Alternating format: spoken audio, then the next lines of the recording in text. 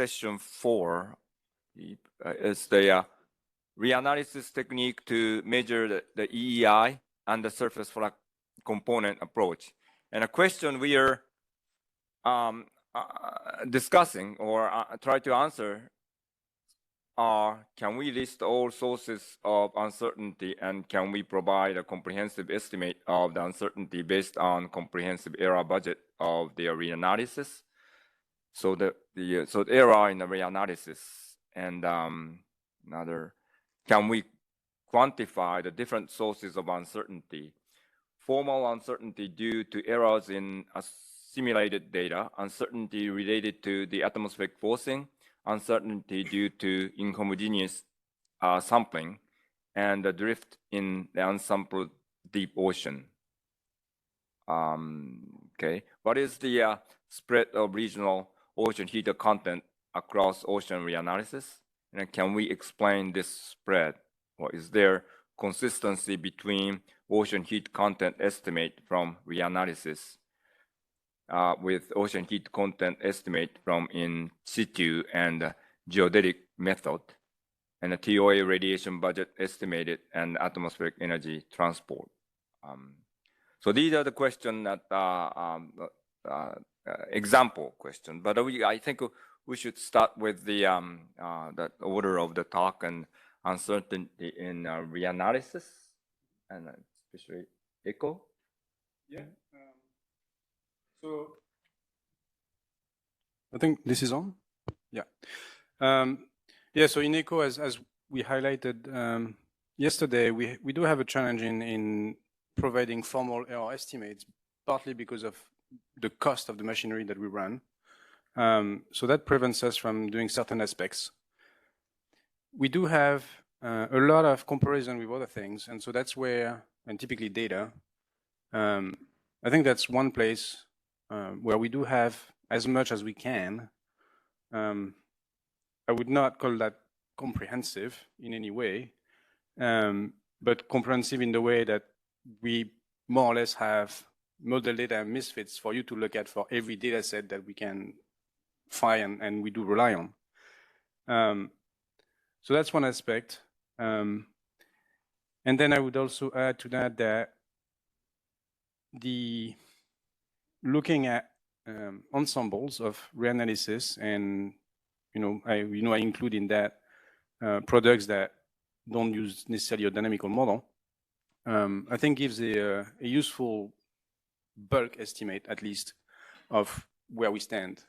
It might be an overestimate. Maybe we will end up narrowing this down in the future as we learn more.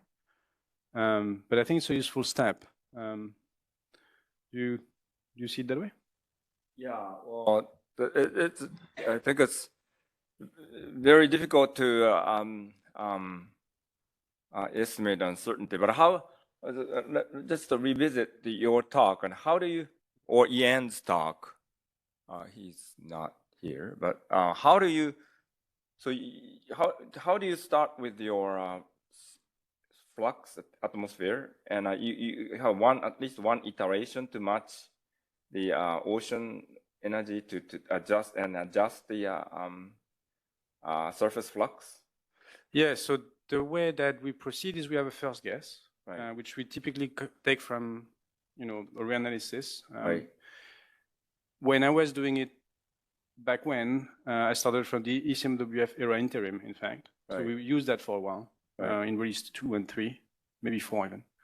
Now we've switched to MERA 2 instead. And we then optimize some parts of it. So we provide the reanalysis as a set of state variables, right, to drive a bulk formula algorithm. Right. And then we allow for adjustments through the adjoint machinery to those variables. So the air temperature, the downward short wave, rain, downward long wave, humidity, and am I missing something? Maybe wind speed separately, and wind stress, of course. We do split the way that we do our forcing fields between the buoyancy forcing and the mass forcing on one end. That's the bulk formula part. For the momentum, we instead use wind stress directly. And the point of that is to not mix up the errors, because in the past we have seen cases where to address the buoyancy forcing, we end up with big adjustments that kind of induce something strange in the wind stress or the reverse. So does that address your question? Yeah, and do you have a sense of how much, the size of that adjustment? So the principle is that we are using in a series process, at least, is that we can adjust the clouds and temperature, humidity within their uncertainty. And so from your size of the adjustment, you might be able to tell that maybe intelligent guess the uncertainty of each component. Yeah, so we provide, the way it's formulated is there is a covariance matrix that's provided for the errors. And so in fact, the adjustments are scaled by the square root of the variance. Right. So we know that the magnitudes are going to be in that ballpark. So we can go I don't know if we go above a certain amount of sigmas. Right. And that's something we could check indeed. We do have, in my opinion, something to improve, maybe a couple things to improve. Right. But one of them is that we don't necessarily account for the physical correlation you might expect between variables, right? So for example, we do have range constraints, so that's useful, right? We try not to go in the negative downward shortwave, for example. Right. Right. That's right. Well, right. At least the physical. Right. Yeah, so we do have some range constraints. Right. We do have this kind of scale constraint in a sense, but we don't really account or represent explicitly covariances that you might expect between, atmospheric temperature and humidity, for example. Right. And so I think we have work to do there. Yeah. And then on top of that, we tend to do a kind of a global mean adjustment at the end to make sure that the global means are kind of corrected if somehow it's gotten out of whack. Right. Right. Right. So that's where we are. I think I have another concern on that, which is there is a paper we did with the folks at Goddard a couple years ago, and the way that the bulk formulas work is the most sensitive is always going to be the latent heat flux. And so that's always the biggest adjustment we get, essentially. Right. Yeah. Because it's the most sensitive. Right. Okay. And that's not necessarily right. It's just that the somehow has the biggest bang for the buck of the machinery. Yeah. So the usefulness of our adjustment for somebody else, we can certainly ask about. Yeah. But I don't think we've gotten way out of range. Well, out of range is one thing, but if you adjust the latent heat flux, for example, it's break the mass balance in that column, or not necessarily the initial the reanalysis you are using have a mass balance, but adjusting the latent heat flux, which is water vapor coming in the atmospheric column, that should be balanced with the water vapor divergence or precipitation. And yeah, so that is something I'd like to build into the system, to have a constraint on that, which might also help us with the covariance of the variables. Right.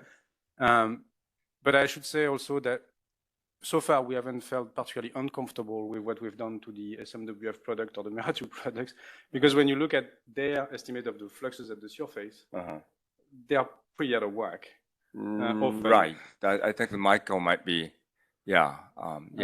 so, based on that, we haven't found that,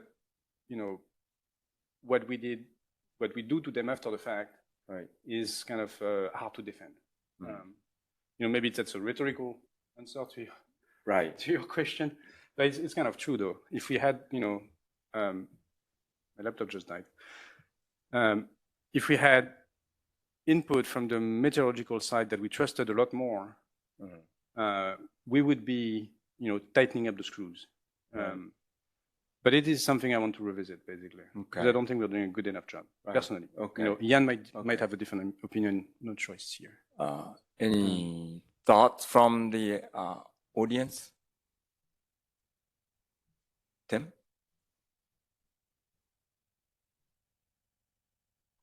So you're saying that the surface flux are out of whack? I'm saying that when we take the global mean imbalance in the ASIM degree of net heat flux at the surface, that's there's a certain amount of imbalance there that is beyond what we think is reasonable. So saying the consistency of the product we use in the first place is not great. So we don't think we're breaking it, is what I'm saying. And so the surface flux is like Zhangkun Wang showed in the Gulf of Mexico, that at least based on the heat content changes, that the surface flux from ECHO did a pretty good job, and the other two models that he showed didn't do so well. But you're saying that may be just coincidence, or? No, sorry, maybe I was confusing on that. So the heat fluxes from ECHO are basically a diagnostic of the machinery, right? So we basically infer those as a result. They're not provided in. Okay. But what's provided in are the state variables, the atmospheric temperature, right? And the question is, in my mind, do we have enough confidence to what we do to the atmospheric temperature and what we do with regard to, say, the downward long wave, the downward short wave, the rain, atmospheric humidity, when we optimize the solution? Does that make sense? Yes. Okay. But I still do wonder about the surface flux. I know it's a difficult calculation, but I think I would trust the fluxes more than the individual state variables, basically. It's kind of what I'm saying. Yeah. Right? No, yeah, okay. And there are a few observations of fluxes. Are those used at all in ECHO? I don't think so. And I would need to check, honestly, with the very latest. It's possible that something has been added that I'm overlooking. You're referring to like kind of buoy measurements and ship-based measurements? Mostly. Right. I think it's been kind of our assumption to some degree that they've already been built in the bulk formulae in the first place, because those bulk formulae are kind of cross-calibrated against them. But that's not a very strong answer, I would say. I think we should look at them more. I tend to think that when they are rare data sets like that, because they're very point-wise, it can be more useful to us to save them for kind of cross-validation, if you want to think of it this way, independent testing, if we can go that far, than trying to assimilate them. I tend to think of like the highest quality CTD data from ship-based operation that way also, but they are in. In the past, I have withheld them because I thought this is the highest quality data set I have. It's not going to make a huge amount because in terms of the number of data constraints, it's small compared to ECHO. So I'm going to save them for verifying the result, right? It is possible, now that I think of it, though, that if the tow moorings give us at least wind stress or wind fields, we might have that in there. I'm not sure. More? I was just, I was wondering because when you think of what Tristan Lecuyer is doing with news and news text and what you're doing, Seiji, when you're deriving the surface energy budget, you're trying to derive estimates of the fluxes at the surface, especially over the ocean, that are consistent with the EEI, which is given either by Greg and Johnson for the mean and Ceres for the variability, and the same for Tristan. And that's an atmospheric point of view and surface point of view, right? But what you're doing with ECHO is almost the same from an ocean point of view. You could turn it like that. And so I was wondering, you have estimates of the different fluxes over the ocean. Yeah. Have you ever tried to compare this with Seiji's estimate of the surface budget over the ocean and Tristan's estimate over the ocean of the surface budget? To some degree, I believe, yes. Maybe I'm confused about which products we're referring to, but the comparison I showed yesterday, right? That was for the heat transport, but that's basically an inversion from the map of RC heat flux, right? So it's just converting RC heat flux into heat transport. And so in that sense, that's a comparison we have done for the spatially variable part. I think for the because finally you have the downward long waves, the downward long wave radiation, and the other terms over the ocean, right? Yeah. And they are computed to be consistent with Argo, satellite altimetry, and GRACE. Yeah. That's one of the point. That's one of the output of your. And so they should be not very far from what Tristan is giving in his news estimate.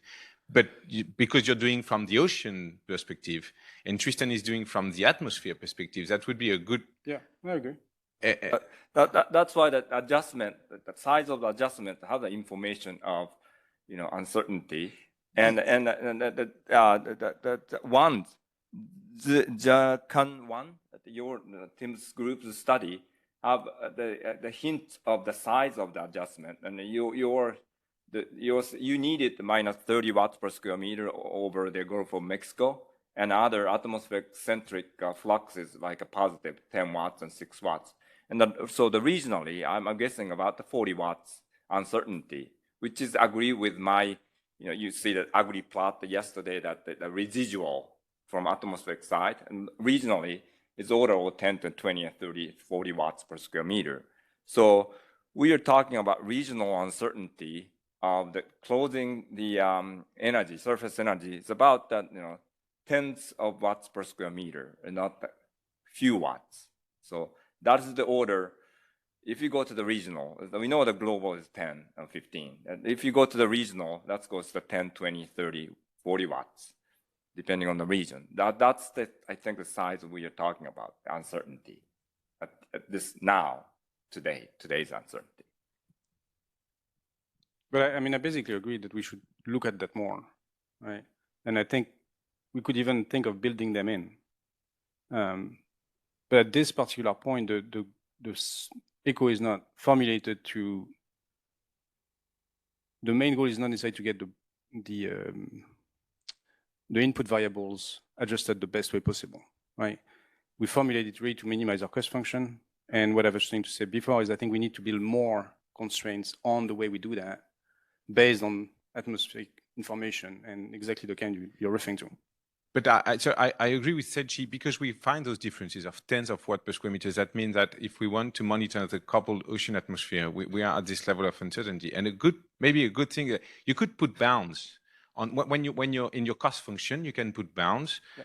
And say, and you could try to put bounds taking either Tristan or Seiji's values, like from atmosphere, and whether can you find a solution which is within those bounds of the fluxes and fitting altimetry, GRACE, and Argo, and the other way around. Can Tristan find a solution with the fluxes from ECHO? Yeah. I'm not sure actually. Yeah, I don't know if we can close. They've never done it. For the coupled model, that close the boundary, the surface flux, balance. I don't think we have done that, but I think we are talking about the order of 10, 20, 30 watts per square meter. That kind of order in the regionally.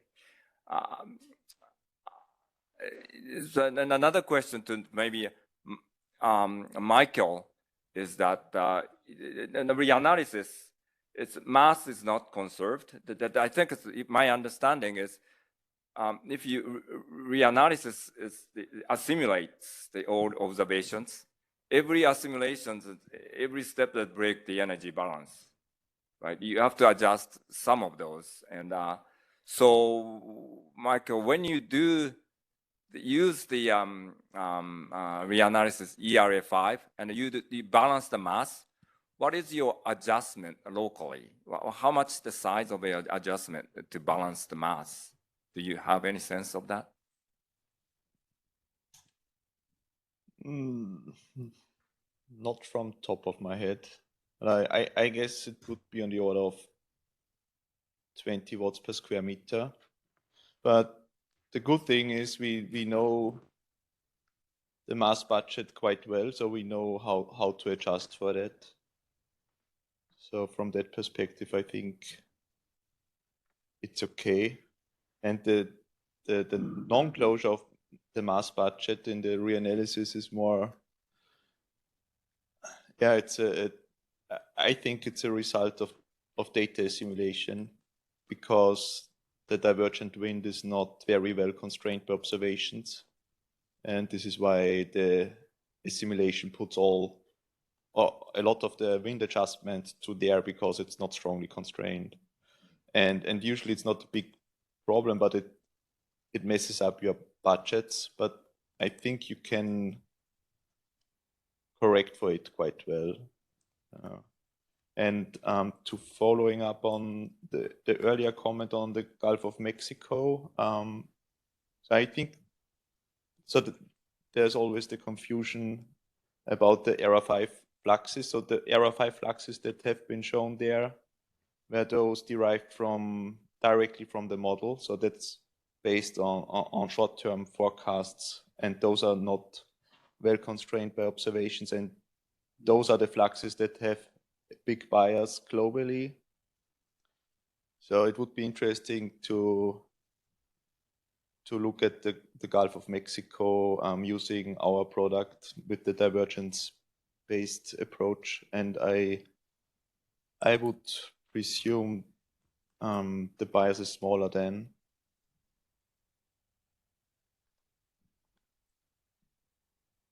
And in terms of uncertainties over the ocean, since you say you have uncertainties up to 30, 40 watts per square meter, it really depends on which products you're looking at. So if you use satellite-based products like OA flux or so, then you really get these biases. So if you average over the ocean, and that's really worrying, I think. And it's a bit confusing, because those products, if you look at OA flux, for example, or other satellite-based products, they are tuned to match buoy-based fluxes. So if you compare them at the buoy locations, they agree very well. But if you then use those products and integrate over the ocean, you end up with a huge bias. So that's a kind of conundrum to me. So either the buoy-based fluxes are strongly biased, or the algorithms for deriving these satellite-based products do not work in other locations. So that always confuses me. And Johannes did some nice work comparing our budget-derived fluxes to buoys, and I think he got something like 10 to 20 watts per square meter bias at the buoy locations. And my feel is this is already in the range of uncertainties of the buoy fluxes. So I'm not sure whether one can get anything more accurate. But since I have the mic, I will ask another question to Gail. Sure. So I presume part of your solution is not only the fluxes, but also the near surface atmosphere quantities that you need for getting the fluxes. And that would be something more direct for comparison with buoys, no? Because the fluxes are always based on some formulas, but the quantities, they are really measured by the buoys as well. So that would be a more proper comparison, maybe. Yeah, and that's something that can be done. And we do put all of that out on the internet, right? So in fact, anybody can do that comparison if they want to. On our end, partly we have manpower limitations. It's not a really scientific answer, but it's just facts of life. So I would wish that we spend more time on this. I have argued many times, sort of along the way of what Benoit was saying, for this kind of optimization experiments to be done. But right now we are kind of trying to just catch up with present time, and we are like 5 years behind. So that's our priority number one right now, is getting a product out that extends in time.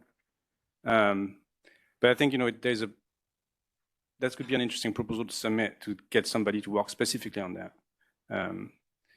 And one more comment on this is we do have an effort that's kind of starting to do this in a coupled fashion. So with the atmosphere from GEOS 5. And so that changes the problem a lot, but that's another aspect, another avenue of maybe learning more about this, is to do this in a coupled ocean atmosphere way, and then sort of move the control vector up in some way, and really, start from the top of the atmosphere. Again, baby steps for now. We are aiming for that though. So hopefully we will clarify some of those things in the future. Cool. Oh yeah. Please. Can I comment? I think my opinion is that there is no, let's say, product which is perfect in the sense that each one has its own advantages and disadvantages, and they should be clearly said. For instance, the issue with sequential data assimilation reanalysis, that they do not conserve energy in principle, but we can always, as long as the model is conservative, we can always think of the assimilation increment as a source sink terms, and we can close the budget in this way. For instance, I think Jim didn't talk about that, but showed very briefly yesterday. If you look at our analysis, the SMWF analysis, the netted flux is around -2. Then when you add the assimilation increment, it becomes consistent with the ocean warming. So it's more matter of considering all the terms. While echo, of course, it's much more suitable for long-term studies with advective diffusive. At the same time, I guess you also have a problem with fluxes, as you mentioned. Maybe you you charge on the fluxes. I don't know, you have a bias in the light extinction, and it will go to the shortwave correction, so maybe not physical. So I think any product has its own good and bad things, and we should be very clear as data producer about that. The second point is I wanted to say what you said, Gael, that I think especially for this kind of studies, the way forward, but we are not yet there, is the coupled reanalysis. With, of course, the only the issues that models were not really designed for that. So we need more time to reach a point where the top of atmosphere is balanced. There is an exact conservation between all the components, and the fluxes at the interface are reliable. But I guess there are many groups working on that. So for EEI studies, one future very interesting opportunities from coupled reanalysis. Yeah, no, thank you. And thank you for reminding me also about the effort that Jim is going to lead. We're going to intercompare the increments and the adjustments we get from ECHO and try to see how much sense we can make of that collectively. So that will be one piece of the answer that I think we'll learn from. Can we maybe switch? So how about your products? Where do you think you are in terms of being comprehensive in your understanding of uncertainties? So we know that uncertainty based on the comparison with the surface observation, that we can compare the radiation measured at the ocean buoy or land site, and we know that I think the monthly scale, we depend on the region, about 5 to 10 watts, order of 5 to 10 watts per square meter is I think we published that numbers, but I think about around that order, monthly mean. Yeah, that's just for the radiation. So but I don't know about the turbulence flux. But I think it's an important part is that, closing the surface energy budget is important. But also, we know the uncertainty our part, but the uncertainty in the time series of a changing radiation, or if you plot the time series of anomalies and time series of net surface flux, the uncertainty of that time series is different from uncertainty in the mean. And there are several evidence says that uncertainty in the time series might be quite smaller than the uncertainty in the mean. And I'm not from the I admit that we are not doing a very good job to estimating uncertainty in the anomaly time series from the radiation. And now we have to work a little bit harder to assign the uncertainty in the time series. That's would be a future work. Any? Also, in terms of, do you have on CRES, you have uncertainties on monthly timescales, and I was talking about this with Norman before. So Norman was saying that maybe so how do we aggregate this uncertainty of just TOA radiation fluxes on annual timescales and longer timescales? And it depends on the correlation of the data. And Norman was saying that probably we can consider it's not correlated, but can you comment on that? And do you intend to provide some temporal correlation of the uncertainties so we can aggregate the uncertainty on annual timescales and longer timescales? Yeah. Are you talking about TOA? Yeah, I'm talking now about TOA just at the start, and of course the surface budget. I'm also interested. Yeah. For TOA, at least we have the several instruments. Terran Aqua and NPP and NOAA 20.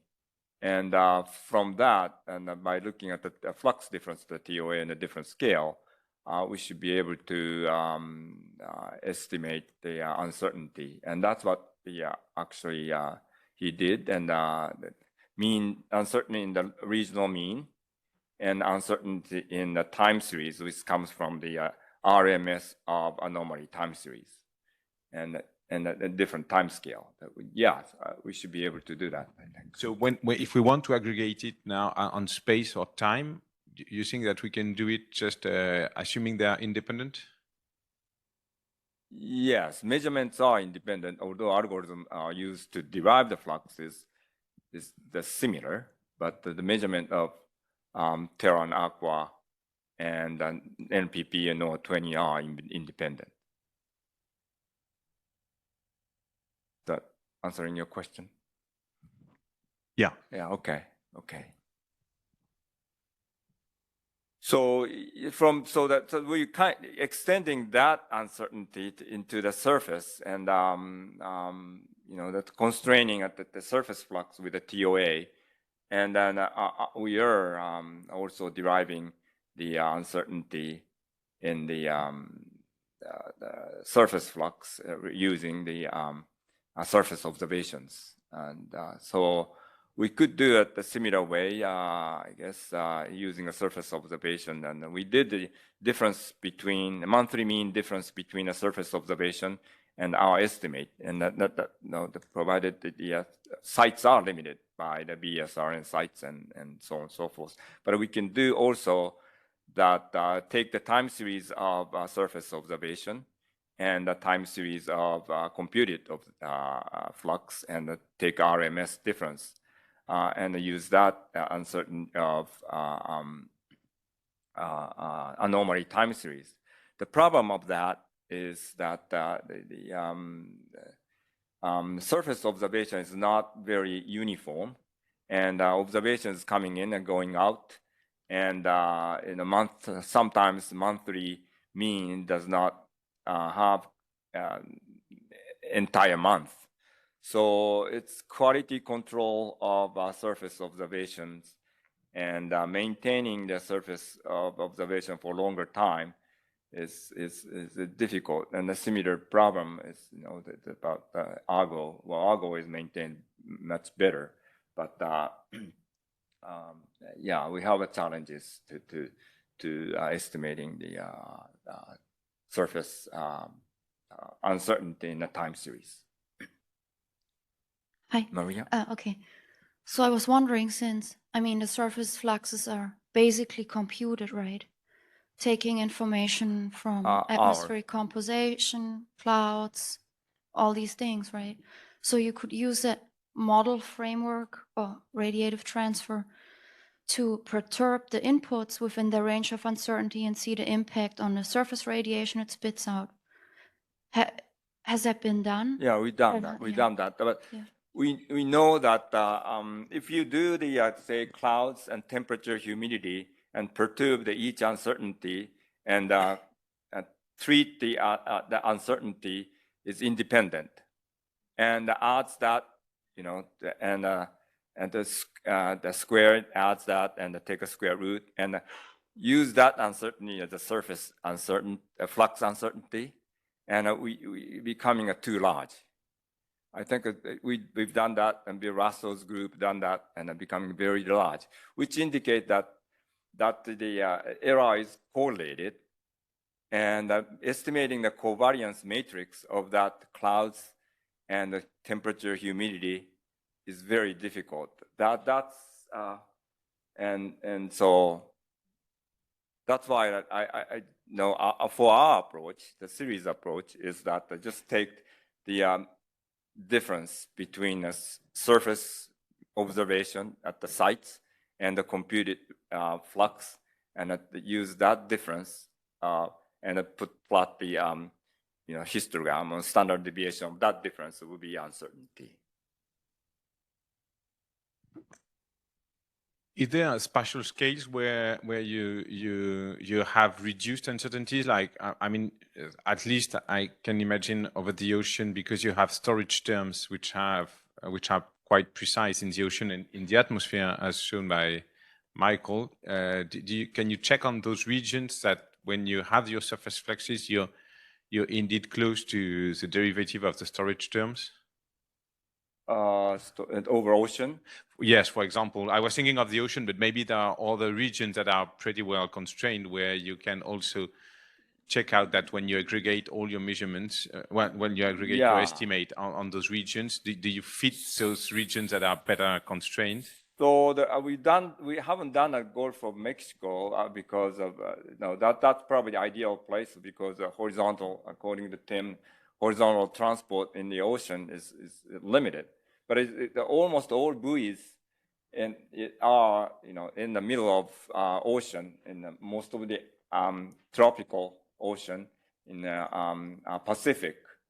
So if we want to try to close the energy with using that region, we need the ocean heat transport term, or so, right?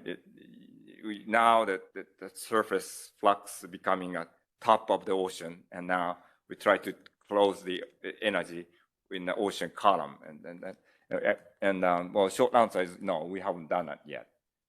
But with your help, maybe we can do that. Yeah, I was thinking, that could be a place for collaboration, and I would extend that, in fact, to what I call reanalysis of just temperature, which people call objective analysis. Similarly, right, when you have increments from month to month and year to year, we do have checks we can do on that. And I think the translation of these increments into RC flux magnitudes, once you subtract a transport term to be fair, right? That's a test I have done in the past for climatology, for example. There was a state-of-the-art product at the time, and that's where I found my 300 watt per meter square come up, basically. I think there's a lot to learn by applying the same idea to those kind of products, because I think it's a physical check that should be applicable to any method. that's something we can do, and maybe yeah, in the future, list of things to do. Yeah. Any more questions? But now that we can ask Michael, and do you have, like I told you in the breakfast today, and do you have any sense of the uncertainty in your divergence term, the wind field or temperature and moist static energy and dry static energy divergence? Yeah, I guess it depends very much on the scale. So I'm not sure whether I mentioned this yesterday. The one beauty of this divergence method is that divergence is zero in the global mean. So if you infer the fluxes this way, you have a zero global mean bias. That's quite nice. But of course, if you go to smaller scales, errors increase, and then you one way of estimating your error is to check physical constraints. So as I showed yesterday, you can look at the flux over land that you get. And so on continental scales, it seems we are doing very well. So the biases are order 1 to 2 watts per square meter. So it's remarkably small. But then I also showed like the field of inferred fluxes over land, then you see noisy patterns. It's related to numerical issues, but there you can really compute spatial variance of the errors and so on. And I got 14 watts per square meter on the grid point scale as an error estimate. And that was on a 1 by 1 degree grid. And one might assume the error could be smaller over ocean because there you don't have the numerical issues that arise from orography over land. But on the other hand, maybe over ocean you have other problems. So and over ocean it's hard to do a validation on grid point scale. As I said before, you can compare against buoys. Then you order 10 to 20 watts per square meter difference. I say difference and not bias because I have the impression this is about the order of uncertainty you have in the buoy-derived fluxes. And yeah, I tried other things. So there are, since you mentioned the uncertainty in the winds or in the circulation, we had an experiment where we assimilated Aeolus data. So very, it's new observations of winds in the tropics. And those did not go into ERA 5. ERA 5 doesn't assimilate them, but we have like assimilation experiments where it's included. And interestingly, the difference in the budgets are fairly small.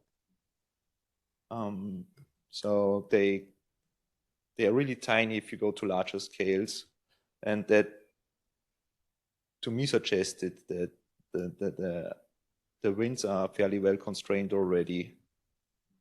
But having said that, if you look at the spread across different reanalysis, so you can compute the divergence not only from ERA 5, you can use ERA 2, the Japanese reanalysis, and then you get quite a big spread. But then we get into the discussion we had yesterday about ocean products. So do you want to have an as large as possible ensemble or an ensemble of as good as possible members? So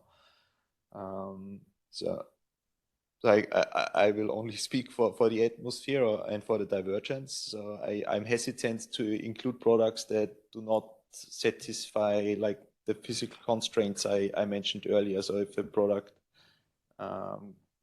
has clearly wrong inferred fluxes over land, then it's clear that the product is not so fit for the purpose as others. So yeah, so from that perspective, the ensemble approach is not maybe not so ideal. So. Maybe I'll suggest that we can have a large ensemble and make several sub-ensembles from that and quantify different, we don't need one uncertainty estimate. We can make tests with that. I do like the idea of being as inclusive as possible personally, because, once you write a study with that, it becomes evident which products were, disregarded at certain points for what reason. And then the user community sort of gets that knowledge, as opposed to just ignoring somebody. And then everybody assumes that it's either fine or either wrong, and nobody knows. It's my take on that. Yeah, I agree. It's always good to start from as many products as possible and then be transparent about why one thinks that one or the other product is better, of course. But so maybe this divergence approach is a bit special because it's not a field that you get from the products. So it's quite involved to get those estimates, and you have to apply different methods for different products. So it's not as straightforward as into comparing heat content estimates from different products.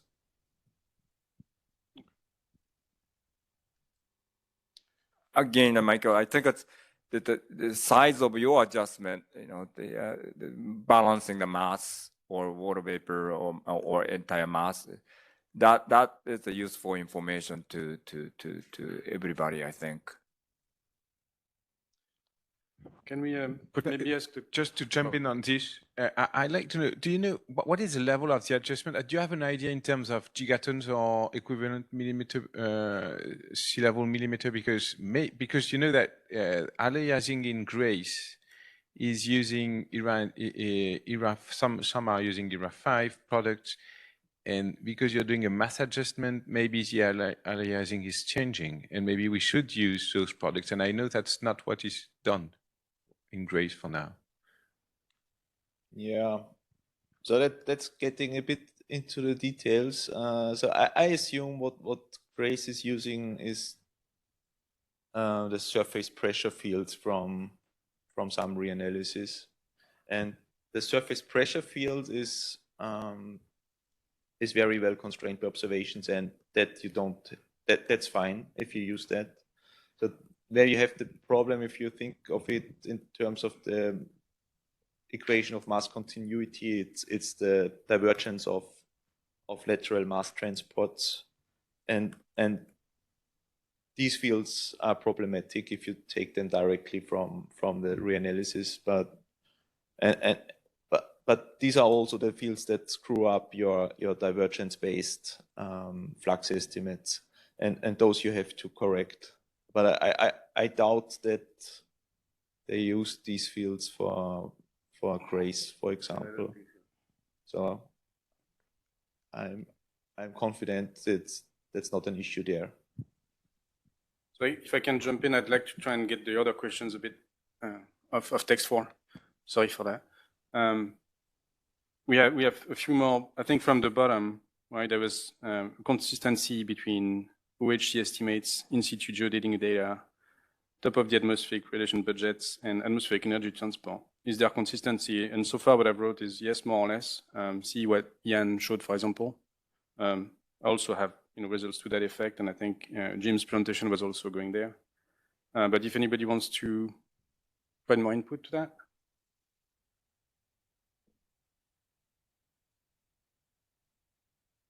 No takers? Okay. Okay. And the spread of the regional OHC across ocean analysis, what is it? And can we explain the spread? That's Andrea's talk, right? Is that, Andrea, did you address that in your talk and spread the ocean heat content from the reanalysis?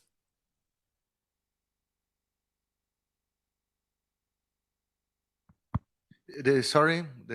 You're addressing, I think your talk is addressed that the spread of reanalysis-based ocean heat content? Yeah. Yes. I guess one point is that we need to remember analyses are quite expensive compared to the other tools. So there is an intrinsically limited ensemble we can do. I mean, one member of this 6122 took 15 days on 200 core. So multiply by 32, you can have an idea of the computational requirements, and is still kind of low resolution. So there are some choices to make which are somehow subjective, to try to include all the main sources of uncertainty. Of course, ideally an ensemble size should reach number like 50, 60, up to 100, but this is not possible computationally. So we need to make some choices, and perhaps this is something to discuss a bit better especially in the analysis community. Yeah, I mean, I concur. Our machinery is even probably more expensive, so we're struggling with that. I do think on the kind of across reanalysis centers kind of ensembles, we are making progress, right? We started from maybe almost 10 years ago. There was pretty large spread, and that's kind of shrunk a fair amount. I think you would agree with that. So the kind of result from the Palmer paper, for example, maybe we need to update to provide a more useful and representative situation of today. Yeah. Yeah, absolutely. I mean, I can talk about the NEMO model. In the last 10 years, there have been so many updates, improvements, and that of course is not perfect, but we need to consider that it's a never-ending development story, basically. So what was 10 years ago, it might not apply to the state-of-the-art product.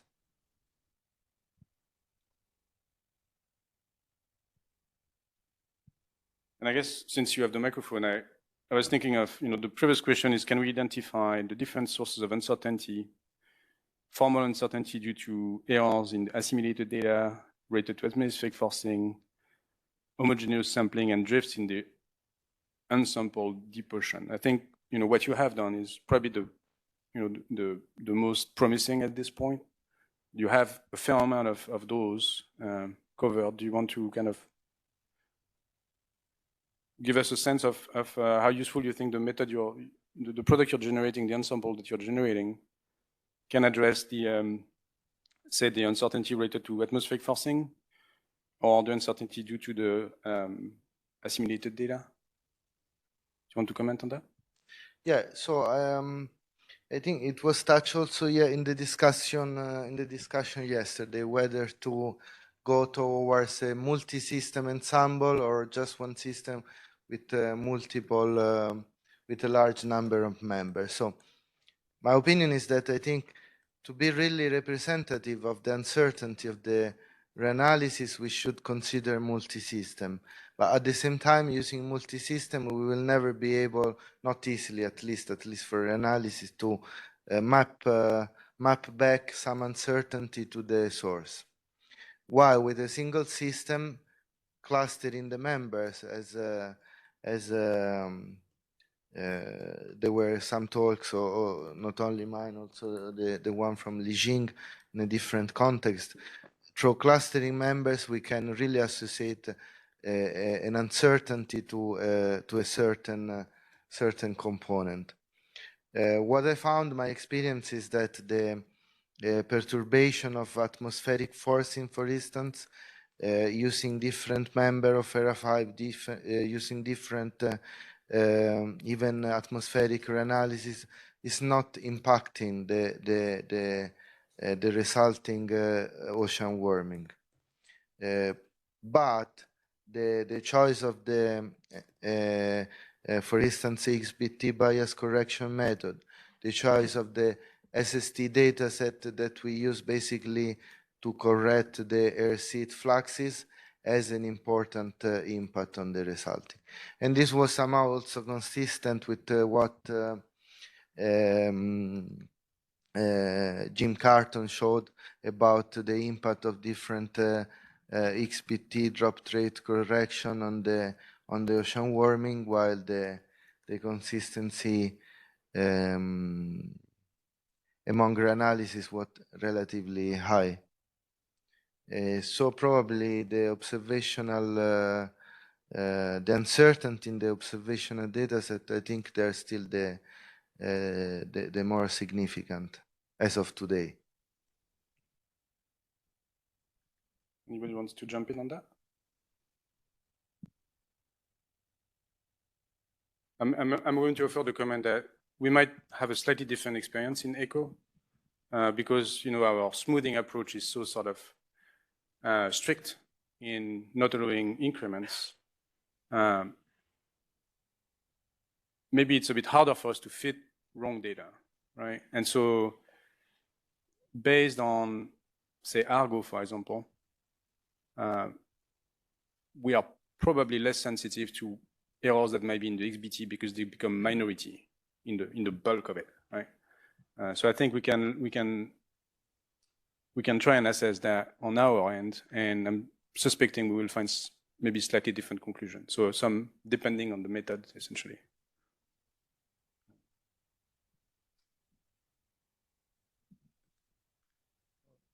So I guess that Johannes, that the final, it's close to the hour, but the final word, do you have any sense of uncertainty of the time series of air, sea flux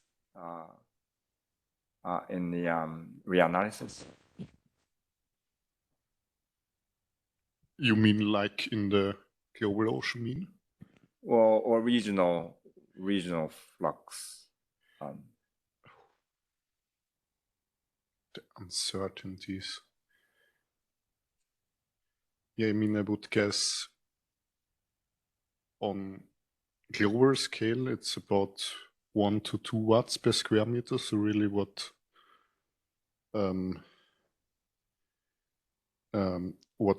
we get if we compare it with the ocean heat uptake. And on regional scale, it's quite difficult, I would say, to infer any uncertainties, because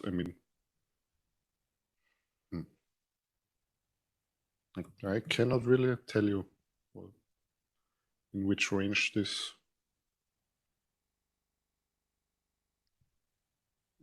This uncertainty, I don't know. I guess I have one. Sorry, I didn't mean to interrupt. No, yeah, I'm fine. I was going to say, sort of, I've forgotten about this paper, but we did something where we took an ensemble of atmospheric analysis, and based on that, we sort of went for like calculating the range across them, like the maximum amount as an upper bound. So that's one thing we can look at and revisit. Sort of, take the bulk, like the whole set of atmospheric reanalysis products we have and compute statistics from that. A spread, if you have 5 members, may not be so useful. The range, though, is kind of potentially a good way to go about it. That's what we did. So there is one paper at least that is out there that looks at that. I mean,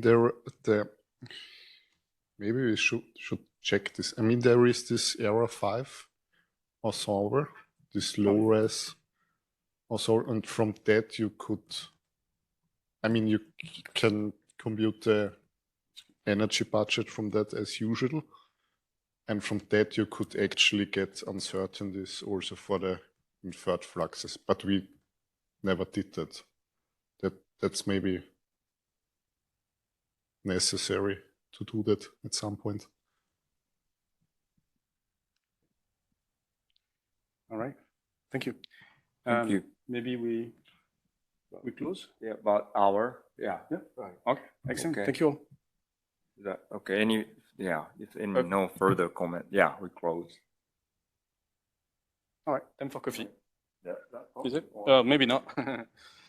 I was hoping. Session, right? Okay. Future concept of major ER. Ready. Well, thank you. Thank you. But yeah. I took a bunch. I wonder if they would be very clear. Yeah, thank you. Yeah, thank you. The chairs of the next session, I think, are Jerome and Norman. Is that right?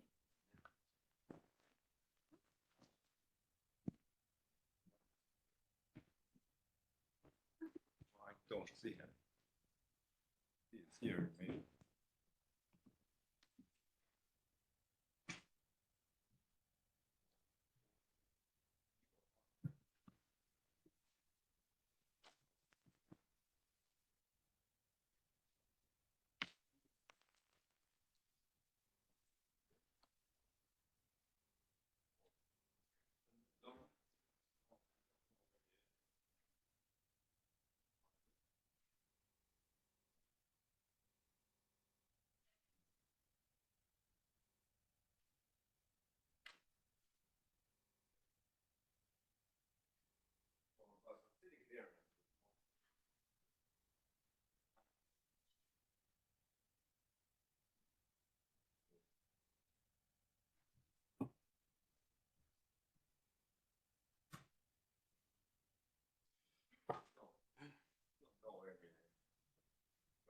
So I time. I will take a time. Yeah. If you want to. Well, If Norman's not here, if you want to. If you sit here, blocking the. Yeah. Then, Sit on the side. yeah. Okay, so this is session 5, and I have the pleasure to chair this session with AWOL, Norman Loeb. I thought he would be here this morning. Hopefully everything is fine. If you have any news from Norman, let me know.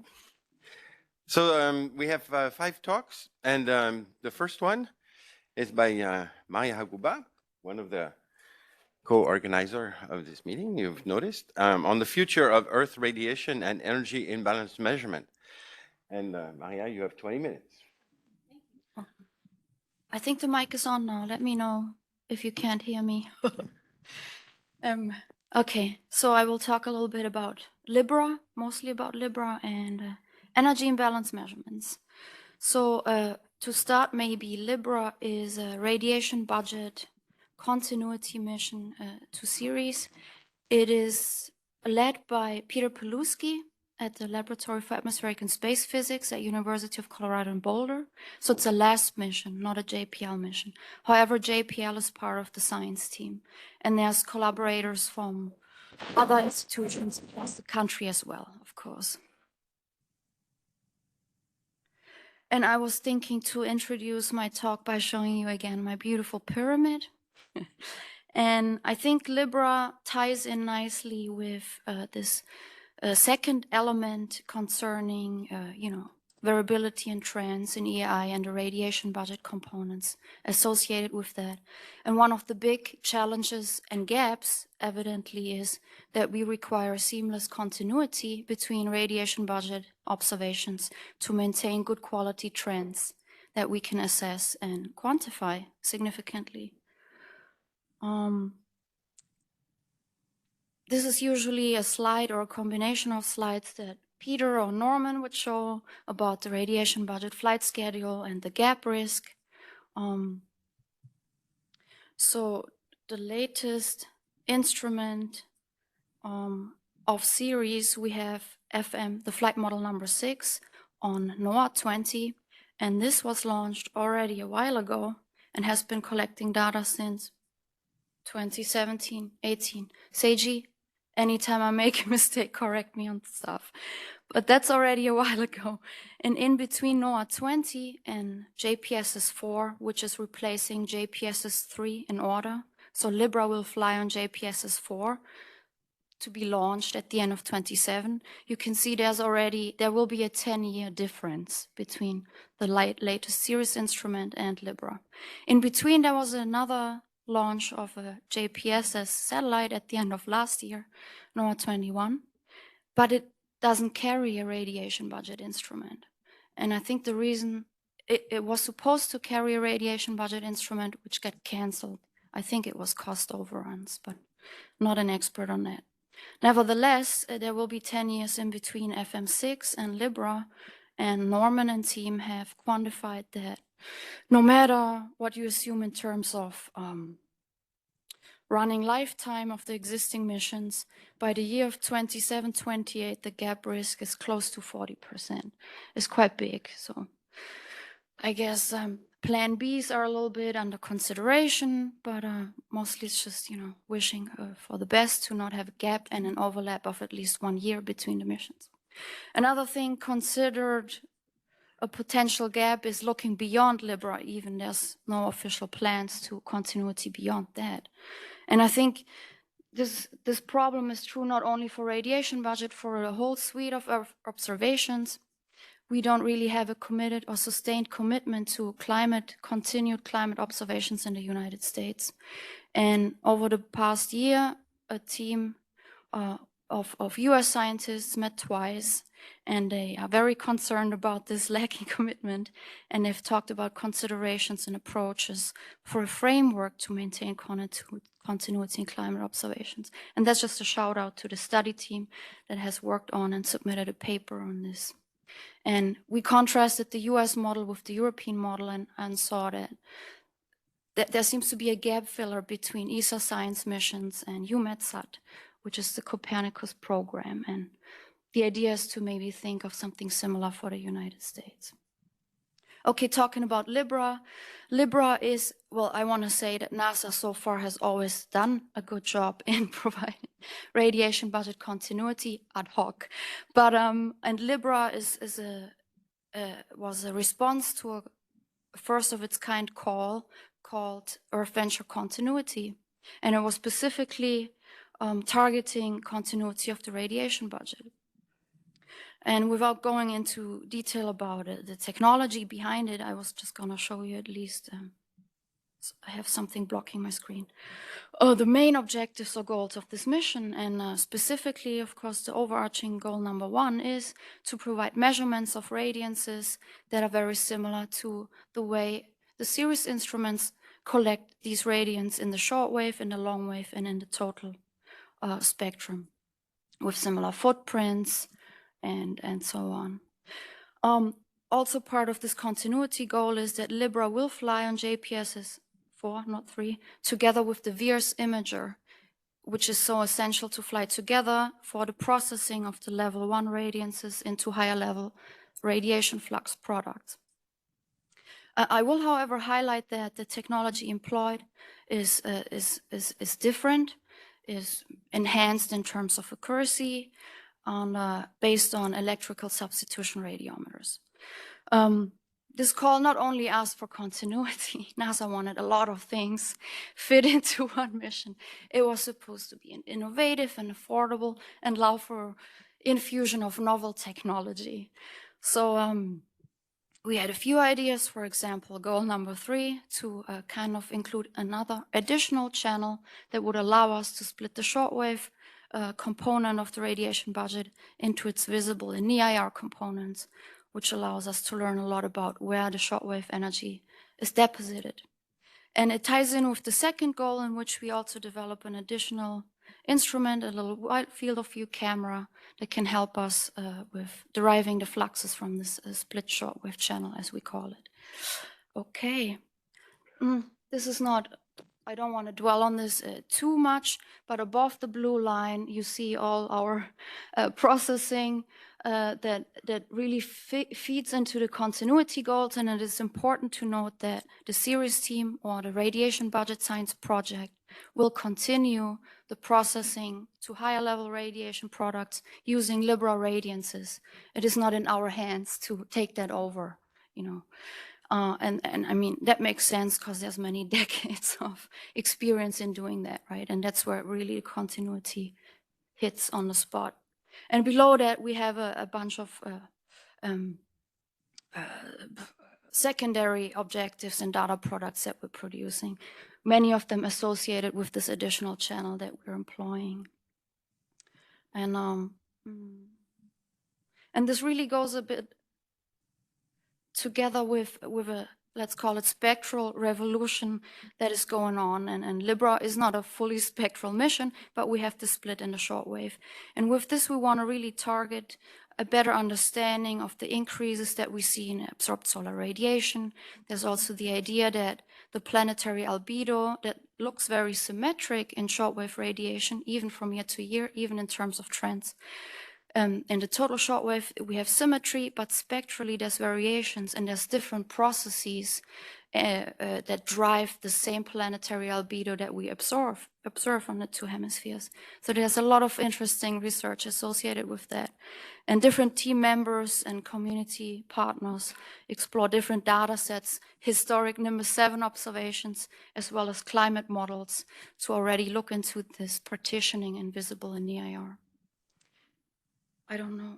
I didn't check my time at all. I'm good. Okay. So I think we have evidence already in series that absorbed solar radiation is a main contribution to the positive trends that we see in EI. And also climate model simulations tell us that the shortwave absorption is a key player in sustaining a long-term positive EI. And I myself looked into this within the framework of a global climate model, which in this case was UK ESM1. And I was able to reproduce a 20-year increase in clear sky shortwave absorption that the Donahoe paper had predicted. And additionally, I was able to see also the partitioning between the visible and the NIR. And it is as nice to see that it is close to what we had expected, that part of the increase that we see in solar absorption is really tied to a change in atmospheric solar absorption visible in the NIR and to changes in how much energy is deposited in the surface, which is a signal in the visible band. But yeah, we can talk about this in more detail another time. But yeah, I just want to tie it back in with this spectral revolution that's kind of going on. And this is not a comprehensive list of things. There's other missions also in Europe and across, the globe that are doing spectral radiation budget observations. I'm just mentioning a Prefire and Clary Pathfinder as examples here. And also future developments that are continuously going on. Okay, 5 minutes, thanks. Going back to the pyramid that I had put together, another gap that has been considered by members of this community is related to a direct measurement or derivation of the radiative energy imbalance at the top of the atmosphere, right? So I don't have to go into detail with that, but our best estimate really is anchored to the heat inventory method or assessing global heat storage, all the things that we've talked about. And the question is, if we had a direct measurement at the top of the atmosphere, is it possible with the capabilities that we have right now? And I think there's some indication that radiometrically it's really hard to do, at least that we know.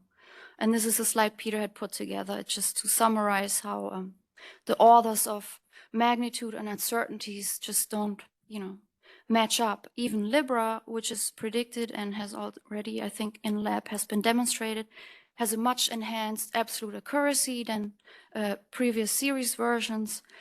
But even with an uncertainty that good, we are not quite able to meet the absolute magnitude goal and the uncertainty that we would need to quantify EI with this type of measurement. So, and that's where new concepts come in, and the community coming together. And one idea that was brought to us already years ago came from Onera. It's an ancient novel idea based on ideas that were developed in the 70s and 80s. And those are based on accelerometry. This is really a very alternative approach of measuring radiation via photon pressure. And there's also a poster by Manuel Rodriguez on ERA, who's going into detail with this approach as well. And at the heart of this is, of course, Just to broadly outline what the idea would be with such a mission is, of course, not to replace anything that we have right now in the observing system, it would not measure individual radiation budget components. It's really about measuring the residual net radiative flux directly. It provides global coverage if you pick the orbits right, and you don't have to combine any products and uncertainties that would bring in. So the goal is annual global mean. Zonal monthly is possible, but you know, this is comparable to wide field of view. So high resolution is really not the goal here. And it would be representative of a companion to radiation budget and heat inventory analysis. This is the Heritage, a satellite that flew in the 70s carrying an accelerometer. The goal was not quite yet the radiation pressure itself, but other non-gravitational forces in space that were sensed with this mission. And this was really about orbit determination, I believe. But these accelerometers fly on missions like GRACE and GRACE Follow-On to make corrections. These instruments are widely used already in Earth observations. There's a lot more history because ESA was going to pick this up in the 80s. That never came to fruition, and I don't know why, but there was a mission design already on hand. And they already knew back then that we need something that's spherical, something that has a well-defined optical properties of the skin around that satellite. Turns out the satellite skin kind of acts as a detector that translates impinging irradiances into sensible radiation pressure accelerations. But if you define a perfect observing system, you have an elegant relationship between induced accelerations and the radiation itself. Okay, right now we're doing simulations, or we're building a simulation environment with a tool called Monty. We're feeding in, to the extent possible, series observations or data sets, and playing around with orbit altitudes, all kinds of things that would impact this measurement, and of course, spacecraft shapes and spacecraft properties. That's just another example, but of orbit altitude and coating properties and the sensitivity of the radiation pressure-induced accelerations. Okay, I think, yeah.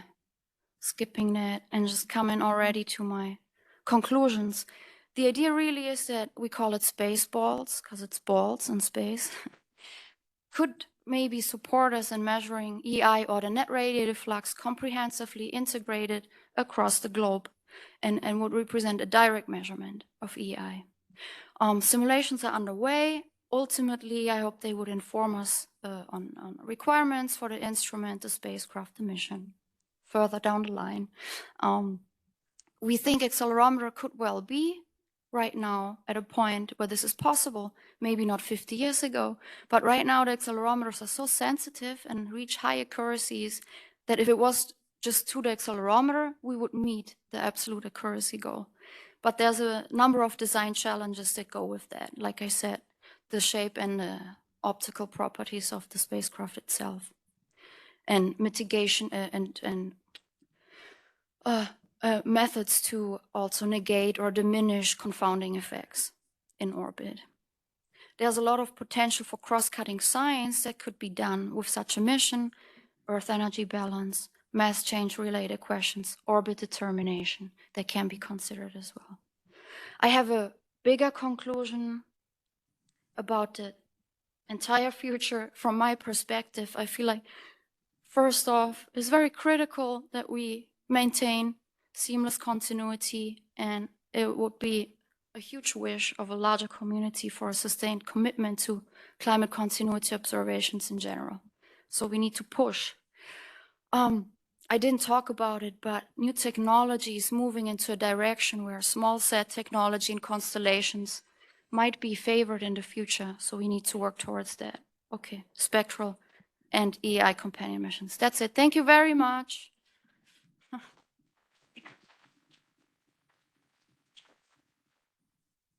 Thank you, Maria. We have time for comments or questions, and both.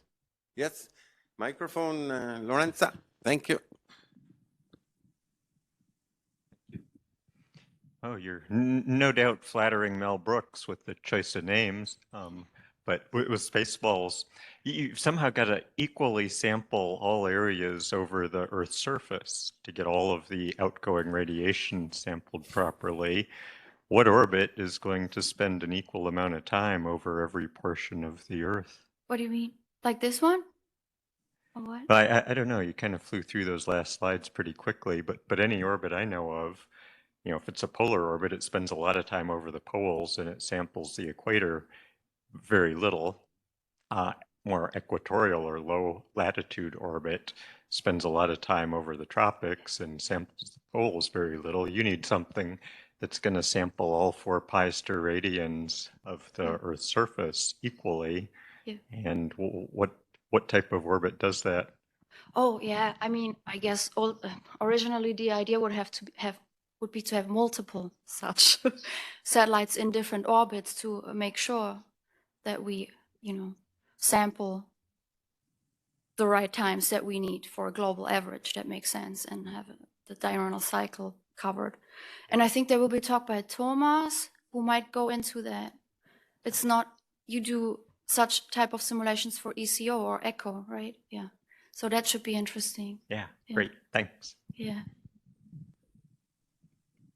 That's a very good point. I think the equatorial band is a lucky place because if you have an equatorial satellite, you fly all the time, every day, and so on. Then there's a special session at Coast Park 2024 on just equatorial missions that fly the equatorial orbit for all the countries that live in plus or minus 20 north and south. Any other questions or comment? No? Okay. Can I make a small comment? I forgot to tell you, because Margit Habereiter's online, and they had an ISSI team meeting on EI measurements from space 2 weeks ago. Maybe we can ask her to brief us on this, but I haven't asked her. So spontaneously. I'm going to give the floor to Margit for comment and question. Margit, turn on your microphone. Yes, hello. Good morning to Frascati. So yeah, indeed. So I'm sorry I couldn't be there in person. Thanks, Maria, for pointing to me and giving me the floor. So indeed, I'm leading an international team at ESA, and we look at Earth outgoing radiation measurements from all available data set. I mean, past and present, so like the Raven and the Simba measurements, then Sirius, so Norman Loeb is also on the team, myself with the Clara instrument. And I mean, we figured that it is really a challenge to compare all the available data sets because, I mean, it's wide field of view radiometers, narrow field, different orbits. So it is a challenge, but I mean, I'm happy to provide a recommendation from our team as a result for this workshop. And I have a digital poster. I've just sent it actually this morning only.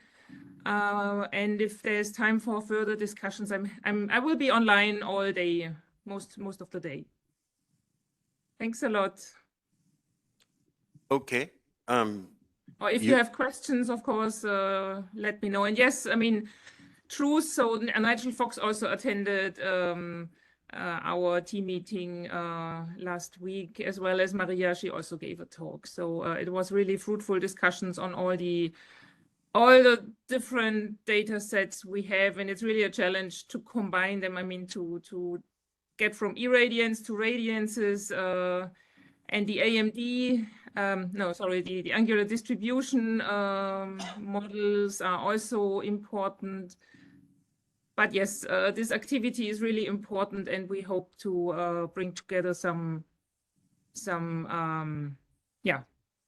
good summary of this international team.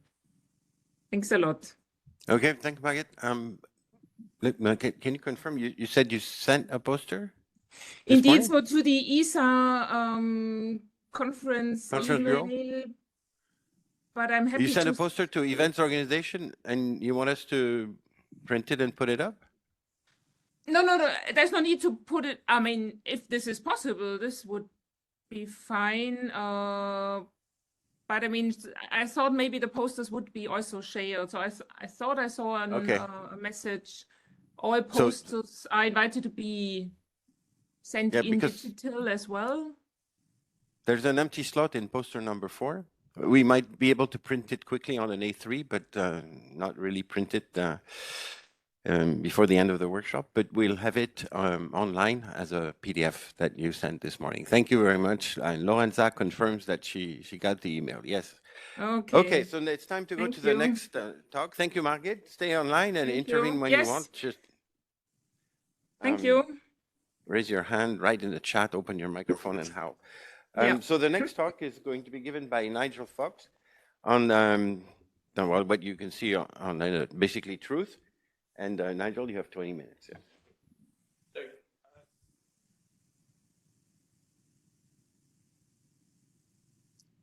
Oh, we can't hear Nigel right now. This one? Sorry. That's good. So, thanks. Truths is an ESA Earthwatch mission funded primarily from the UK in conjunction with Spain, Greece, Czech Republic, Switzerland, and Romania. And I'll give you a little overview first and then go a little bit more into the mission. So we're an optical mission designed to measure incoming solar radiation and reflected solar radiation. We're in a relatively unusual 90-degree polar orbit, non-sun synchronous, and essentially following on from what Greg talked about on Monday, it's a SITSAT, it's a metrology laboratory in space to provide calibration to other sensors. We believe it will establish a climate benchmark to help the Earth radiation budget and feedbacks, particularly in combination with other sensors. We will provide traceable measurements of the solar spectrum, spectrally resolved for a whole range of science questions. And fundamentally, we will be providing this cross-calibration, this standards laboratory in orbit to upgrade and anchor other calibrations. You're all familiar with this societal challenge. We all want growth. We want to do it in a changing environment and somehow to try and limit that damage by climate action. So we need these trustworthy observations from space, both to monitor, help our understanding of the sensitivities and support adaptation. And of course, this requires quantitative, comprehensive data that is accessible to all, that is integrated in an interoperable global observing system, and with robust references from which we can monitor change. And we have to do this with the confidence that comes from metrological traceability to international standards at the location of the measurement. So Greg showed some of these elements on Monday, so I won't repeat them in terms of the workshop. What I do want to emphasize here is the nature of the cross-calibration issues that we have. And so you see in the middle the historic AVHR series showing a vegetation index over a desert where clearly it should be a straight red line. And we all know historically the changes that happen between individual sensors and biases between sensors. And in the bottom left, what you're seeing there is that we're getting to get good consistency, at least self-consistency between sensors, but then we're getting significant biases. So what is the truth that we need to have when we try to anchor those different sensors for observations? So I would say that we need to have this detection of small signals of change from this noisy background require us to have this robustness of the SI metrology system, which gives us century-long coherence, absolute accuracy, which is achieved through traceability, uncertainty analysis, and comparison. And we have to do that in a very rigorous metrological way to demonstrate how our unbroken chain of traceability can be maintained and evidenced through documentation and rigorous uncertainty analysis. For us, that means we, as a metrology mission, want to really be transparent about all of our measurement uncertainties and how we can disseminate them. So we start from a measurement equation, and then we build up the detail of that measurement equation. I'm not expecting to read the detail here. It's just an illustration and break down for every one of those little boxes an uncertainty, an effects table, which tells us the nature of the uncertainty, the nature of the contribution, and its correlation, so that everything can be assessed and evidenced and transparent, and then we can propagate uncertainties through the whole chain. We need this interoperable observing system so that we can assess the ECVs that are important to understand our climate. You know that 60% of these ECVs require space observations. Truths will support around half of these. We need an interoperable system that is not just ESA missions or NASA missions or JAXA missions.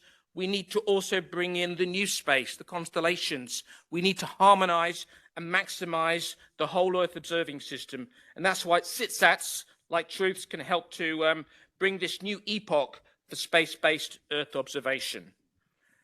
For climate, you're familiar with the slide of Vierlicke and Yolanda Shea, who would develop these analyses for the original Clario mission, and they are kind enough to let me add Truths into those domains. And what they're illustrating is really that with a robust, high accuracy, systematic uncertainty, you can reduce the trend or the time to detect the trend from the current observing system towards that limited by natural variability. And the slide at the bottom left, which I quite like as an example, is illustrating how the nature of uncertainties and their criticality to the measurement changes as you go from a temporal-based and instantaneous measurement and a relatively local spatial scale where the random component dominates, as you move out in terms of spatial scales and temporal scales where the systematic tends to become the most critical element to focus on. So what is Truths? What does it do? Well, in summary, it measures the incoming radiation and Earth-Moon reflected solar radiation. We do that from 320 nanometers to 2,400 at 4 to 6 nanometers bandwidth. We go a little bit narrower bandwidth for solar UV measurements. We can do that globally, nadir at 50 meters ground resolution with 100 kilometer swath. We have a target uncertainty of 0.3%, K equals 2. So that's the 95% confidence for spectral radiance and spectral irradiance from the sun or the moon, and 0.02% for total solar irradiance. And of course, we're there to try to provide this support for all of these activities. And so what drove us to those characteristics? We assessed the characteristics of the mission in terms of what do we need for a climate benchmark and what do we need for Earth imaging applications. And clearly, for a climate benchmark, uncertainty is our biggest driver. We want to have the best uncertainty we can, the full spectral coverage. But things like signal to noise are less critical because we can average over much larger areas. But as soon as we go down to things like Earth imaging, there we want to have better signal to noise. The uncertainty we can probably tolerate a little bit worse uncertainty, and the bandwidths can vary. So the red is effectively how we drove our measurement specification for the mission. What we will have is a two-axis agility, so we can point to the sun, moon, Earth, and do BRF or view angle matching as part of our observation space. Truths will be able to provide a direct anchor for ocean color measurements at top of the atmosphere. I don't know how many of you are familiar, but the way that ocean color sensors obtain their radiometric accuracy is through a vicarious calibration at one point on the ocean, and then they propagate it to the top of the atmosphere. Here we will be able to do, Here we will be able to do direct measurements at top of the atmosphere to anchor those missions at lots of different locations across the globe. So we can anchor the retrieval algorithms in a robust measure. We will also be able to make our own direct measurements. It's just it won't be temporally sampled in the manner that's needed for an ocean color mission. The same with aerosols, the same with greenhouse gases. We will be able to detect methane, large-scale emissions, and we can provide the reference to remove the albedo corrections from the CO2 emissions. It will become this gold standard reference with free open access analysis-ready data to provide traceability to other Earth observing missions. And it will also do that not just by direct simultaneous observations with other sensors, but also by providing calibration references of the Earth calibration infrastructure that is already establishing. So TRUTHS provides this reference to the CalVal infrastructure, and it can provide direct nadir calibrations through transfer to individual sensors and then propagating that out through either direct calibrations or fan out to other observing systems. The nature of the orbit means we have many crossovers with other sensors over different parts of the planet and over different diurnal cycles. So we can provide that reference calibration. How does it work? Well, it's based on 3 instruments: cryogenic solar absolute radiometer, the primary standard, an electrical substitution radiometer, the hyperspectral imaging spectrometer, and the onboard calibration system. That onboard calibration system effectively mimics the 2 photographs, which are the calibration system in my laboratories in Teddington. And the SI traceability is through this electrical substitution principle, but cooled to cryogenic temperatures. And we use the sun as a means of providing spectrally resolved radiation using a prism-based monochromator as part of the onboard calibration system. And how that works is that we have the HIS can view the sun or the moon or the Earth, and then we can move the ZAR to take direct measurements of the sun for total solar irradiance.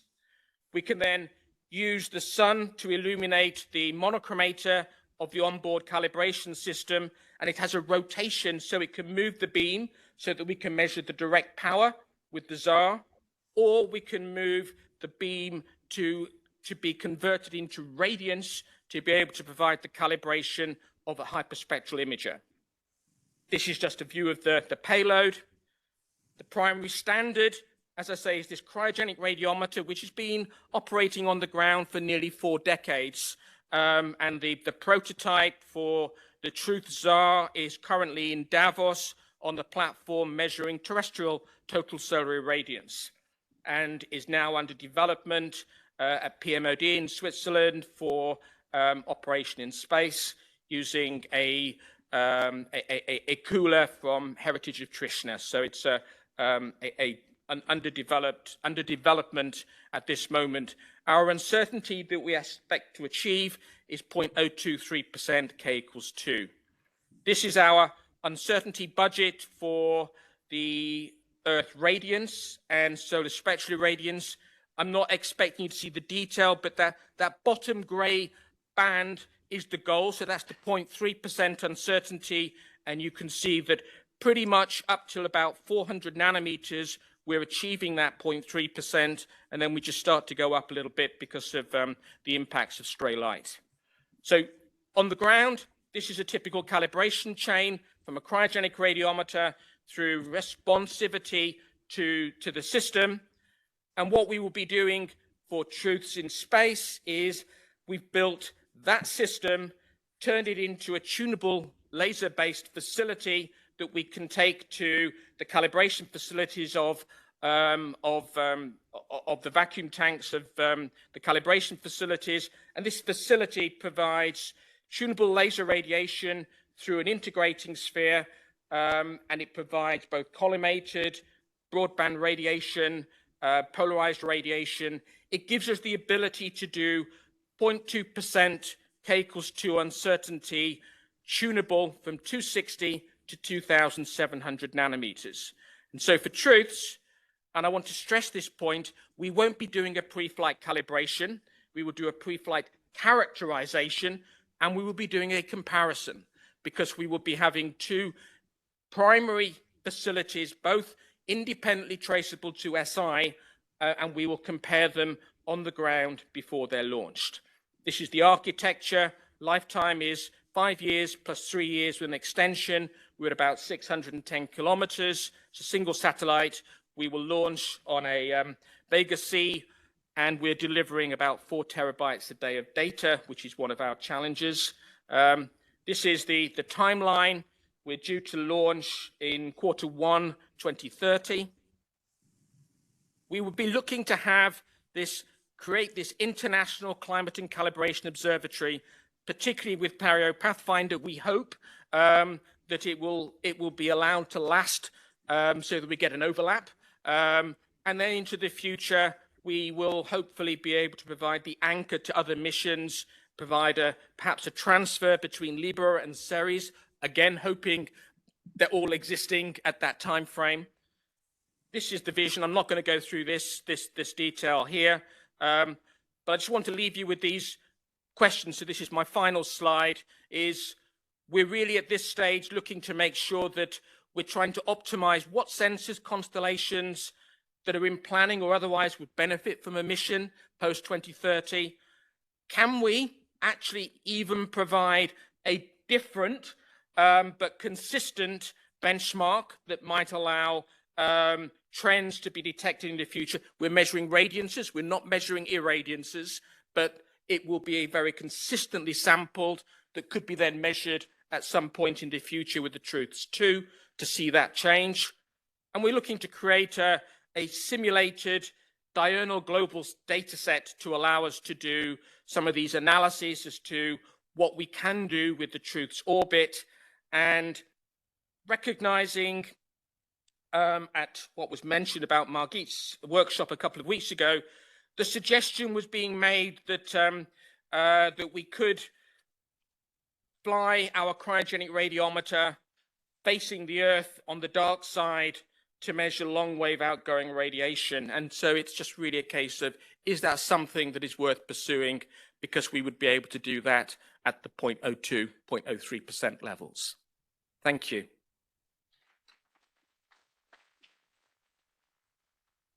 Thank you, Nigel. Any comments, questions, or answers to the questions? The overlap with Clario would be wonderful, of course. I'm not saying that in hopes that Clario is delayed such that... No, sure. But in lieu of it getting direct overlap between the two, you quickly mentioned you're going to do intercalibrations with Libra and Ceres, and Ceres is one of the two instruments that Clario is baselined to be doing an intercalibration experiment with. Are there others that Truths has been baselined to perform intercalibrations on? So we will, by default, do the Copernicus Sentinels in the optical domain. So the Sentinel-2, Sentinel-3, CHIME for hyperspectral. So we'll be looking at those missions as the baseline.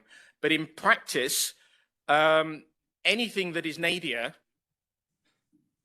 we can provide calibration for, because it will be nadir by default. So it's only where we have to point that we have to do a dedicated characterization for another mission.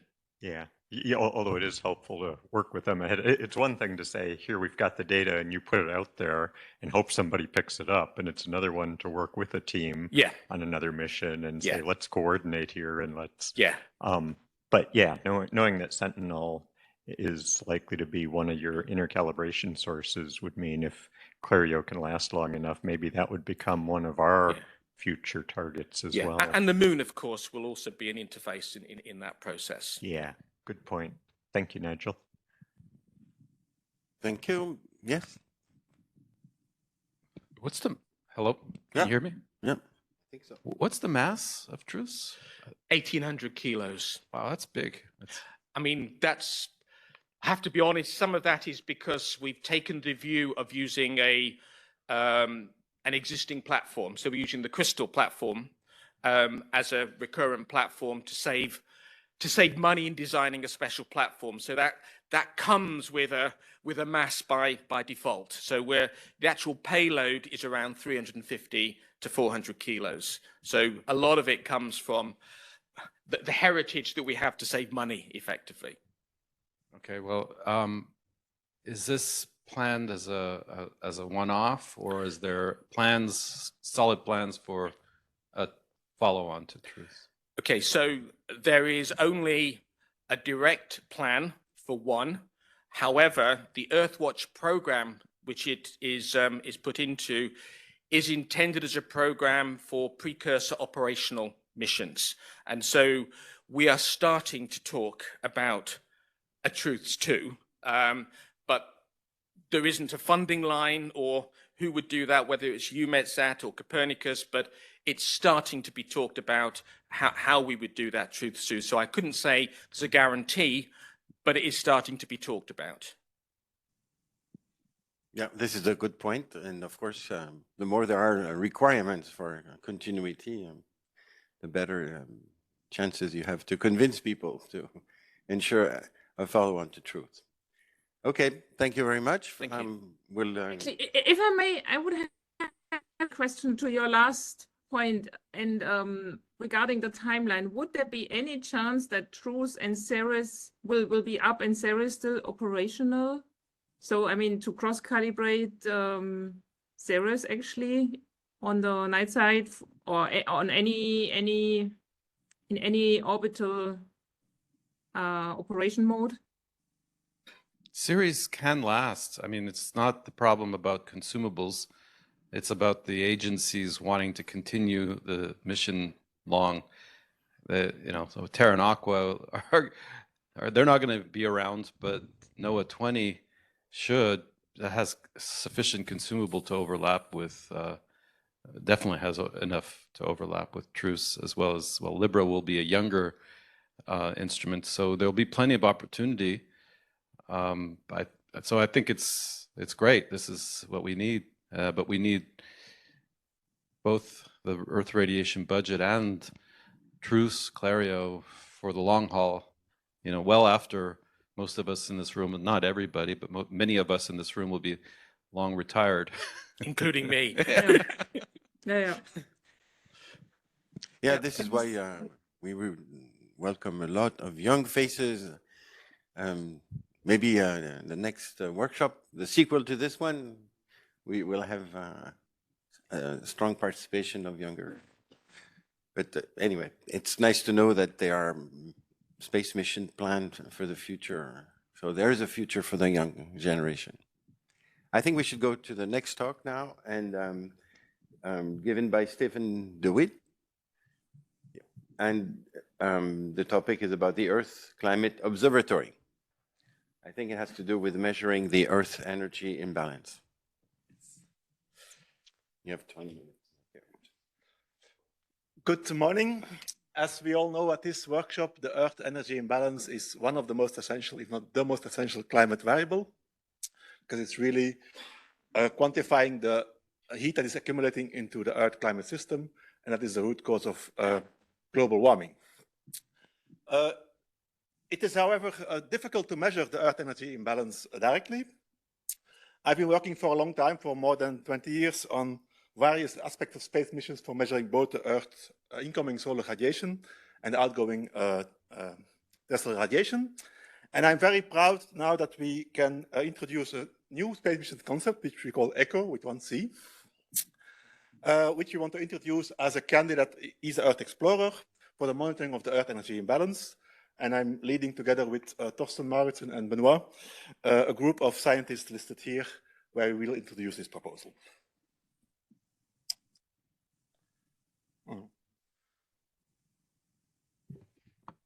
Just hit the button. Okay. It's okay. If you look at the global PDF, yeah. We do this. Okay, and this one. Okay.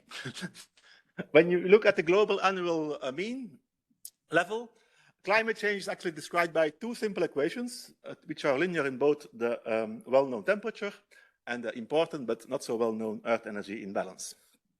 The leftmost equation says that the Earth energy imbalance is equal to the incoming solar radiation minus the total outgoing radiation. And there you already see a fundamental difficulty in measuring this Earth energy imbalance because these two quantities are nearly the same. So you're want to quantify a small amount, which is the difference between two nearly equal amounts, which is a very bad situation in metrology. You can also rewrite this equation in terms of radiative forcing and climate feedback, which is assumed to be linear in temperature. And then you have first linear equation between Earth energy imbalance and temperature. There is a second equation shown on the left. And this simply states that the temperature rise is the consequence of accumulation of Earth energy imbalance in the Earth climate system. So it's a convolution of the Earth energy imbalance with the impulse response of the Earth climate system. And there you see why it's interesting to monitor the Earth energy imbalance, if we can do it. There is a time delay, there's a time lag between temperature rise and Earth energy imbalance. So if we can measure the Earth energy imbalance, we will have an earlier warning of the future global warming that we can expect.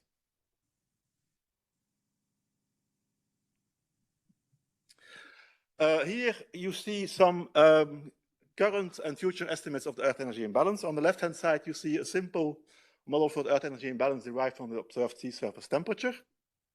There has been this anomalous period of the so-called hiatus period between 1998 and 2013, according to which, at least in this reconstruction, there seemed to be a decrease of the Earth energy imbalance.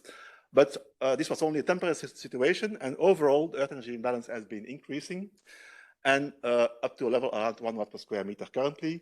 This is, of course, very worrying because this is, as the Earth energy imbalance keeps increasing, this means that we have additional warming to be expected in the future. So it's the heating in the pipeline.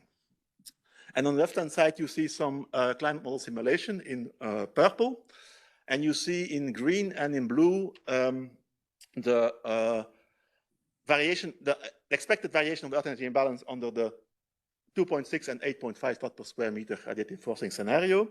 And what you see, if we follow the 2.6 watt per square meter scenario, which we should do if we want to reach the Paris Climate Agreement goals, then we should have quite soon a stabilization of the Earth energy imbalance around the current level of 1 watt per square meter, and it should start to go down towards the end of the century. And we will see if this happens, yes or no, sooner if you observe the Earth energy imbalance and if you observe the temperature. There are, however, two fundamental problems to measure the Earth energy imbalance directly in a radiative way. The first one is the one which I already mentioned. The incoming solar radiation on the global annual mean is of the order of 340 watts per square meter. The outgoing is of the order of 339 watts per square meter. And so the 1 watt per square meter difference is of the order of 0.3% of the incoming solar radiation. Currently, we are measuring the incoming solar radiation and the outgoing terrestrial radiation with completely independent instruments. And so they have their own calibration errors. And if you make the difference between these two large quantities, you have to add the calibration errors. And this way, you come to a calibration error of the order of 5 watts per square meter. And so using this approach, even if we could have better instruments in the future, likely we will not ever reach this 0.3% using this approach.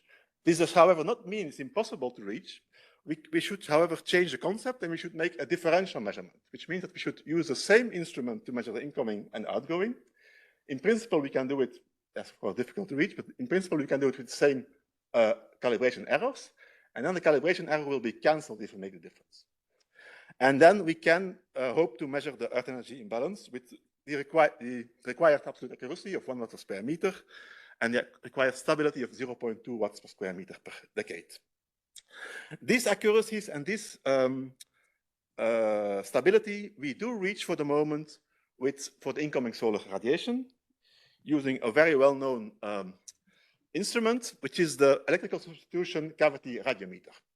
Several ones of these have been are flying in space. Here in the picture on the left-hand side, you see the Belgian Dairat Virgo radiometer, which is flying on SOHO since more than 20 years. In the middle, you see a sketch of how this instrument works. So you have two cylindrical cavities. So the principle is you have some sunlight entering into the instrument through a shutter. You have two channels. So one, in this case, one channel is closed, one channel is opened.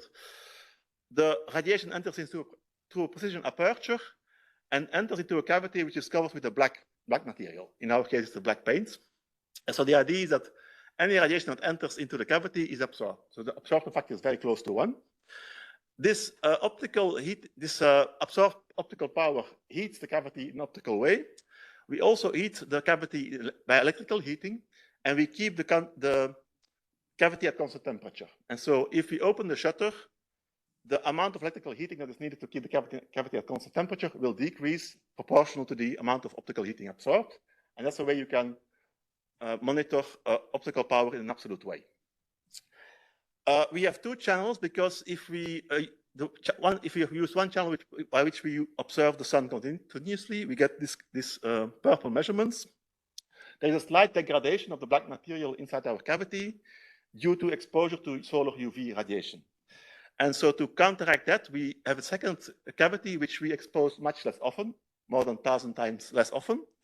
And so for this instrument, we make measurements only for 30 minutes every month. And there we get the blue stars. And then we correct the continuously exposed measurement, the purple measurement with the blue stars, and we get the green curve. And this shows a correct 11-year solar cycle. So with this principle, we can illustrate that we do have a stability of the order of 0.2 watts per square meter. Now we want to transpose this principle to Earth observation. And for that, we need to adapt the design of the cavity. With the wide field of view radiometer, we want to observe the outgoing terrestrial radiation at satellite altitude. This means that when you look at the Earth, we have to integrate the radiation coming from all directions from limb to limb. And so we need to adapt the field of view of the radiometer. Instead of a narrow field of view to observe the sun, which is like a point source, we need a wide field of view in a 140 degrees opening angle, what you see here. So you have a precision aperture.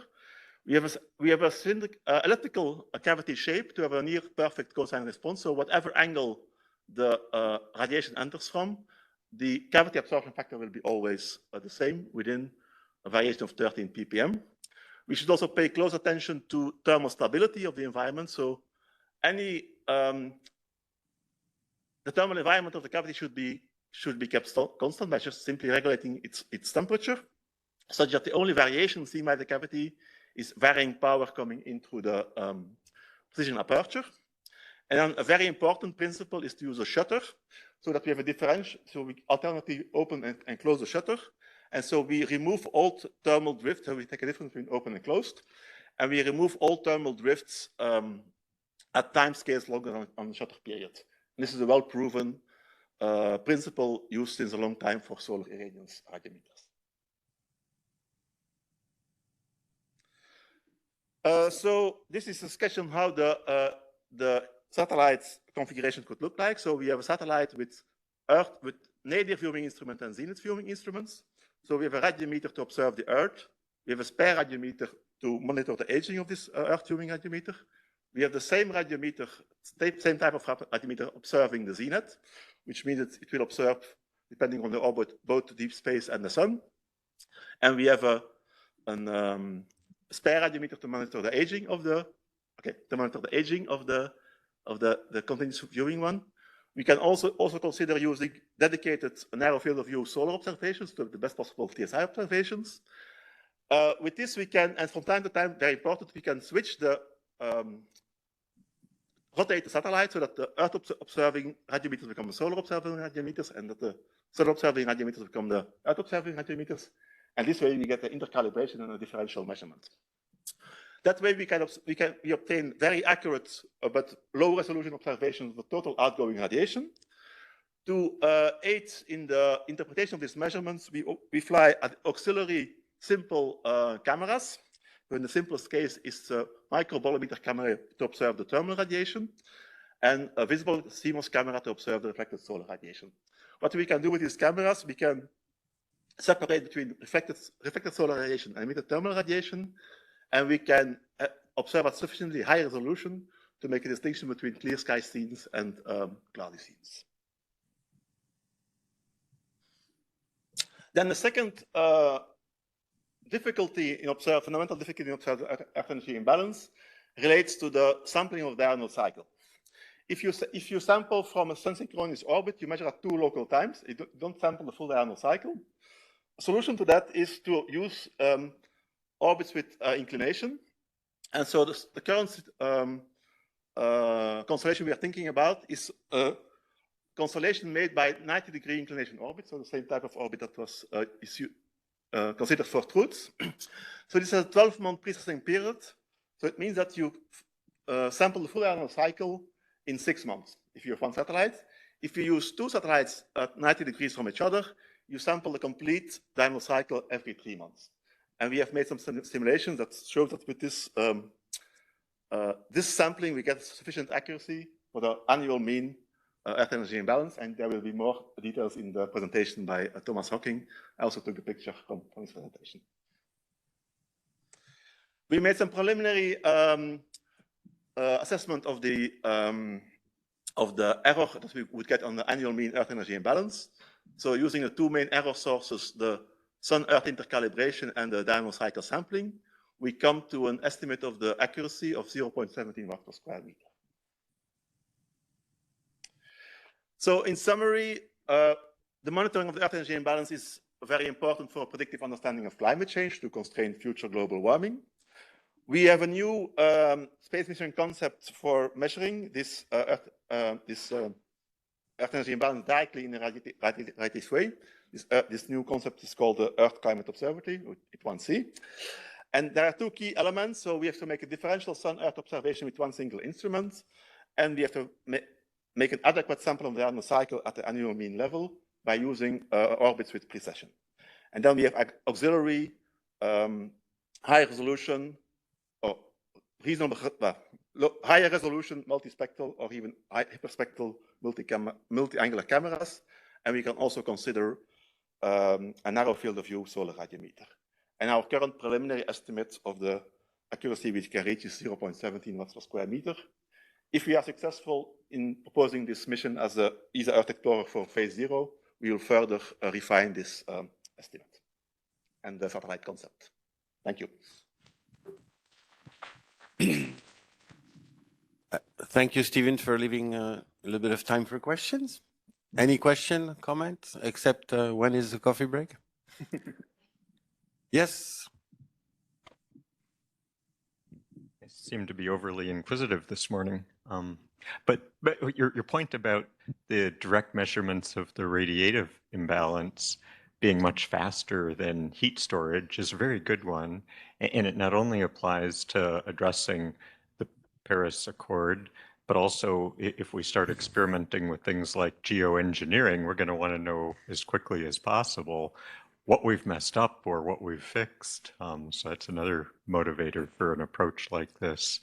But I am also curious with, and maybe Thomas is going to address this right after the coffee break, with your 2 orbits that are going to sample the poles a lot, do you simply de-weight the measurements that you get from repeated measurements of the poles to get a more uniform sampling of the outgoing radiation from the Earth's surface?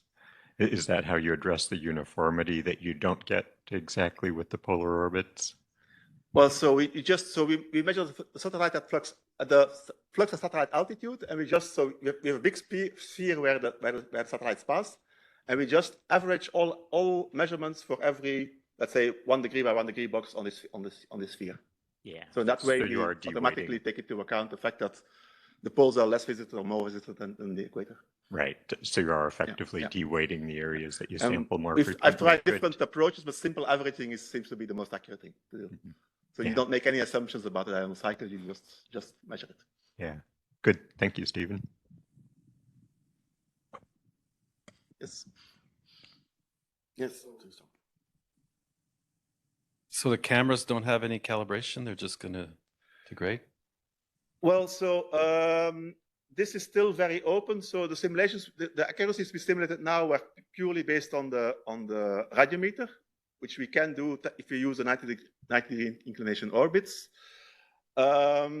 We hope that with the cameras we can improve the measurements of the radiometer, but that we still have to study in detail during phase 0. So ESA is asking us that we start for the top science objective and then we derive the mission requirements. So we don't know yet exactly which camera we will use. We will need, let's say.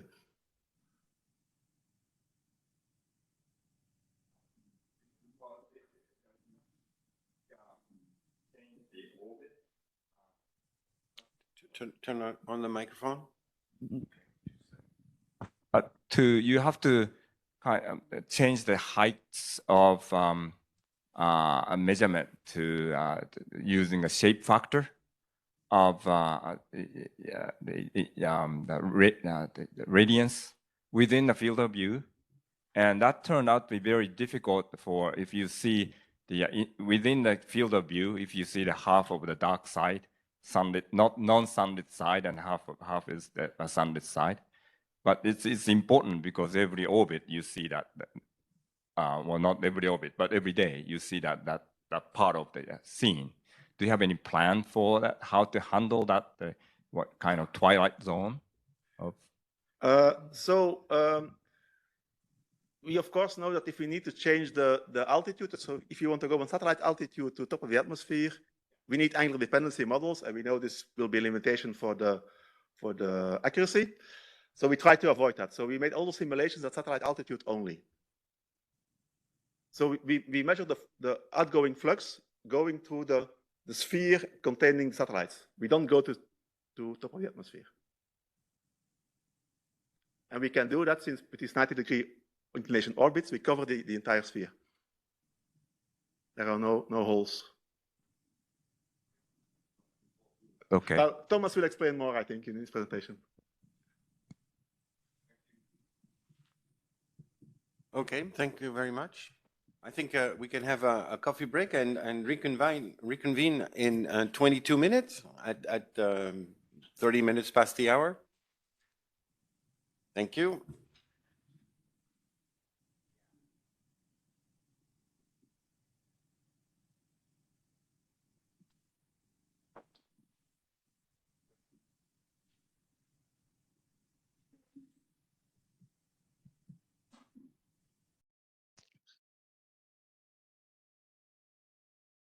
Please sit down. And Thomas Hocking is going to talk to us about sampling strategies for Earth energy imbalance measurement using satellite radiometer. And sure. You have your diploma here.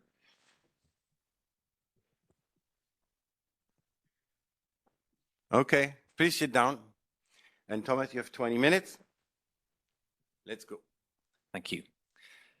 Yes, hello everyone. I'm Thomas Hocking, and I will be presenting work that I'm doing as part of my PhD studies at Stockholm University. Specifically, sampling strategies for Earth energy imbalance measurements using a satellite radiometer. So first, just a few general comments about EEI measurements. As many of the speakers over the last couple of days have clarified, the EEI plays a very important role in many different processes in the climate system, and monitoring the EEI is crucial to understand the Earth's climate system as a whole. Now, in terms of the magnitude of the energy imbalance, as has previously been mentioned, it is small relative to the absolute fluxes in either direction, which makes it challenging to measure directly. Nevertheless, free space measurements, i.e. by satellite of the EEI, are an attractive option because in principle that allows us to measure this quantity directly. So the instrument concept that we are considering, Stephen presented this in more detail. This is very much inspired by the Earth Climate Observatory concept. The key factors that are relevant for my work here are the wide field of view radiometers and the shortwave and long-wave cameras that allow us to distinguish between the different parts of the spectrum. I'll emphasize that I haven't been working on specifically the instrument performance as such, and I've been focusing specifically on sampling issues and the kind of errors you would expect to see depending on different satellite orbits. So in order to investigate this, I've been looking at idealized synthetic measurements. My starting point is synthetic Earth, where I use 1 year of top of atmosphere radiation fluxes from Ceres. Because I was very interested in the diurnal cycle, I used the synoptic product there. Then for the satellites, I use a very idealized wide field of view observation geometry, which just depends on how well the satellite can see a given grid cell from where it is in space. I set these satellites at an altitude of 700 kilometers, which corresponds to an orbital period of just under 100 minutes. And using these radiometers and cameras, I then treat this as having 3 separate channels: incoming shortwave, outgoing shortwave, and outgoing longwave, which I then take from the all-sky fluxes from the Ceres product. And I make measurements, these synthetic measurements, of this every minute.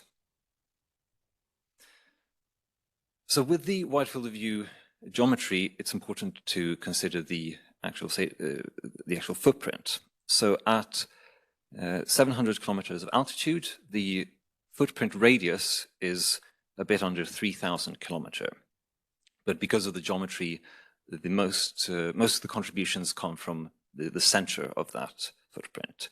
And for instance, 90% fall within about half of that radius. And I also choose a field of view such that it covers the whole visible Earth disk from where the satellite is, which at this altitude corresponds to about 135 degrees. So as an example for illustration, I've plotted here just a snapshot of, in this case, the outgoing long-wave radiation. On the left is the original top of atmosphere field. But then on the right, I have the corresponding field at the satellite altitude. So because of the footprint, we can see then that small-scale features are smooth, but large-scale features are still visible.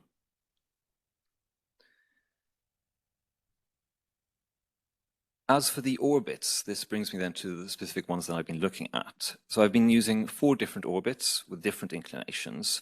So 73, 82, 90, and 98 degrees. The inclination describes the angle of the satellite orbit as it crosses the equator, and this also determines the maximum latitude that the satellite orbit will reach. So the lower the inclination, the greater the area that the satellite will never see. And for non-90-degree orbits, the orbital plane of the satellite will precess because of the Earth's gravitational field, with a speed depending on this inclination. And in the specific case of the 98-degree inclination here, this orbital precession speed matches the orbital velocity of the Earth around the Sun, so that that satellite will always see the same local time in its observations. So I mentioned also that I was interested in the effect of the diurnal cycle. So for illustration, what I've done here is, in the left plot, I've reorganized the data according to the local time on the grid. So on the y-axis, we see over the course of a year. On the x-axis, we see the local time. So unsurprisingly, for the outgoing shortwave radiation, in this case, we have a lot of a strong signal at local noon and very little at night. But we also see that there is a variation in the intensity of this profile throughout the year. And if we plot the deviation from this annual mean diurnal cycle, or the anomaly, on the right, we see a clear systematic pattern there, a clear periodic pattern. For reference, I've marked in dashed green here the path in local time space of a polar satellite, of a 90-degree satellite. So it always measures both night and day, so 12 hours apart, and then gradually crosses the whole diurnal cycle over the course of the year. And as you can see, depending on when we initialize this, this will systematically sample high or low values. So if we have a 90-degree inclination, we need to be aware of this potential systematic sampling bias. We can also consider alternative sampling then with these other orbits that don't have 90-degree inclinations. Because of this precession of the orbital plane, they will see a different number of diurnal cycles over the course of the year. So on the left, we see the 73 degrees, in the middle, 82 degrees. They map out this diurnal cycle faster than the polar satellite. By contrast, the sun-synchronous satellite, as expected, that observes basically the same solar time for the whole period. I will again repeat that although these non-90-degree satellites have a faster sampling in the local time, they do still miss values or miss data at higher latitudes near the poles. So that is something to keep account of. Then what do I do then to translate these synthetic time series, measurement series, into an actual global mean? So as mentioned previously, I essentially de-weight, or at least I treat different sections of the globe separately. For practical reasons, this ended up being on a 5x5 degree in latitude and longitude. And I also bin it in bins of 1 hour in local time to make sure that, especially in the case of a sun-synchronous satellite, that those measurements don't dominate over others.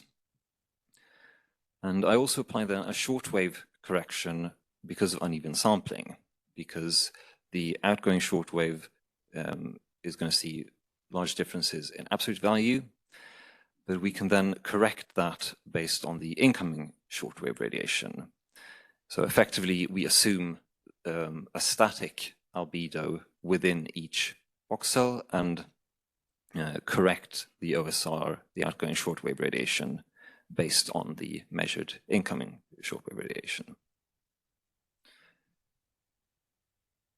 So as a first step, it's reasonable to think, well, what if we only had a single satellite? What kind of global mean and what kind of profile would we get? So in order to cover the whole globe, we need a polar satellite. I've then plotted in the figure on the lower right here the range of different profiles for incoming shortwave, outgoing shortwave, and outgoing long wave. The individual profiles aren't visible in here, but and there's some amount of crossing over the zero line, but the general trend is still clear that the 90-degree satellites have a very wide spread because of this systematic sampling error. By contrast, the non-polar satellites have a much, much narrower spread for lower latitudes, but on the other hand, they actually end up missing data near the poles, which can be very important. So the next step is then to think about what if we combine multiple satellites? So here I'm showing 3 sample configurations. The first on the left is a single polar satellite plus 1 73-degree satellite, with a kind of idea of is that sufficient to kind of reduce this spread in lower latitudes. The second configuration, which was mentioned earlier, is a double polar constellation, where I take care that such that the 2 polar orbits are orthogonal to each other in this space. And the third one is a trio of satellites, so a polar orbiting satellite plus 1 82-degree satellite plus 1 sun-synchronous satellite, just to see what kind of results we get from that. And then I have different permutations of starting local times to see what kind of spread we get from there. So if we apply that then, and then for each constellation, we can compute the mean of these different channels. We can compare that with the reference value, because we have the original synthetic Earth, and then we can compute the distribution then for these ensembles. We can see what kind of results we get. So first on the left, the P73 orbit, we see that the shortwave signals are of the order of 1/10 of a watt difference from the actual expected mean, and especially for the incoming shortwave, the range, so the standard deviation there is very large. So in short, having just 1 73-degree orbit is not sufficient to really make an adequate improvement to a single polar result. Next, if we look to the far right, the trio of satellites has a similar kind of distribution. And I can also say, even though I'm not showing this here, that this is very similar to the results if you had just 1 82-degree satellite combined with 1 polar satellite, i.e. without the sun-synchronous orbit. So this indicates that adding a sun-synchronous orbit, at least with this method, gives limited benefit. And then the third orbit in the middle here is the double polar orbit.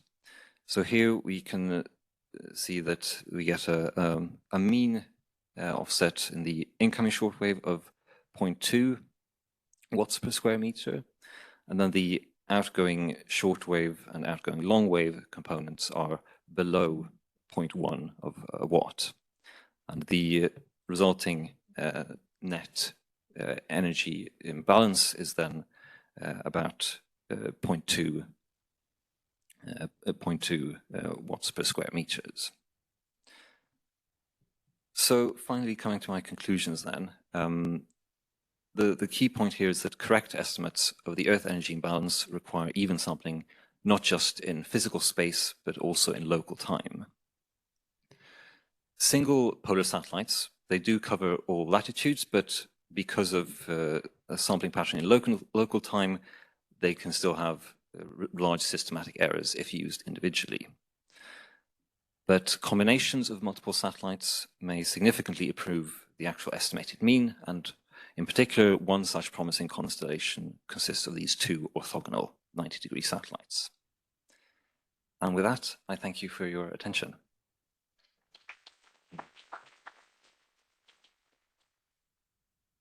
Thank you. We have time for questions. Seiji? Are you accounting for the fact that your orbit is 700 kilometers? Yes, I am. So it is, if it's the flux goes 1/r² relationship. So if you go farther from the Earth, your flux you're measuring is smaller, while the incoming shortwave radiation doesn't change with the height. Right. So if you add at a higher altitude, you see a smaller signal from any one space, but you still also see a wider range, or you have a larger footprint. But, so the fact you using 700 kilometers, that itself is a problem, that you don't see the EI from 700 kilometers. You have to take account for changing altitude to make sure you're bringing in the right altitude to compute your flux.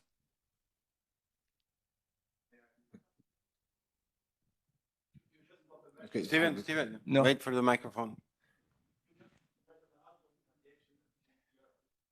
No. Try you use your hand to incandescent light, and change your hand from closer to the incandescent light. You see a much higher flux. You feel it.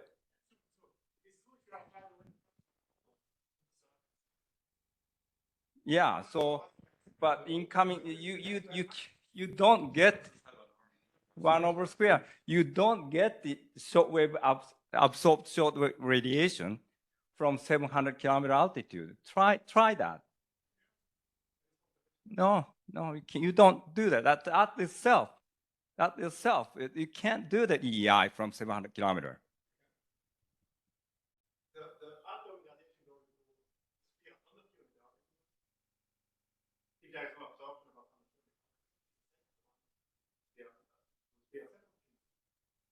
No, 1/r² relationship. But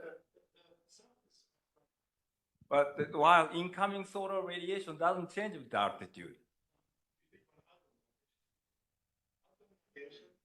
Outgoing also, but the difference of incoming shortwave radiation, outgoing shortwave radiation, that is a good part of the that's absorbed shortwave radiation. You have to have a reference altitude. Yeah, because there's, if you think about the globe, if the globe were just a billiard ball, then your reference would be. Can you pass the mic? If the globe were just a billiard ball, your reference would be the surface. But the Earth isn't a billiard ball. It's got an atmosphere. And so the billiard ball example, you're basically looking at reflection and emission from that surface. But when you add so you have a very well-defined reference, but when you add the atmosphere, it's a little bit more complicated, because you look at photons from the sun, some of them get reflected, some of them get transmitted. And so that becomes a problem when you do an energy budget. You don't want to have to deal with what's going through. If you're putting it too high, if you put your reference too high, what goes through is going to be way too large, the transmitted part. So you need an effective capture rate of the planet with an atmosphere. And we did this in series. We published a paper on this. And we came up with 20 kilometers as the point where you don't need to worry about the transmission component of it.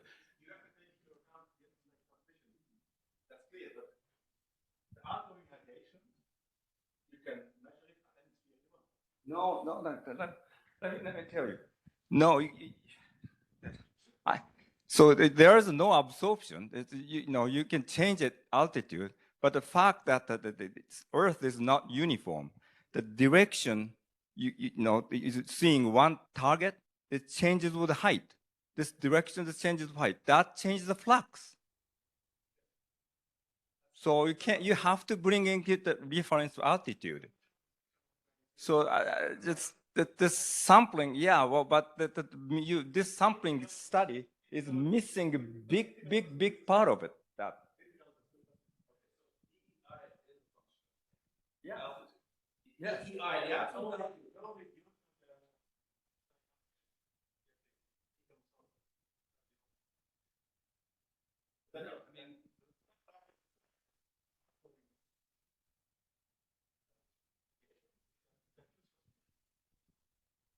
No. Okay. We won't resolve this. We're not going to resolve this, but yeah. Okay, so we have to organize a special workshop on the subject. By the way, was a 2 or 3 day debate with people on in Paris about where the top of atmosphere reference should be. They actually debated. So it's not a trivial thing. And you have really smart people in the room, like Ramanathan, Bob Sess, and all these guys. And they argued for 3 days in Paris on where the top of atmosphere reference should be. It's non-trivial. So we wrote a paper that we think answered the mail on this. And so we're happy to share it. No, I would have thought that you would have a method to just correct or transform from any altitude, but I'm not a specialist, and I'll maybe dig into that. I think we should continue. Oh, just for me to clarify, I need to yeah, learn too. yeah. So the amount of energy in watts leaving Earth at different altitudes is different? I mean, I think we agree on that. Watts per square meter varies, but the absolute amount in watts is the same, right? Yeah, the surface area changes. So you change from 340 to 200 watts per square meter going up.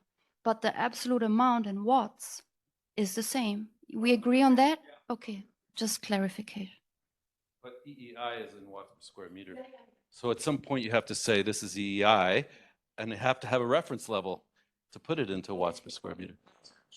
Power is the same. Yeah. Find the area you're interested in. Yeah. It's power. So we can measure the wattage.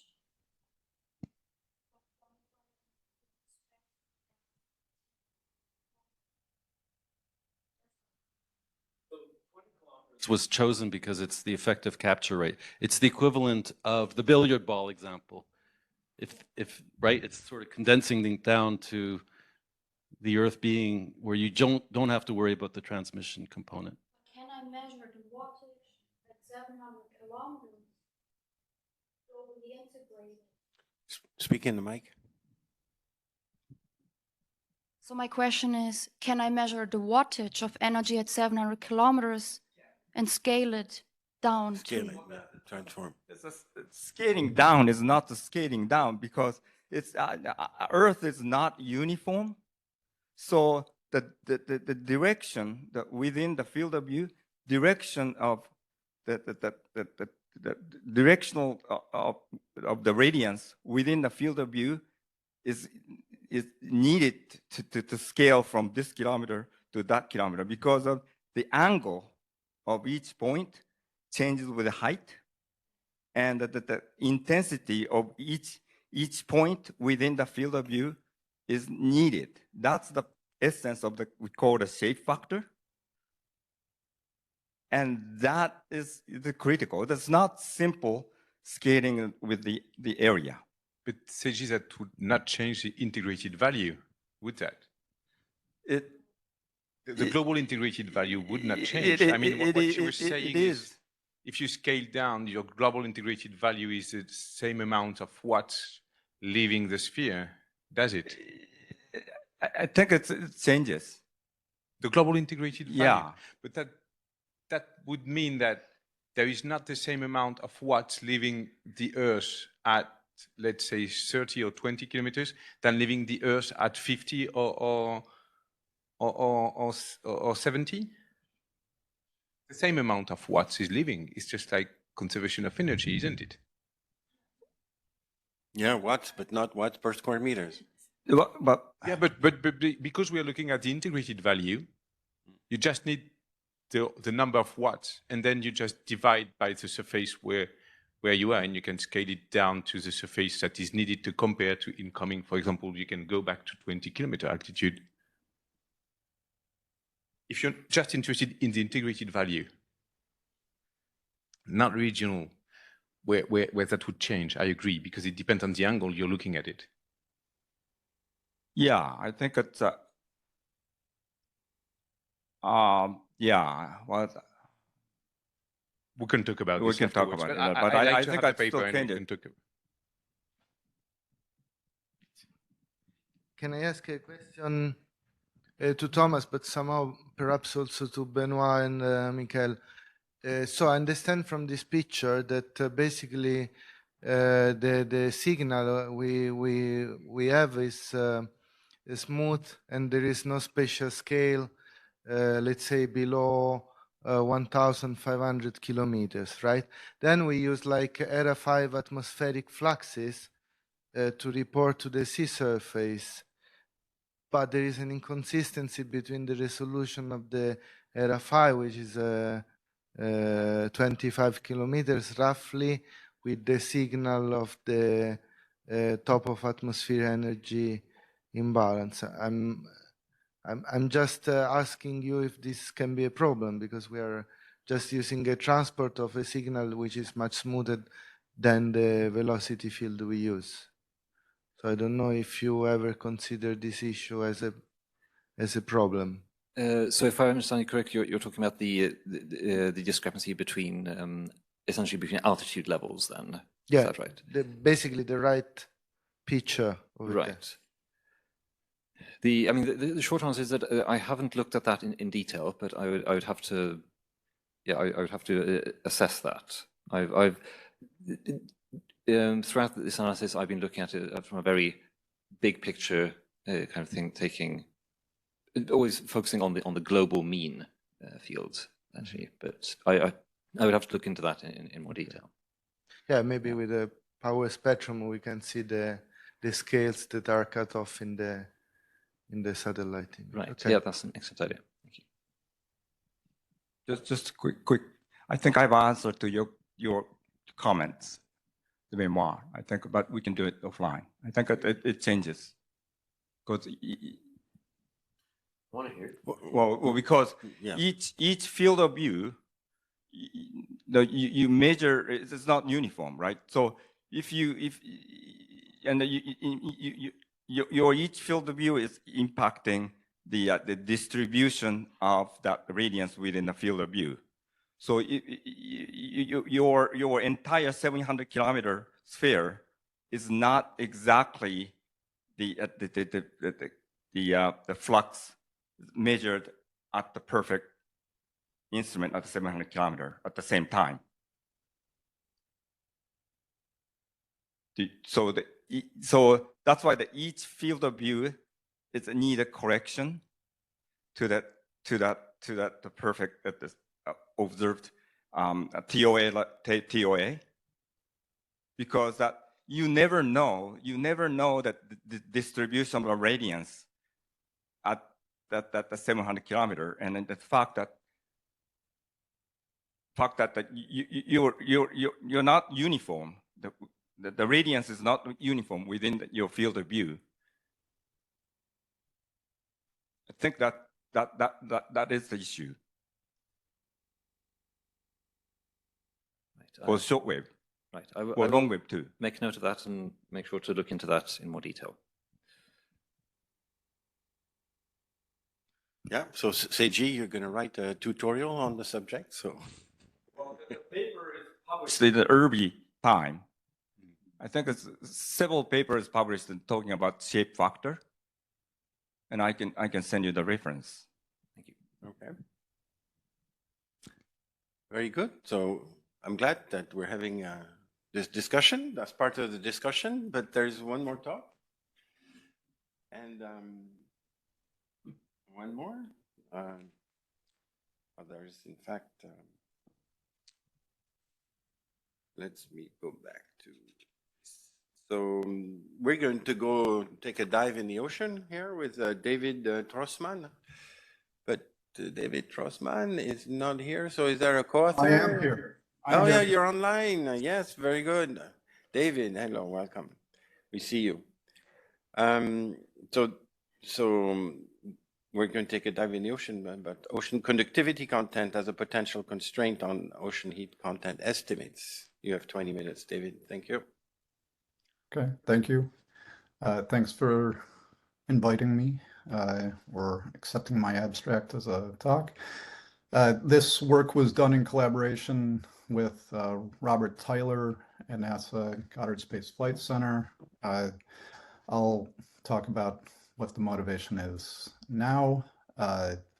So we've heard a lot of these themes throughout this workshop, that on the top, if you just take model output and you plot the surface temperature change versus the Earth system, energy change, you get a scatter plot that isn't perfect in correlation. It's a much tighter correlation if you take the full depth ocean heat content versus the Earth system energy change. That's shown on top.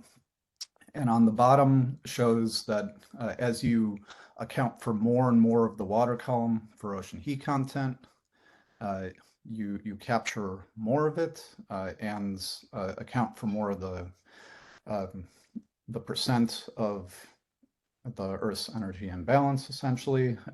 And I'd like to point out, and people have estimated it to be about 90%, but I'd like to point out with the red arrow on the bottom right that the ocean heat content below 2,000 meters is not so well observed. I'll get back to that in a couple of slides, but it seems to be growing in significance, perhaps 10% of the signal, and it's going to become even more important in time, especially as Antarctic bottom water travels north with a relatively recent signal.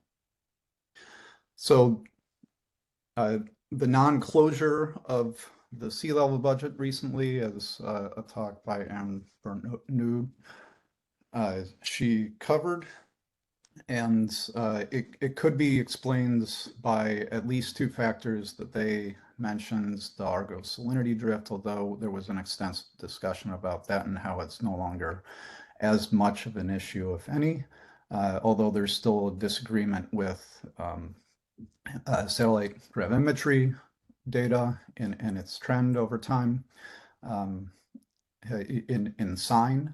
But that could be due to the fact that the Argo data that have been used only span the upper 2,000 decibar.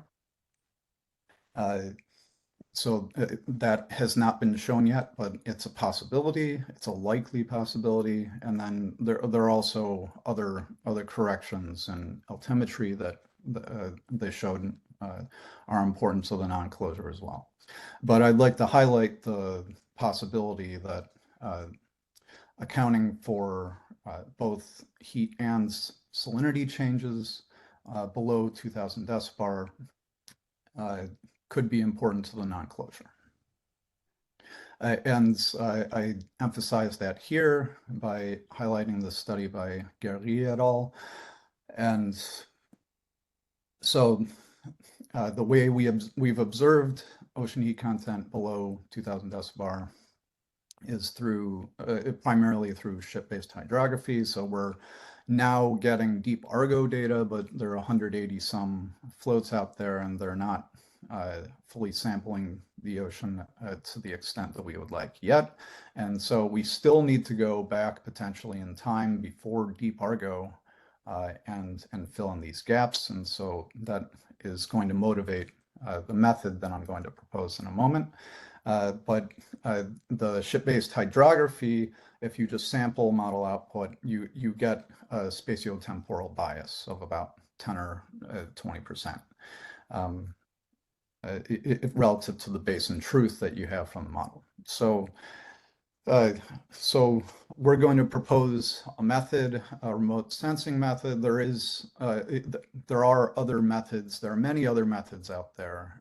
We're going to propose another that you could potentially supplement with your current methods.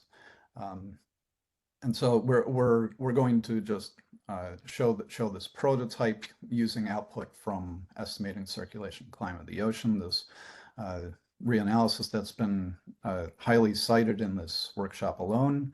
It's, as people have said, it's dynamically and kinematically consistent.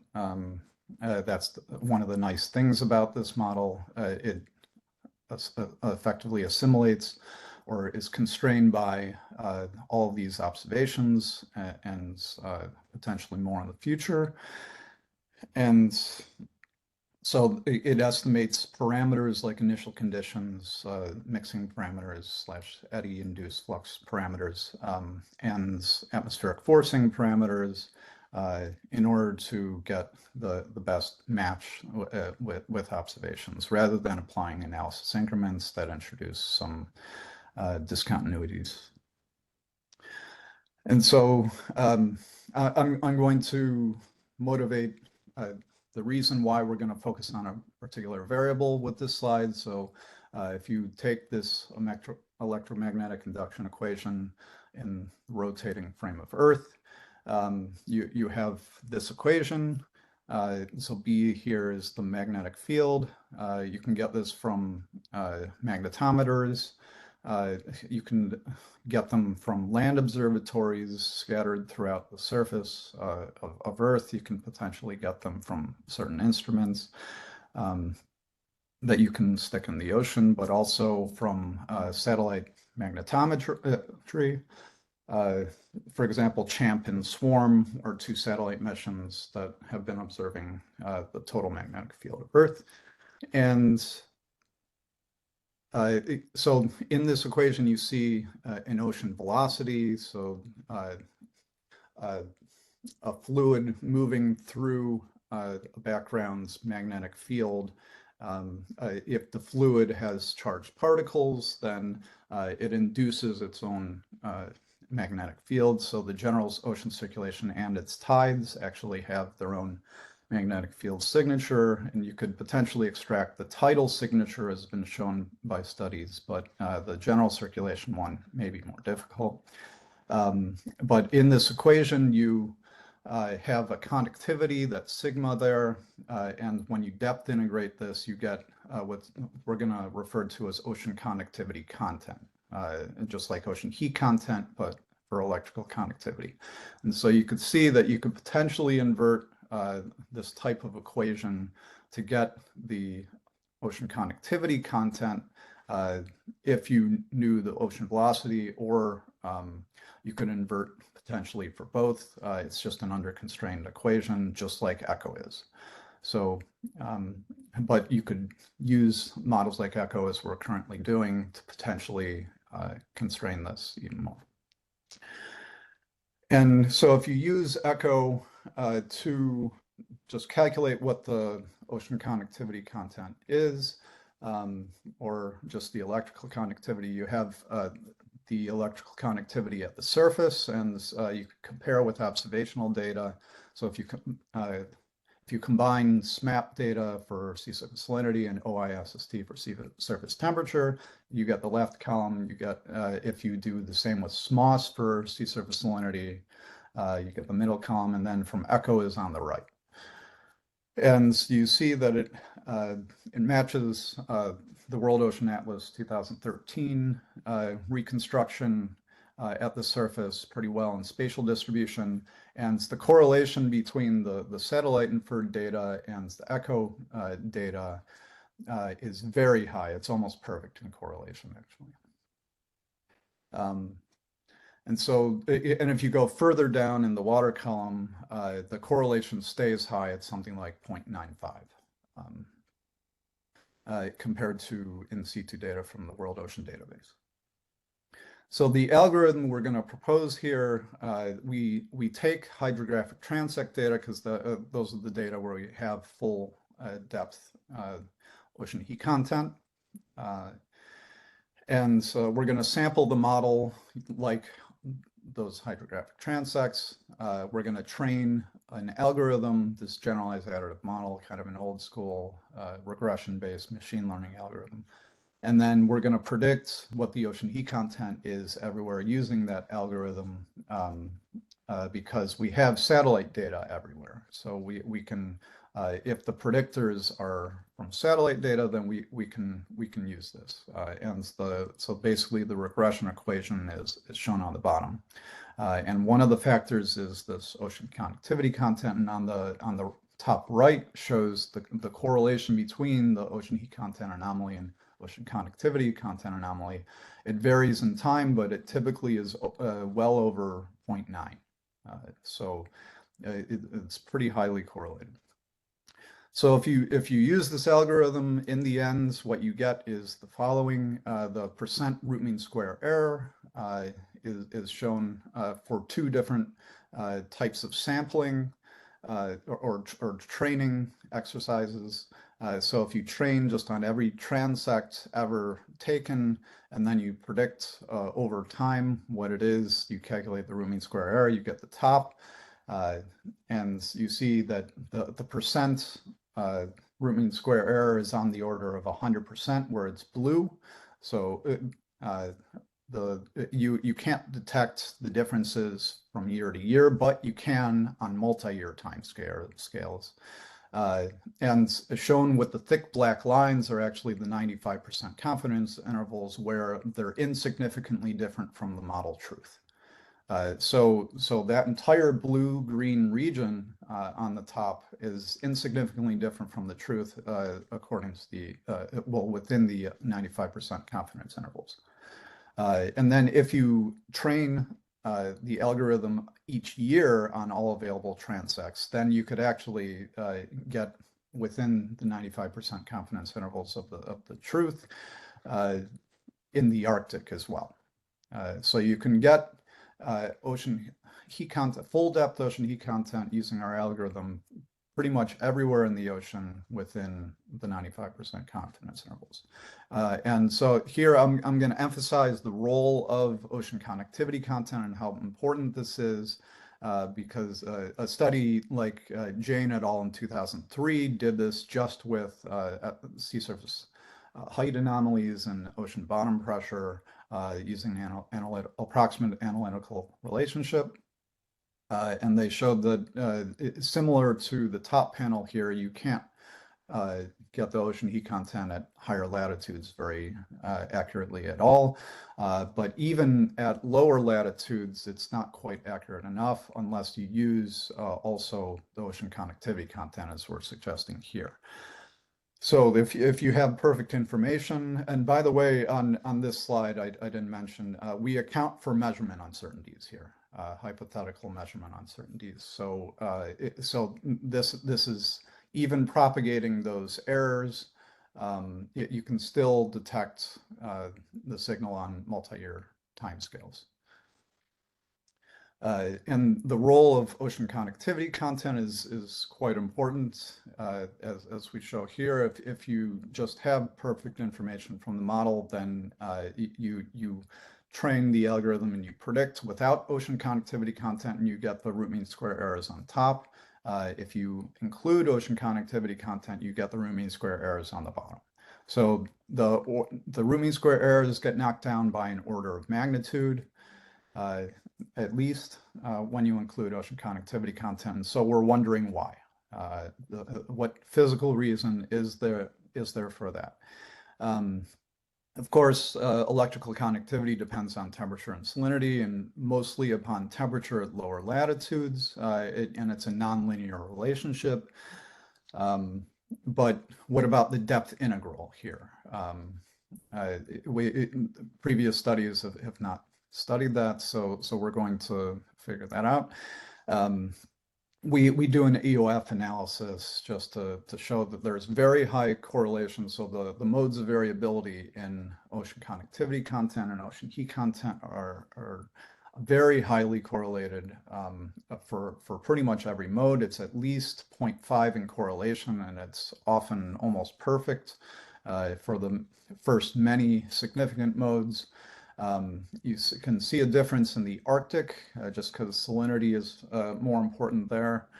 But on the left, it shows the first two EOFs for ocean connectivity content. On the right for ocean heat content, you can see how similar they are. And on the bottom shows just the correlation between those for each of the modes of the EOFs. But we could go further and do a budget for electrical connectivity. So ECHO has a nice framework for this. A study even at this workshop looked at the budget for ocean heat content already. But if you take both potential temperature and salinity and you use the chain rule essentially to get a budget for electrical connectivity, you have terms in both temperature and salinity in their contributions to the connectivity. You have the material derivatives, fluxes associated with parameterized mixing, and sources and sinks of the connectivity. for both temperature and salinity contributions. So on the left two columns are the temperature contributions to the conductivity. The right two columns are for the salinity contributions. The top are the advective contributions, both horizontal and vertical. The middle are the diffusive parameterized contributions for horizontal and vertical. The bottom are the forcing terms and the total tendencies. So the forcing, so this is depth integrated. We're not contradicting the findings of a previous talk at this workshop where the advective terms are very important locally. That is very much true as you go depth level by depth level, but if you do the depth integral, then you get this result. And the horizontal and vertical even essentially cancel out when you add them up in their depth integrals, and that's partially because of conservation of volume. But the forcing term I even divided by a factor of 10 to just show how saturated and important this term is. And I didn't do the same for the total tendency.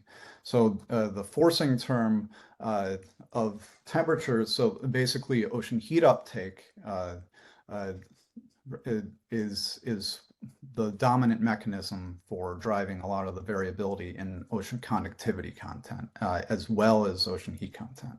And that's basically the reason why there's ocean conductivity content has such high predictive value of ocean heat content. So if we were to invert the ocean conductivity content from satellite magnetometry or or other types of data like the land observatories, we would be able to better constrain ocean heat content as remotely observed. And so I'm going to propose a bunch of future possibilities for methods to combine this finding with other established methods. So you could just use the method that we propose here. The uncertainties may be a little too large for your comfort though. So what an alternative method is to then, shown here on the right, is the correlation between the EOFs for ocean conductivity content and ocean salt content. They're still pretty highly correlated, although the maximum correlation is about 0.5 instead of the minimum as for ocean heat content. But getting full depth ocean salt content might be possible using the salinity that we have from Argo in the top 2,000 meters. If you supplement that with our method, and then you get basically a halosteric sea level accounting for the full depth of the ocean. And then you could use an established method that's presented here by Anne Barnou and Marty. You could use their remote sensing method, or you can use, instead of using, trying to get salt content, conductivity content from magnetometry data, you could use a method similar to IRCHANG in 2019. They used a neural network to get ocean heat content from the N2 constituent of tidal contributions to the satellite magnetometry signal. And you could alternatively get ocean salt content using the same type of algorithm. Instead of trying to get ocean conductivity content, and from that ocean salt content, you can get ocean salt content directly from the magnetometry data, is what I'm saying. And so these are some future directions, and our funding is just uncertain at the moment. We have one last year, and so I'm just throwing these methods out there and hope we get a conversation going to try out some of these directions. So basically, ocean conductivity content is very highly correlated with ocean heat content anomalies. The reanalysis agrees very well with observational data for the conductivities, and so we trust the reanalysis product in some of these results that we inferred, where the reason why we can observe or predicts ocean heat content from conductivity content is that they're both explained by the same mechanisms, essentially driving the variability and trends. And so we could use conductivity content which provides unique information from other satellite data to constrain ocean heat content, or magnetometry data might be able to provide unique constraints on its own without going through the conductivity content. So I'll just leave it there, and if there are any questions, I'd be happy to answer.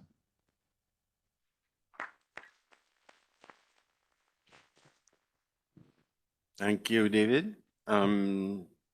Indeed, happy to take questions. Benoit, you have the mic. David, I have 2 questions. Maybe I missed it. So my first question is, do you have currently ocean conductivity content estimate from space? I understood that from SMOS you deduced surface conductivity, but do you have ocean conductivity content from space? And my second question is, I understood from your equations you need the circulation, the velocity into, what is your sensitivity to this? Because we have the velocity, but not that accurately, I would say. Right, good questions. I have been in conversations with Robert Tyler, and who also has worked with Terence Sabaka about this, and they've tried doing preliminary estimates, but there is no current product for a full depth ocean conductivity content from magnetometer data. What they have more reliably is the M2 tidal constituent from magnetometry, and that's why I'm proposing potentially just using that signal rather than the ocean conductivity content for a future direction. But that isn't to say that it isn't possible. We're working on that by using a fingerprints from the general ocean circulation signal for the magnetometry data. So while we don't currently have that, we're hoping maybe one day. Using land observatory data is more promising for that probably than the magnetometry data, though. And the other question, yes, you have to, when you do an inversion with that equation that I showed, you have both the ocean velocities that are uncertain and the conductivity that's uncertain. And so it's going to be an under-constrained equation, but it's not impossible to do. And we also have not done that yet. So, so the more immediate data that you might be able to use are those M2 tidal constituents and not ocean conductivity content, but that isn't to say that in the future it won't exist.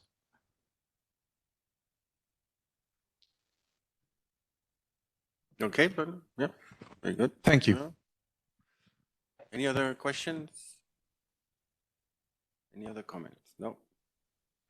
Okay, from people online, just open your mic and speak up. Okay, so this closes the presentation part of the session 5, and Norman is going to come up and help me launch the discussion part. The discussion has been launched already between talks, and so. Is there any topic you want to come back to, or suggest something that we have overlooked or haven't covered by the presentation? I sent an email to everyone, and I put in the chat what Benoit reminded me to talk about at the opening, because I did not talk about all the missions that we have planned that can be used. And so that's the mission requirement document for the next generation gravity mission and the concept of MAGIC, the MAGIC constellation with NASA. So you have the mission requirement document, which was published now almost 3 years ago, which contains some information about that part, the variable gravity mission. So there, so I did this, and you want something to add about variable just gravity? to say that the question of the Earth energy imbalance by the geodetic technique is definitely identified in the mission requirement documents of the MAGIC mission, which will be launched by NASA and ESA, which is the following the next generation gravity missions. So that's inside. Yeah. It's inside that 2020 document, which I advertised. It's inside the last version of the MRD. Yeah. I can't remember. It's not. There is a more recent version than 2020, I would say. So I don't know which version you sent, but the last version I think we updated in December last year, and this version includes the Earth energy imbalance questions. Okay, yeah, indeed. We have a DOI for this, and so there's a web page called the citation for this document, so it should be up to date. Anyone wants to make a comment about current or future variable gravity mission?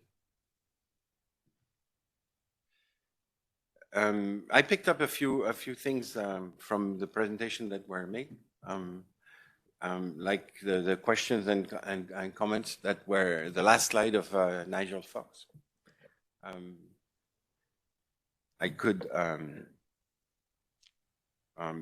put this up, or Norman, do you have any suggestion for like seeding this discussion part? If we're really desperate, we could talk about the wide field of view discussion, but let's not go there right now.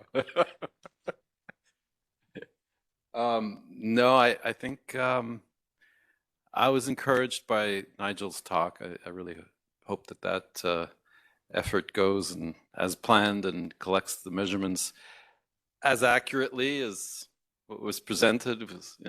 I think it would be a huge plus. I am concerned, though, about continuity of Earth radiation budget measurements. It's not a given that we'll have them continuously, beyond Libra, which is the follow-on to Ceres. Right now, in fact, we have about a 1 in 3 chance of a data gap by the time Libra launches if some of the Ceres that are flying now don't get continued. So lots of things to worry about as far as the Ceres record, the Earth radiation budget record. That's where we are. That's the reality. It's not a good place to be. Hopefully things will get better and we'll get through this period. And the people that make the decisions, realize how critical these types of measures are to understanding climate and climate change. So in the meantime, just a question, Norman. Even if we have Libra, we will only have the afternoon orbit, right? Yeah. We will lose the morning orbit in any case. So what does that mean in terms of accuracy and precision? Well, I mean, that's something we've had to deal with for a long time on Ceres, to think forward on how our products are going to continue and without Terra. Because Terra and Aqua together are great for it's fortuitous that they seem to be in the right place in the diurnal cycle to get you a pretty good daily mean without sampling the whole diurnal cycle, which we do with the geos. But the geos for a climate data record are a real challenge because of the changes in instruments over time. So what we've done is we've done a lot of work to try and see how we can extend the Terra plus Aqua period with, say, NOAA 20 only, which is in it, and then Libra, which are going to be in an afternoon orbit.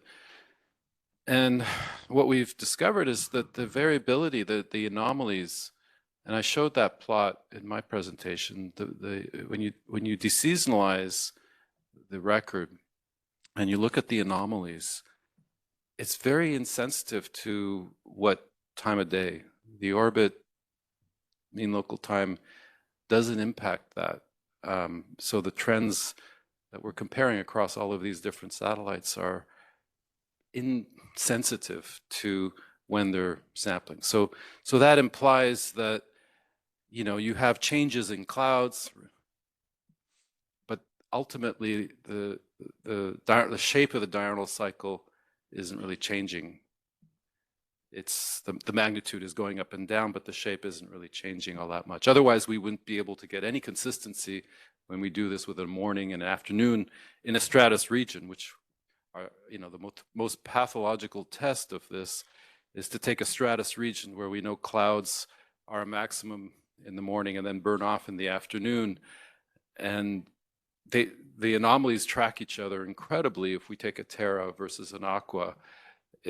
So that's kind of a gift nature is giving us. So we're using that to essentially extend the record. So we take the anomalies from NOAA 20 and we just basically adjust the climatology of NOAA 20 to agree with that, what we get from Terra and Aqua. And that enables us to get a continuous record without having any discontinuities. And, you know, we've tested that pretty hard and it seems to work really well. So having the morning, yes, it would be great to have it, but, you know, you can't have everything. And we're just at this point hoping and praying that we can continue the afternoon orbit. And that's what I'm saying. That's not a given. So we're lucky that we have this ability to continue the record seamlessly with an afternoon orbit. We'd love to have a morning orbit, but let's be realistic. It's just not going to happen. Yeah, microphone. Maria? Can you comment on the implication a gap would have? Because I know you looked into that. Yeah, so I haven't looked, I mean, so there's a couple of ways of bridging a gap. So, you know, a gap won't necessarily kill a record. It'll increase uncertainty. And so the one thing that we did do was to take the computed fluxes. So Seiji's group in series produces radiative fluxes at the top of atmosphere that are computed with the radiative transfer model. And they use inputs from MODIS or VIIRS. And so they can compare with series at the top of atmosphere. And so the differences there are going to be, you know, because of retrieval issues, what have you. So what we did is we did an experiment where if you had a gap, so you have sort of mission A and then a gap in mission B. And the question is, you know, where do you put mission B? You want to anchor it to mission A. And so you need to transfer somehow you need something to cross those to anchor the two and have them seamless. So we did that with the computations, and we were able to get down to a few tenths of a watt per square meter in terms of uncertainty of how you can anchor that. And that was with computed fluxes. What we haven't done was a more rigorous analysis where you take imagers and you don't go through a radiative transfer model, you do sort of a radiance to flux or a narrowband to broadband conversion with the same algorithms we're using for series to do that sort of thing. Because it's not just calibration. We tend to think it's all just calibration. Well, it's not, because there's a whole other suite of things that go into producing the series products that can sort of trip you up. So you want to be able to account for all of those. And we haven't done that analysis. We may get better than a few tenths of a watt per square meter, but that's not good. If you're only at the 0.3 or 0.4 watt per square meter in terms of anchoring, that is a continuity that trips up a trend. So we have to do better than that, and we haven't really tried that experiment yet. Greg? Yeah, on that gap that you can fill with a model based on MODIS, how does that uncertainty increase with time? Yeah. That is, if you have a gap of 2 days, you can probably fill that better than you could fill a gap of 2 decades. Yeah, so the ability to bridge a gap depends on how long the gap is, because if it's multiple years, then you have to worry about how stable is that MODIS imager throughout the gap. Right. And that adds, it's another source of uncertainty that you have to worry about. Yeah, what about natural effects that happen in the same time? If MODIS is perfect, but there are seasonal things that aren't sampled perfectly, or anthropogenic changes that continue to change things, land use areas or something, how well can MODIS track all of those too? So Well, we're observing the same, if you have overlap with mission A and MODIS, and you have overlap with mission B and MODIS, they're seeing the same changes. So they're sampling the global, I mean, that's the point. You need to sample the whole globe with both systems to be able to, bridge this gap. Yeah, I guess I'm more asking if MODIS is good as a climatology type record on long time scales. Or if well, we're not looking at it for a climatology. We're just trying to say the delta that you get with Ceres and MODIS for mission A and the delta that you're getting in mission B should be the same. So we're trying as long as MODIS has tracked things nicely through that area Right. in between. Right. And it could be things outside of MODIS's control, that is changes in land use or something combined. No, with it. but Ceres is going to observe that too. MODIS is Ceres isn't there. Well, MODIS is going to observe throughout the gap. What you're saying is if something happens, something that the to Earth permanently is changing change the during Earth. that time that only MODIS is observing, does MODIS really track that as well as you need to? I'm just adding in more things that can cause time-dependent changes during the gap. So the longer the Well, gap I'm not is, saying the you worse cover things the get to be. gap. I'm not saying that you. All I'm saying is you're going to have a gap. So you're not going to have measurements in the gap because there's no broadband, there's no series there. Right. What you same want to thing be with able, so you're MODIS. going to have something with MODIS, Yep. nothing during the gap, and then you have something with MODIS. Mhm. And the thing is where do you put that mission B relative to mission A? You're not going to recover the data that you didn't measure. So that's gone. Yep. But that's life. So I'm just saying that as time goes on, MODIS uncertainties in tracking a constant or a changing Earth are also going to cause increases with time. So just adding more motivation to your immediate answer of, yeah, the longer the gap is, Yeah. the worse Well, I'm more MODIS is worried. gonna be able to I'm fill more it. worried about the stability of a MODIS-like instrument for a long gap. I'm worried that would trip us up. But you're right. Murphy's law says that we'll have a huge El Nino or a Pinatubo-sized eruption during the gap, and it'll just one more thing does to MODIS do with that? Yeah, Yep. I mean that would probably add uncertainty in your ability to use the overlap period and beat down the noise to anchor things. So there's uncertainty that's added when there's a gap. It's a matter of how well you could beat it down. So a gap is not good. Avoid it at all costs. Right. That's And the then answer. even if you have one, your immediate answer was, 1/10 of a watt. And then you go, okay, well, if I have a gap of 2 days, I may as well give up. I'll come back 20 years from now. It's still a gap, 1/10 of a watt. It's not. It's going to be worse the longer it goes. It is the only point I'm trying to make. Yeah. We have the same issues even with instruments overlapping. We have to intercalibrate missions that have overlap and do that at the level of 1/10 of a watt. That's the problem. Earth's energy imbalance is a few, 0.5 to 1 watt, say, and our instruments have to get down to that level. And I keep joking that, you sneeze and there's a 1/10 of a watt. I mean, it's just really hard to get down to that level, and we're trying really hard to, and it's really hard to verify that you're down to that level. The only thing you can do is to just compare multiple instruments that are measuring the same thing, and if they're consistent down to that level, then you have more confidence. Now they may be drifting in the same direction, and you may be fooled by the agreement. But yeah, until you have continuous clarios and truths over the whole period, again, that'll give you one piece of the puzzle. It's not going to be the whole. It's not.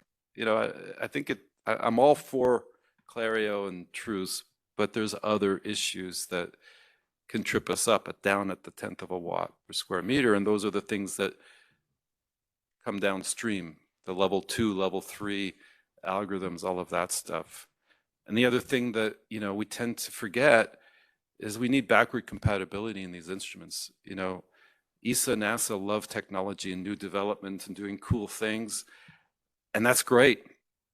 But if you design instruments to do radiation budget that are so different from what you had over 20 years from series, you're going to be chasing your tail trying to figure out, you know, is this an instrument design difference or is it the Earth? And that's a real challenge too. So for that, you need an overlap. You need overlap, with but technology. But overlap only gets you so far. Yeah. You know, you really, it's. Margaret wants to say something. I'll shut up. Be online. No, just whenever there's a break or a good time. So actually, I mean, just following up actually what has been discussed already, and I mean, picking up maybe Norman's point on the different instruments. I mean, we have wide field, narrow field, well, relative measurements, then high precision measurements as much as possible. I would actually add to that. So would it be possible to also for these types of instruments with best practices? I mean, this also relates to the discussion with Seiji Kato on the 20-kilometer reference height, so that we have actually a common, I mean, each instrument team should ideally come up with a reference type data set so that also wide field of view and narrow field of view instruments could possibly be compared to some degree. And I mean, this is exactly what we are trying to work on at the ESA international team, but it's so hard. And if we have best practices on data products, this would be really great. So to have to get them to the level that they can directly be compared as much as possible. Of course, I mean, these are often, if it's different units, let's say, different physical quantity possible, but then the transformation from one to the other should also follow best practices. So there's a whole body of literature that was published because IRBI had on the same satellite scanners and non-scanners, and even an unknown quantity. They didn't work too well, but somewhere between scanners and non-scanners, wide field of view is a medium field of view. So they actually, you know, in the old days, it looks like they really had missions like Earth radiation budget mission, a real mission. So they were looking at scanners, wide field of view, medium field of view, and that's exactly what they wanted to do. They wanted to intercompare them and come up with the best practices to understand everything that you need to do, the kinds of things that Seiji was worried about for wide field of view. That all came out in those days, and lots of papers were published on what they learned. So I would say start by reading those papers and, you know, advance from that. Don't reinvent the wheel. If you go there, well, I'll give a final word to the Benoit and Maria's question. There is a called pointing theorem that states that if you measure the electromagnetic field outside the sphere, that can tell you the energy absorbed within the sphere. Or the pointing theorem it's tell the direction of the energy propagating it. But if you measure around the sphere, it tells the energy absorbed by the sphere. So that if you want to do an EEI, I don't think you can decouple the measuring the solar incoming solar radiation and outgoing solar radiation. So you have to couple that in order to do the absorption. And you cannot independently measure it and just measuring outgoing shortwave radiation and scale it 1/r². That's why I think that we're doing every footprint. and because of the coupling, preserving the correlation of the solar zenith angle, incoming solar radiation and outgoing solar radiation. Because conserved energy conservation, the absorption by within the sphere, that is it's not the independent. You cannot do that independently incoming and outgoing solar radiation. Maybe just comment that that's exactly what Spaceballs would like to do, to get the net radiative flux at the location of the satellite in watts per square meter, the reference area being the satellite cross-section. So it's a very different way to think about it. But so maybe a thought experiment. Exchange right there. So let's start with a thought experiment, because that always seems to help or confuse. I don't know which, but if the Earth were completely homogeneous, like there weren't all of this spatial variability, that might work, I think. But I think what happens is that it's non-uniform, and that I think becomes the issue in terms of interpreting what you're getting, because what you're getting is a whole bunch of different things illuminated from different solar zenith angles, different times of day, and you're taking one value, one representation of that, and so the spatial distribution of all of those bright and dark things within your field of view do matter. Just the same thing as this whole pattern effect. You know, we're realizing this climate feedback parameter.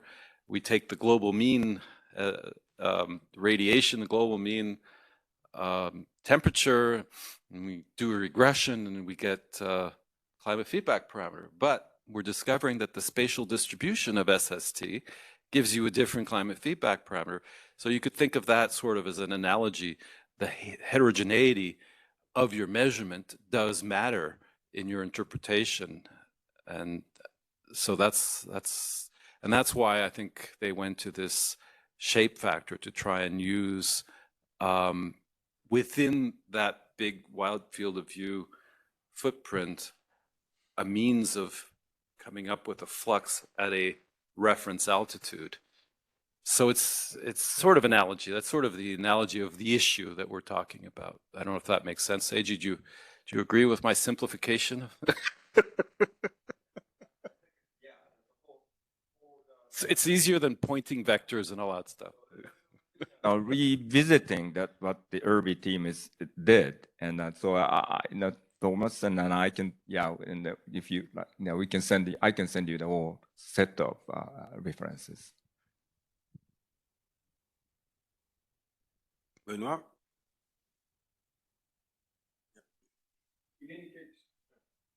Yeah. In any case, that should be visible in simulations, right? We could be able to simulate that. Yeah, you can. Yeah, I think Thomas can. Thomas, you can. He's never going to come here again. He's coming home. He's going to go home with all kinds of work to do.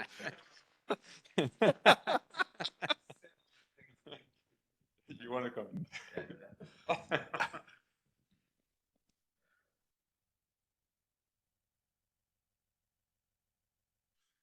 Okay. Well, it's probably time to close. Have lunch. Well, thank you to all the speakers this morning and the contribution to the discussion. If there's any thing that you would like to express in terms of what the space agencies should be doing better, and not just launching missions, but all the let's say the peripheral activity that was needed around the mission, like supporting scientists, organizing what we call advanced training courses on the subject, and so on. So please speak up, and we are here to get the feedback from the community. It's a user consultation meeting. That's why we are interested in these workshops. So please don't hesitate to talk about it, to write, and to participate in the closing the overall discussion for the closing session, which will be after lunch. I have just a few things to say.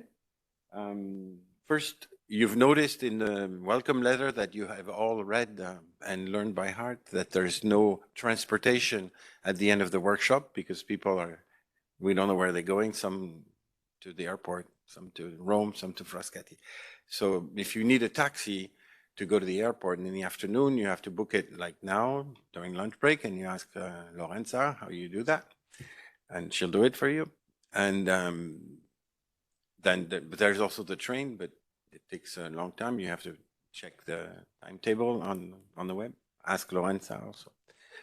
I'd like to remind that on the first day I advertised that we could host visiting scientists here in the Science Hub in ESRIN. So please think about it. And between now and 2030 or the launch of the next missions, you can spend some time here with us on the subject. So keep it in the back of your mind. And yeah, so let's have lunch and be back at 2 o'clock. Thank you very much. And thank you to the speakers and the chairs. Yeah. Margaret. Thank you, Margaret, for intervening, being online. Sure. We'll be back. I'm happy to join online. Yeah. Un guto. Bon appetito. Merci. Bon appétit à tout le monde. And we'll be back at 2 o'clock. Yeah. Bye-bye. Right.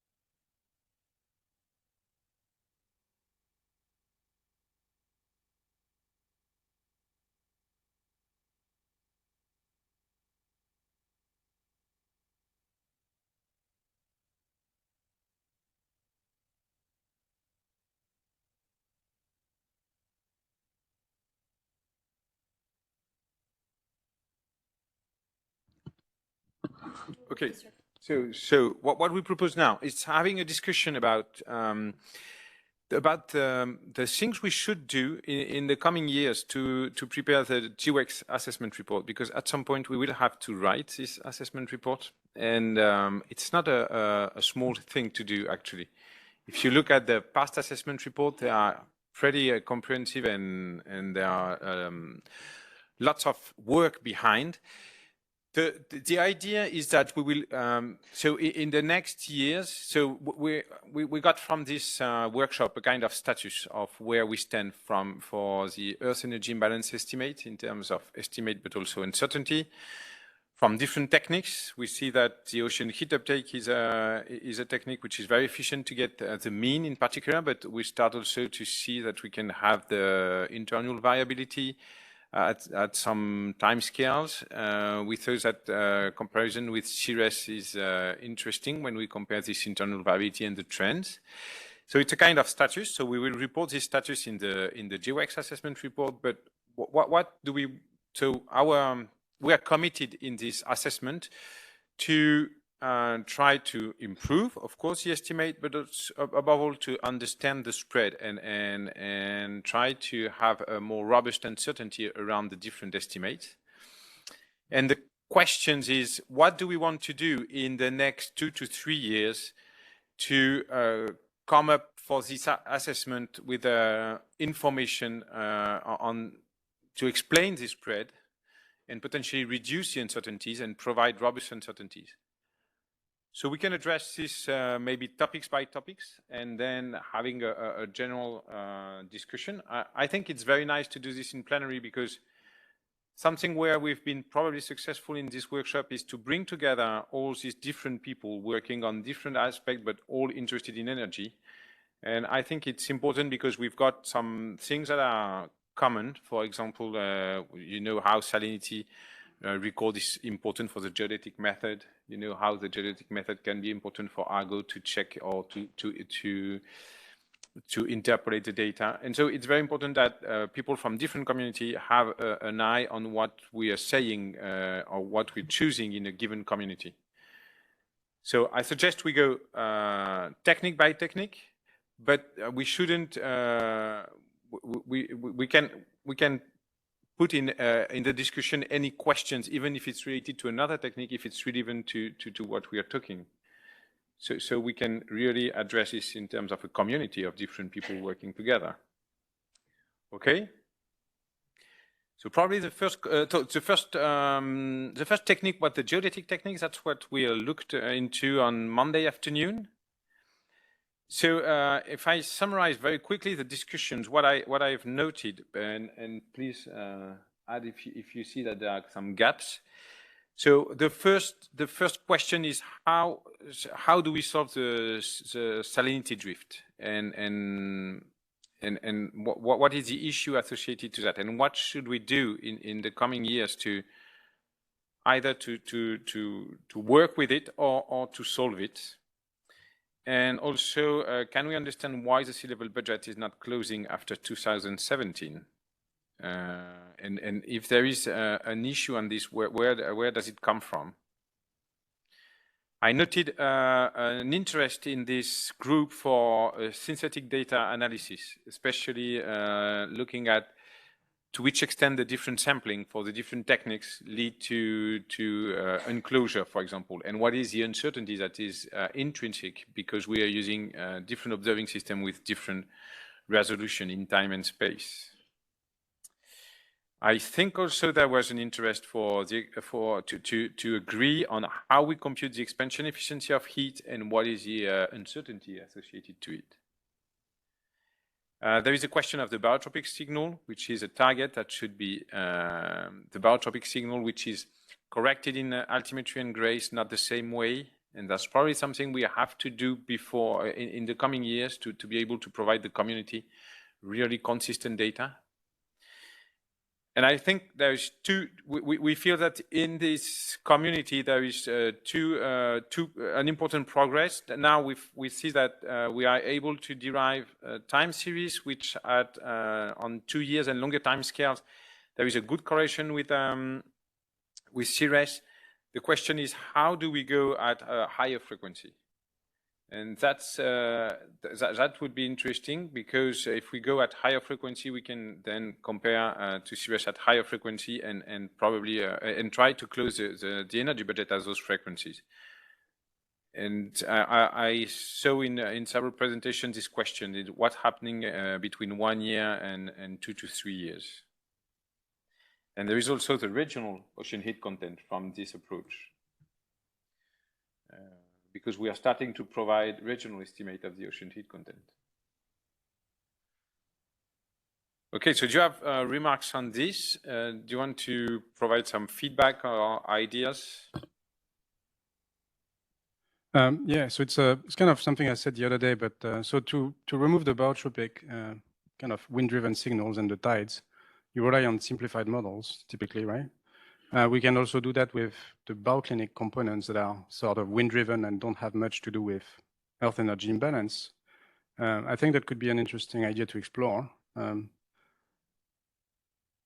Actually, we do that with barotropic models forced by winds. Right.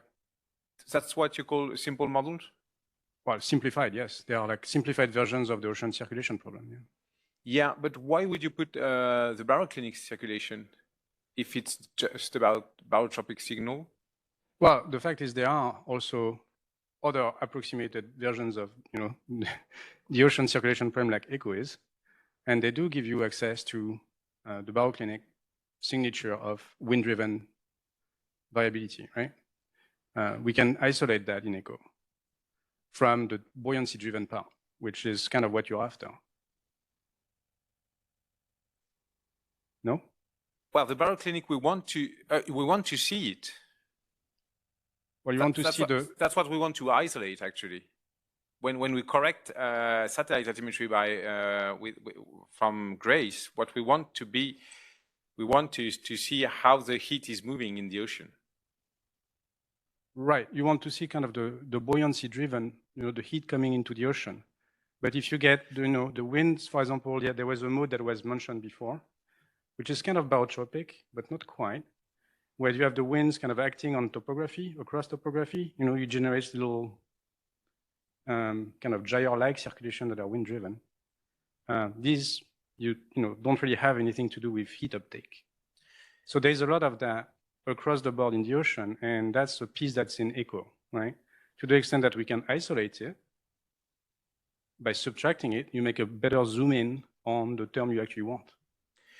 So that's true. That's another problem. Is so it goes, I think, further in separating the signal we are seeing. If you want to separate what is heat uptake or heat redistribution, and also potentially those kind of signals. Yeah. The problem is that if we do that in data, we need to have a consistent way to represent it in the different observing system.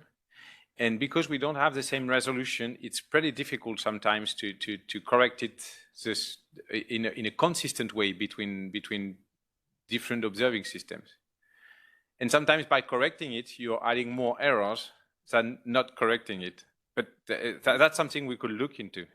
That's what I'm suggesting. I'm not saying that we're going to succeed at first perfectly, right? But I think until we try, we won't open that door that will lead eventually to reducing the uncertainty on what you do. Mm-hmm. Yeah, that's an option. Thank you. But that's also true. You see, for example, I was thinking, so ECHO could help in that. There is also the issue of the intrinsic ocean variability. But for this, we need like high resolution models. And it's not easy either to correct it the same way in GRACE and in altimetry. And so the right way of the data we want to take out of the observations is a difficult question, I find. Oh, for sure. I mean, in ECHO, we do something similar on some level, right? When we look at the dynamic sea level constraints in ECHO, we have removed the same sort of barotropic model you use. Typically, we quantify the uncertainty associated with the choice of one versus the other by comparing what they do, right? So it's imperfect as well because these are simplified models. So yes, it's not, it's not perfect science doing these corrections and subtracting terms like this. What I'm saying though is, and because we've done it, you can isolate pretty well in ECHO the wind-driven component in a way that's consistent from the bottom to the bottom pressure, from the surface to the bottom pressure. I'm just putting it on the table as one option to make progress that's not been done yet. And I think hopefully we will consider it.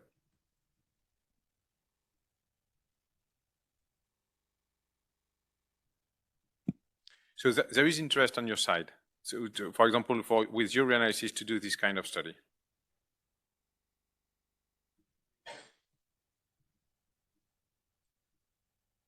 That we always need funding, but if the funding is there, yes. Yeah.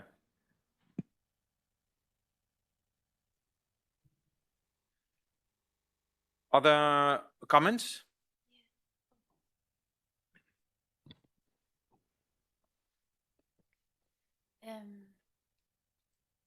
Sources and quantification of uncertainty, I guess that's cross-cutting for all the methods, right? And I just wanted to say it's very impressive what people going to lose.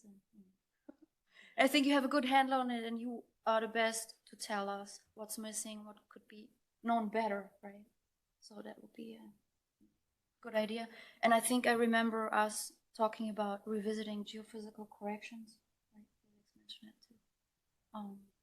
Another thing, for example, on that website, we had our 2 estimates, satellite-based, right? But there's probably others out there. For example, Bernd Übing, right? Quite a different method also to derive the spatial pattern. So make sure that we are inclusive of that. Maybe reach out actively to other groups. Although I don't know how much variability you get across different geodetic estimates. It seems ours are already very close, right? Even though it's independent assessment, but very similar data that go in. And then you talked about the salinity drift and the sea level budget closure. I feel like those are really integrative, cross-cutting science questions that we could answer together. And with that, also this 2016 dip. Maybe we can come back to these things. And yeah. Michael, you want to comment about uncertainties and what we can do to improve them?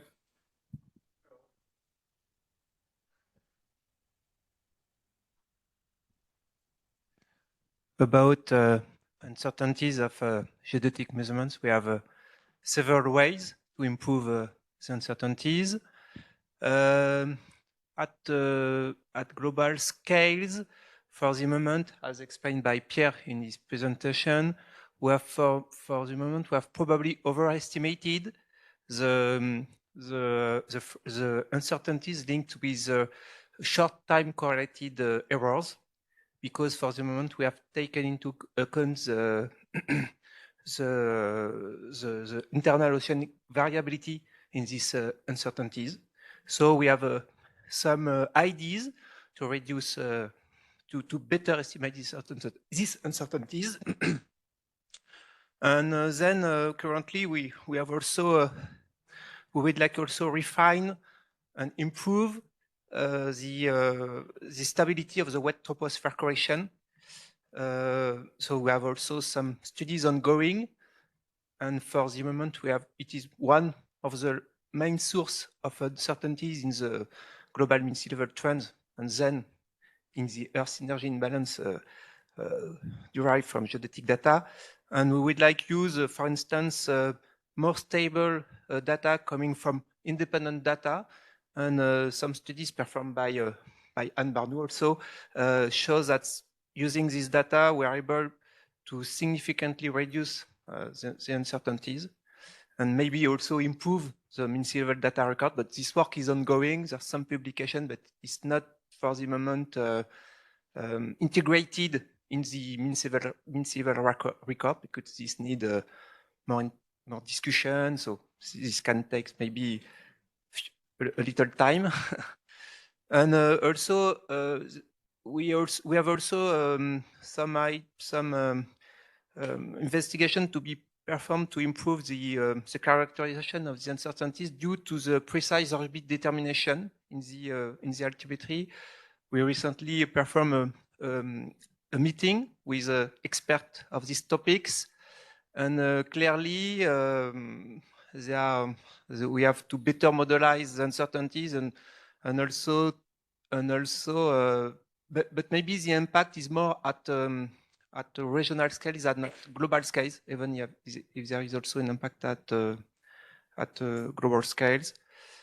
And in my talk also, I present you the main outcome of an ESA-supported project, which is the ASELSU project, where we try to propagate the uncertainties from the elementary altimetry measurement until the mean sea level data record. This work is quite challenging, because there are a lot of process involving in the altimetry data processing, and it's quite difficult. But we would like to continue this work, and I think it's important to mention that the support of a metrologic expert is important when we try to perform this kind of work, because this need a very rigorous approach, but also a rigorous vocabulary. And it's important to understand what we say and what we perform.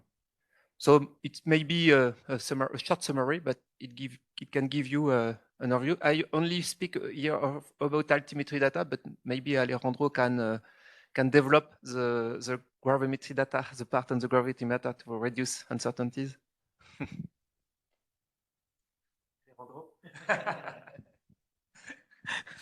I was sure about that.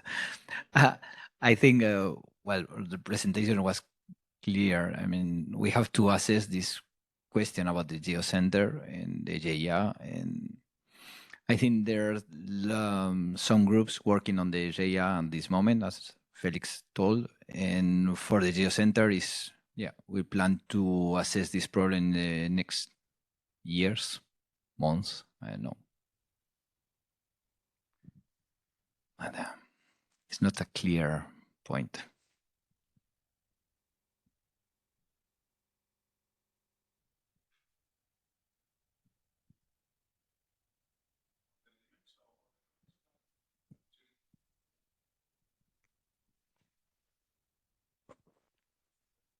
Yeah, just a quick comment following Michael's one on the altimetry side. So we're currently reprocessing the whole time series for the 2024 release of the new products. So a number of small errors will be corrected in this new release, and we'll also provide a revised estimation of the error budget when we do that.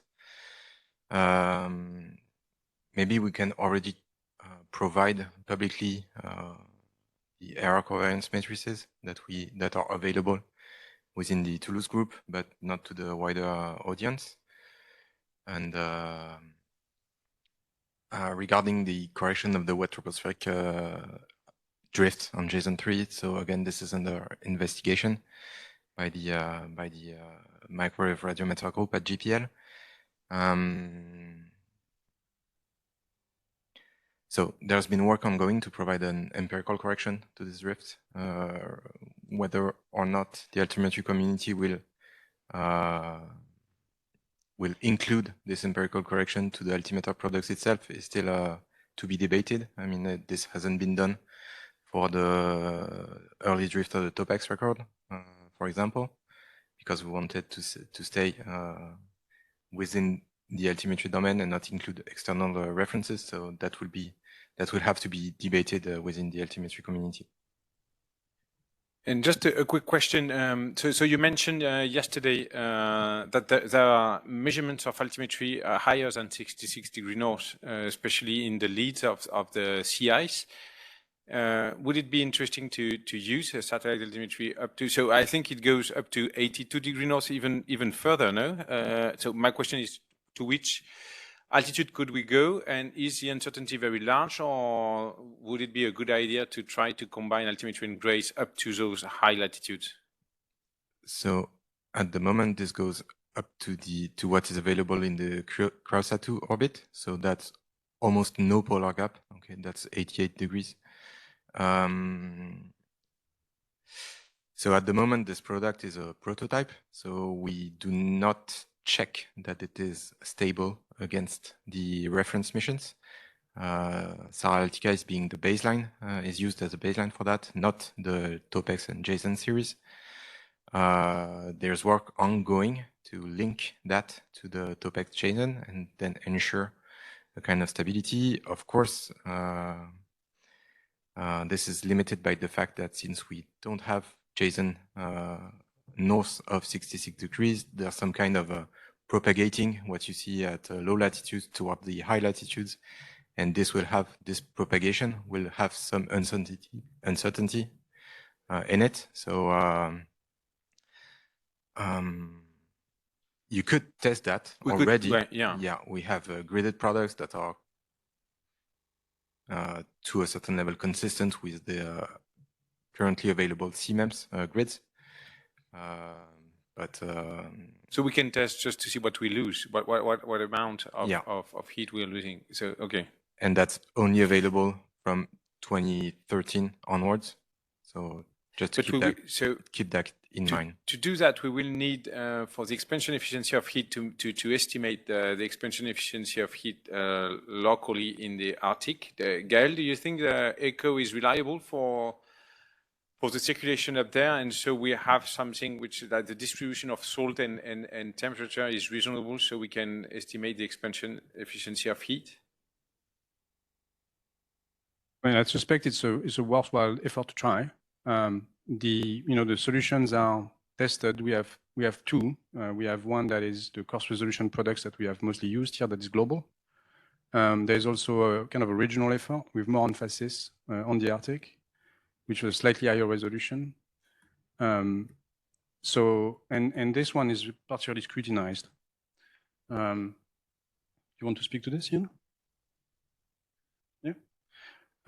So yeah, I think the solutions we have are probably already helpful. We will learn by doing the comparison, right, and trying things out, I think. Okay.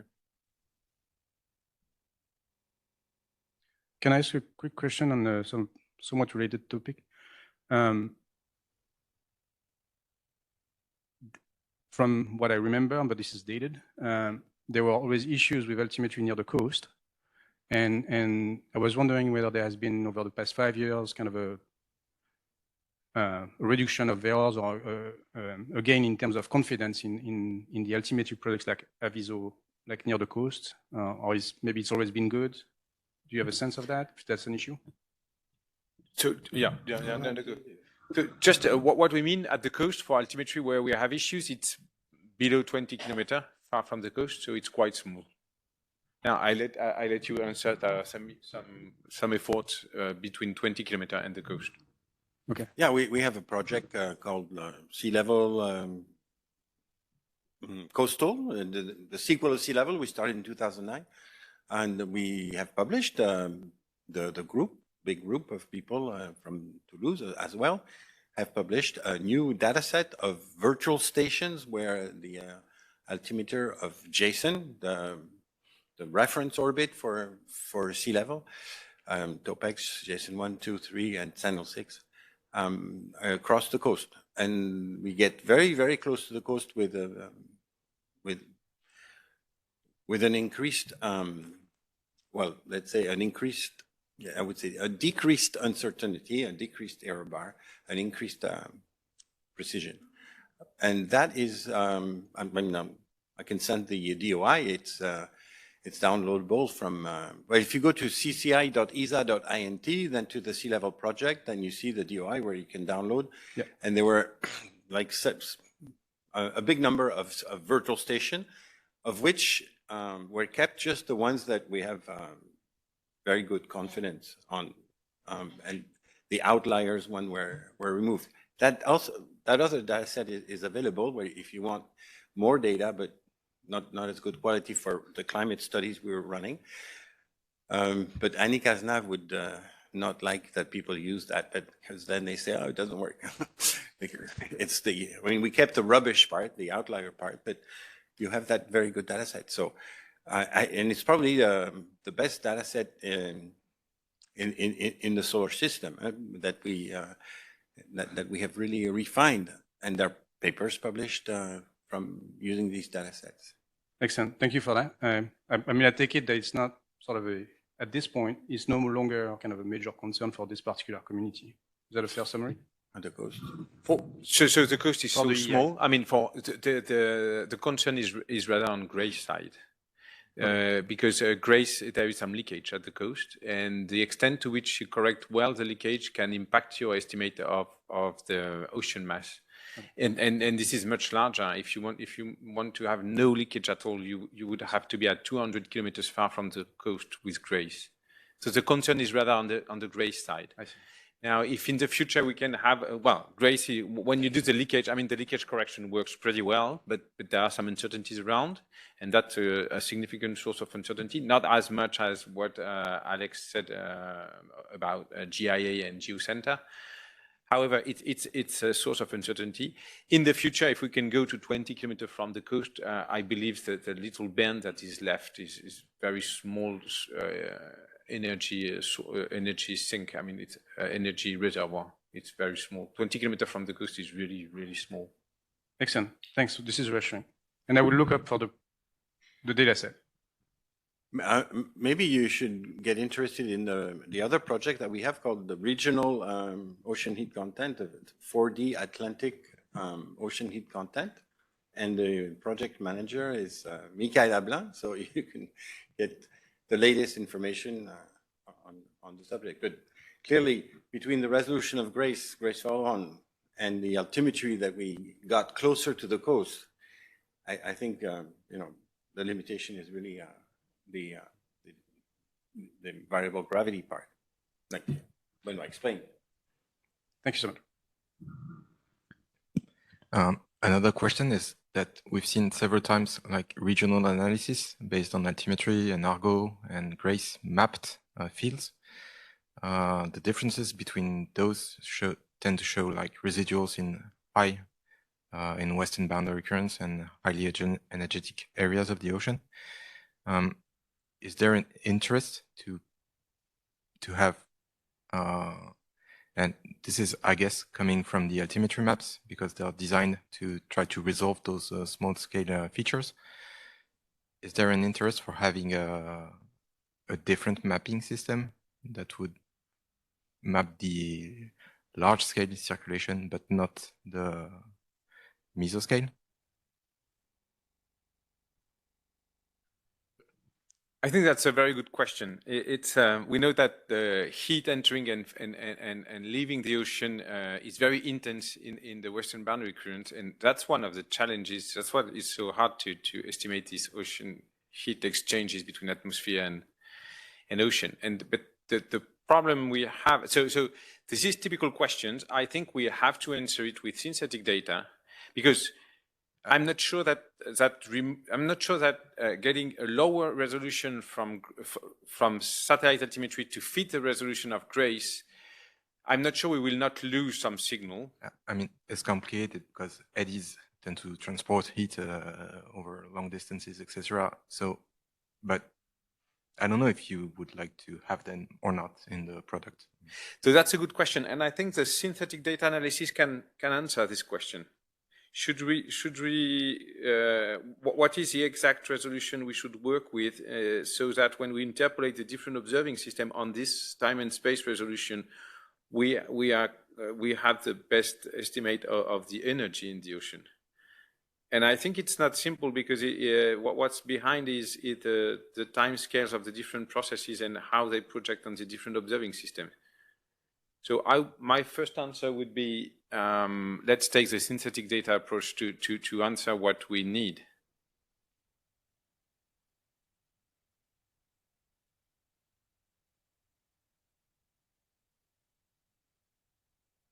Other questions or comments? Yeah. You mentioned salinity drift again. Can we, I mean, I think we can discount that now. If you're using the Argo data correctly, you can't, well, I shouldn't say you can't, but we shouldn't attribute the change in the halosteric to salinity drift in the Argo floats. You can still say or debate whether there should be any halosteric change on a global level, or why the in situ data sets of halosteric are showing a signal. I mean, that's something we need to figure out. But I think from Annie's talk, we can, if you're using the Argo data correctly, that that is not a factor in the signal of halosteric. So maybe I missed it, but so I understand from Annie's talk that she was correcting for it, but she wasn't. She doesn't have a large scale validation to be sure that the correction is efficient. I mean, she said we have efficient corrections for some drifters, right? But we can still have some other drifts that are not seen. I mean, that's what I understood at the end of her presentation. Is that right? I mean, as long as we cannot explain why we have, because if, so just I'm doing the devil advocate. I'm looking at the record of salinity, and you've got this global mean salinity, which has always been around 0, since we measure it, basically. And then for about 3 years, it's drifting away, even if we use the updated, corrected data. And I'm just wondering, as long as we cannot explain this physically, don't you think we can have doubts that all drifters have been corrected, or keep this in mind that it's an option, because it starts exactly when we expect this drift to happen. And it seems to me that Annie recognized that there may be some drifters that are not corrected, or maybe maybe I misunderstood. Can you just explain me, because maybe I'm wrong? Well, I see Annie online. Annie, do you want to? Hello. I have done some large-scale validation by comparing Argo delay mode data against CTD data from GoShip. From the data you can understand that there's less data from GoShip than Argo, so I can only match about 20% of Argo data to GoShip. But of the data that I can match, I do not find any significant bias between Argo's delay mode salinity data and GoShip salinity. You can see the results in the paper that I've put in the chat. Outside the 20% that I can match up, there's no, I currently have no other way to validate them, but I doubt that the residual bias in those 80% that I can't match up is significant enough to cause what you're seeing in your halosteric trend. I don't doubt that there is a little bit of residual bias left, but I would say that the little bit of residual bias is below 0.01 of salinity unit, which is not enough to cause the signal you're seeing in the halosteric trend. So, excuse me, Annie, there's something just I don't understand. So how do you detect the drift in salinity record? Is it only when you have something to compare with? And so my question is, do you have a subset of Argos that you cannot test for drifting because you don't have data to compare with? And if yes, what is this amount of Argo floats? Or maybe I misunderstood your approach. Okay, so there are 2 steps here, right? The delay mode step that we do in Argo is a calibration step, not your usual calibration in a lab against a physical standard, but a post-deployment calibration against historical data. And we do that step for every float, 1 float at a time. We use CTD data for the calibration, and at places where we don't have CTD data, we use good Argo profiles that have been checked to be good against CTD. So for every float, we do that calibration step. But in the paper that I've just put in the chat, I've also done a validation step where I check the calibrated data against GoShip data. And I'm only able to do that validation for about 20% of the Argo delay mode data because there's not that many GoShip lines compared to Argo. But for the 20% that I could validate, the validation checks out against GoShip. Okay, thanks. It makes sense.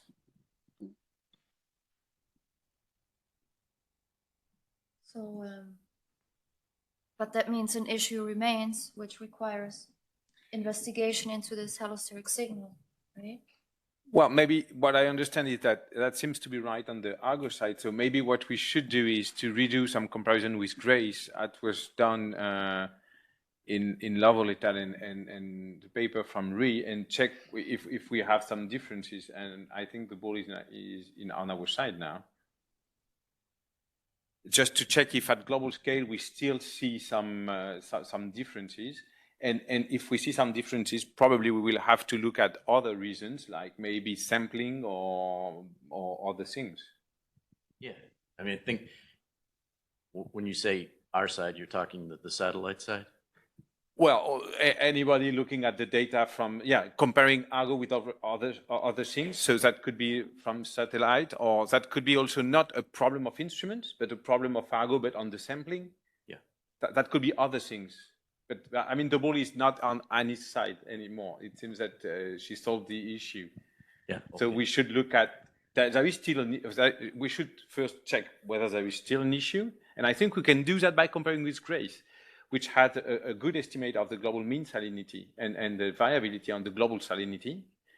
There is several papers showing that, so we can compare that with the global salinity of Argo, and if we find an issue that's potentially due to some sampling issue from Grace or from Argo profilers as well, and we can investigate that. Yeah. Does it sound reasonable? Yes, it does. Yeah.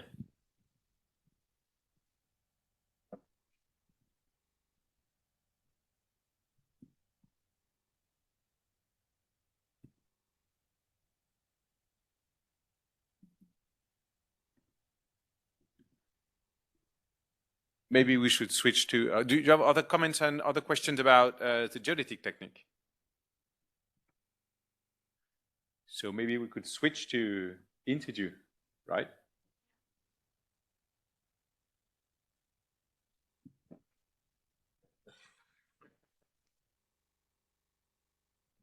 So the questions for in situ, we have the comparisons. We have some work done on the comparisons with the 8, well, the 7 plus 1 that's not there, the 7 data sets that are on the GWEX site plus 1. And but we want to go a lot further than that with both a synthetic check, like through the map for heat eval, and then an ensemble check as outlined by Li Qing. I think that was the end of the discussion, or the result of the discussion yesterday. So I don't know that Li Qing or with the ensemble, are you planning on leading that effort?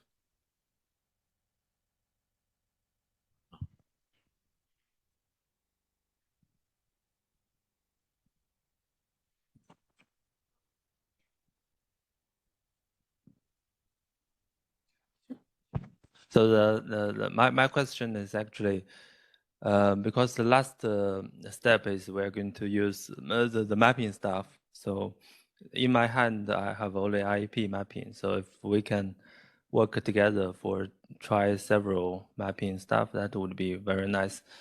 Before that, XBT, QC, and this kind of stuff, we all have resources, but mapping we are not. So if we decided to do that, we might collaborate and apply several mapping methods to integrate the mapping into the system.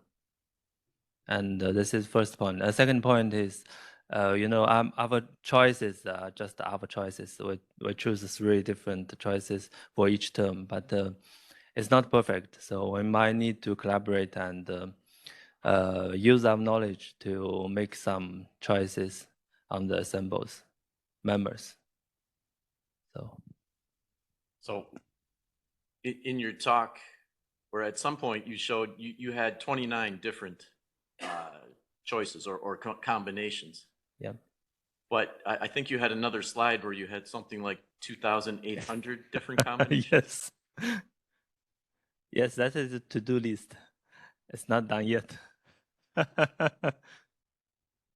So, and all the 29 choices were with the Cheng and Zhu or Cheng et al. Method, right? Mapping method. Yes, yes. So the idea would be for each group to also run those 29 or 2,800 or whatever number of choices with their mapping method. No, actually, the issue is I don't think each group can afford to run so many experiments. So we can you can share us some software or source code, so we can do it in our supercomputer. Yes, we have a supercomputer to run all this experiment. That would be more effective. Okay. I mean, just to quickly add on that. So, I mean, I think actually the other way around might be easier because everybody kind of knows their software the best themselves. So, like if you were able to share those ensembles with others, I mean, you know, these are not exclusive. Like, you know, we could in principle do both. But if you could share those ensembles with the community, that would be very helpful because then everybody has the possibility of taking those ensembles. It could be in something like the standard ensemble that everybody would then consider within their own software or pipeline. And I think that would be the most effective way of doing it. Okay, I can do that. I can do that. I can share the. Even I can resample that because 2,000 might be too heavy. So maybe I can resample it to keep the distribution diversity and then share it to the community. Yeah, so for those of us that have access to supercomputers, I wouldn't mind, you know, using the software and knowing that, you know, it's transparently available. So is that something that you're planning to do, to basically release the whole pipeline so that I can rerun it? You mean our software to? Yeah. I think it's ready because all the codes are available to everyone. It's on GitHub? Yes. Oh, okay. I'll take a look for sure. Thank you. And a quick question, how do we make this effort consistent with Donata's and Matt Palmer's effort? Is there something we have to be careful where we show that this is, it goes in the same direction as Donata's and Matt's effort on mapping? The same, I mean, they're different directions. I mean, the same end, but, well, Donata's online, but my understanding is their approach is the synthetic approach, whereas Li Qing's approach is an ensemble approach, but using the data, the actual in situ data. Donata, could you speak to that? Yes, as I expect we reach out to, we have a similar conclusion in the end, because we are institute, we are more real, right? Deal with the real words, but they are synthetic, and we expect the two lines of evidence reach out to a similar conclusion, and also they're dealing with mapping only, so we can do more to discuss all the other error sources, and also integrate the mapping to other sources of errors. We have correlations, covariances with other error sources. But I think synthetic data is helpful because they provide a clear point of view of how mapping works in the synthetic world. So we complement each other. Donata, you want to? Yeah, I agree that, yeah, these are two complementary efforts. Like with the synthetic mapping, we can evaluate the uncertainty and the mapping, and we can evaluate different steps of the methodology.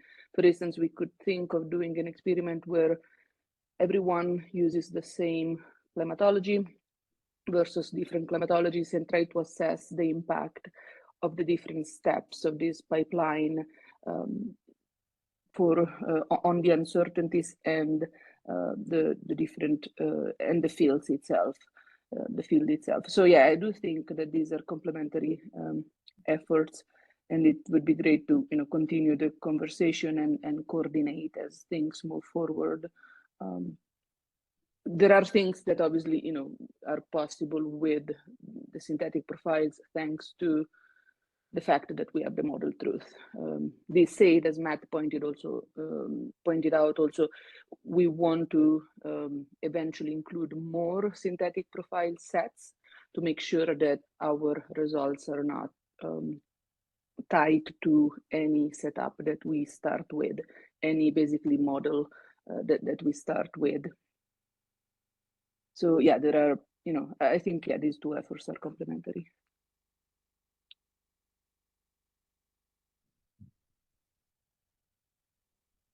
Yeah, thanks, Donna.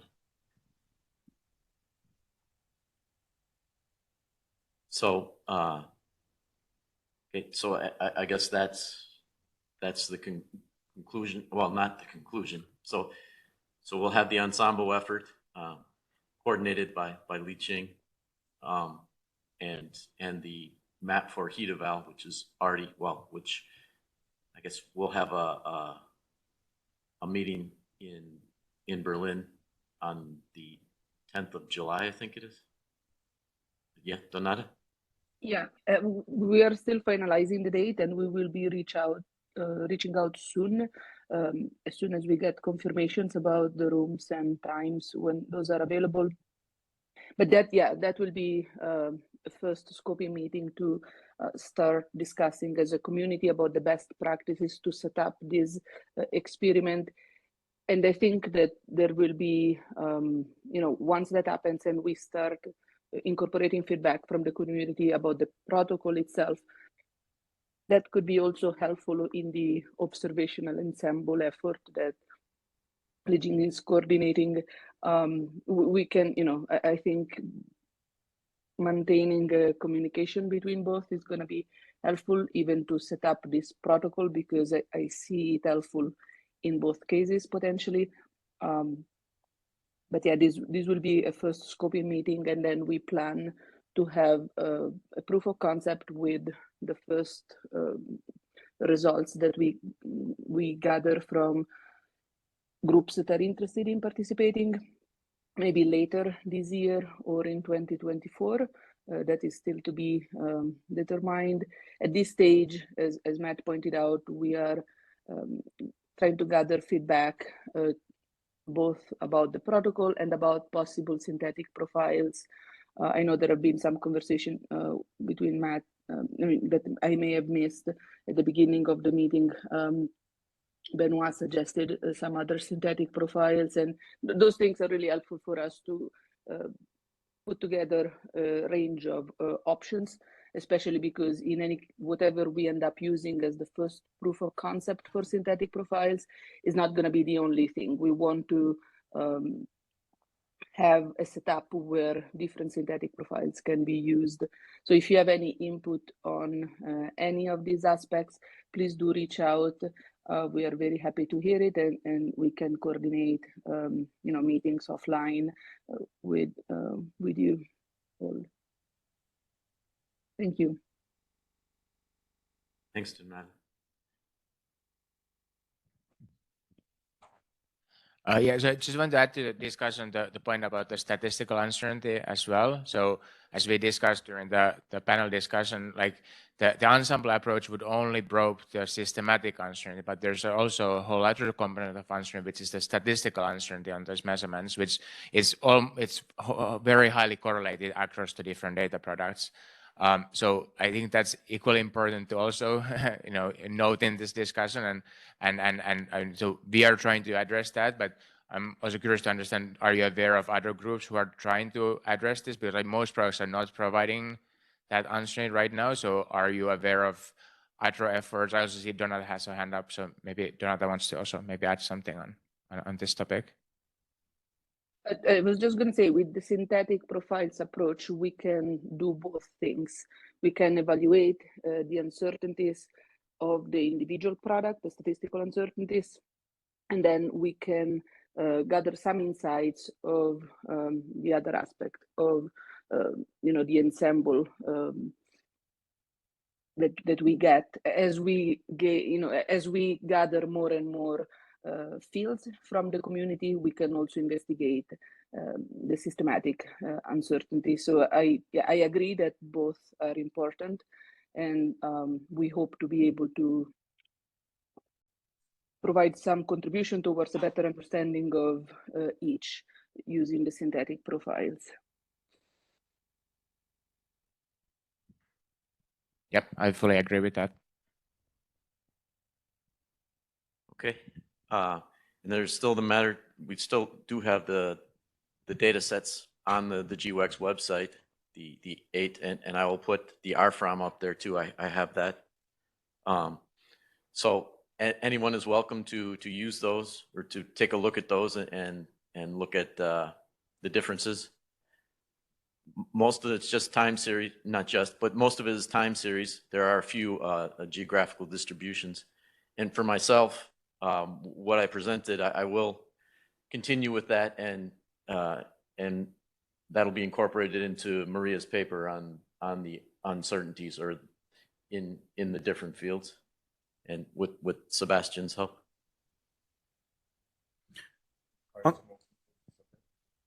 Yeah, if the On that subject, shouldn't we go forward and ask people to upload their regional field and monthly field, so we can do analysis which are more consistent when we want to aggregate data and compare on different regions and things like that? Yeah, I can go back and ask each group if we can get fields down to the monthly level and the geographic distributions. So I'll do that.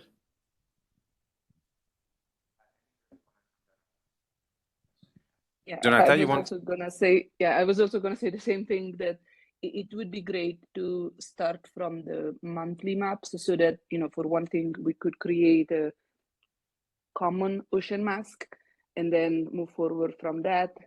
This said, obviously, there is some information needed, I think, for a third party to, for instance, use the uncertainties, but that can be coordinated where, you know, for instance, in our case, the uncertainty is a lot of additional data because there are all these ensemble members. But I think, yeah, that shouldn't, you know, it can be figured out so that every group that does provide uncertainties can also provide feedback on information on how they can be used for that effort. Because I see that, you know, that may be, you know, a lot of additional work for, you know, your group team as you, use those uncertainties, depending on what the format in which they are and how they need to be used. But yeah, I think that all of that can be coordinated, and it would be great to start from the mapped field, having a common ocean mask, and moving forward from there. So yeah, thank you for continuing to do that. Yeah, just can I quickly add that? So about the uncertainties, especially when we talk about the maps. So one important point to note is that it's not enough to just provide the point-wise uncertainties. You would also need the correlations one way or the other. Although it would be a good start to already have the point-wise uncertainties, which even that doesn't exist for most products. But the correlations are equally important, both over space and time. And I noticed that, like, in some of the altimetry discussion, that this was something that the community was aware of, that you kind of need to account for the dependence in order to get the right aggregate. Like, you know, even just like if you want to get an aggregate uncertainty for a year, you need the dependencies, you need the correlations across the monthly fields. So I'm not sure if the community has fully appreciated this before, but it's very important to also remember the correlations in the uncertainties. Because that's the only way you can then actually get like valid aggregate uncertainties for heat content, annual estimates, regional estimates, and so forth.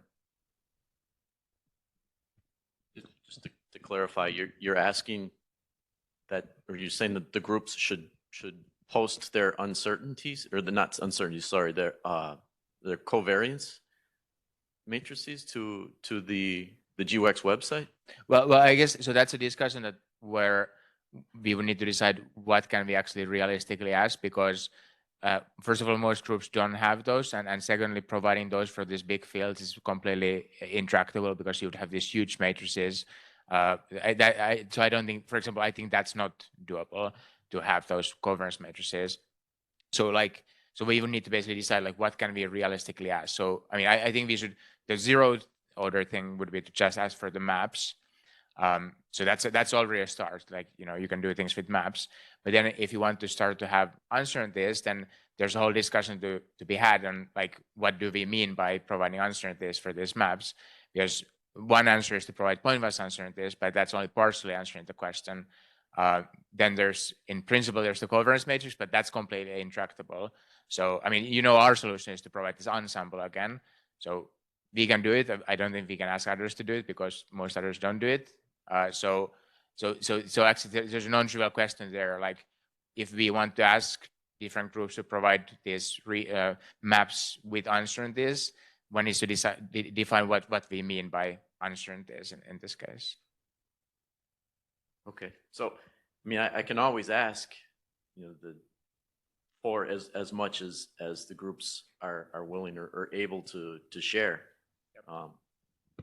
Exactly. So we probably should make it a record. Like, we should basically say that, like, please provide maps and whatever you have for uncertainties, because it will not be the same across the different groups. I think maybe Donata wants to add something. So we have the same issue. We definitely have the same issue in altimetry minus grace. We have there is a question of how we can provide covariance matrices of such big fields.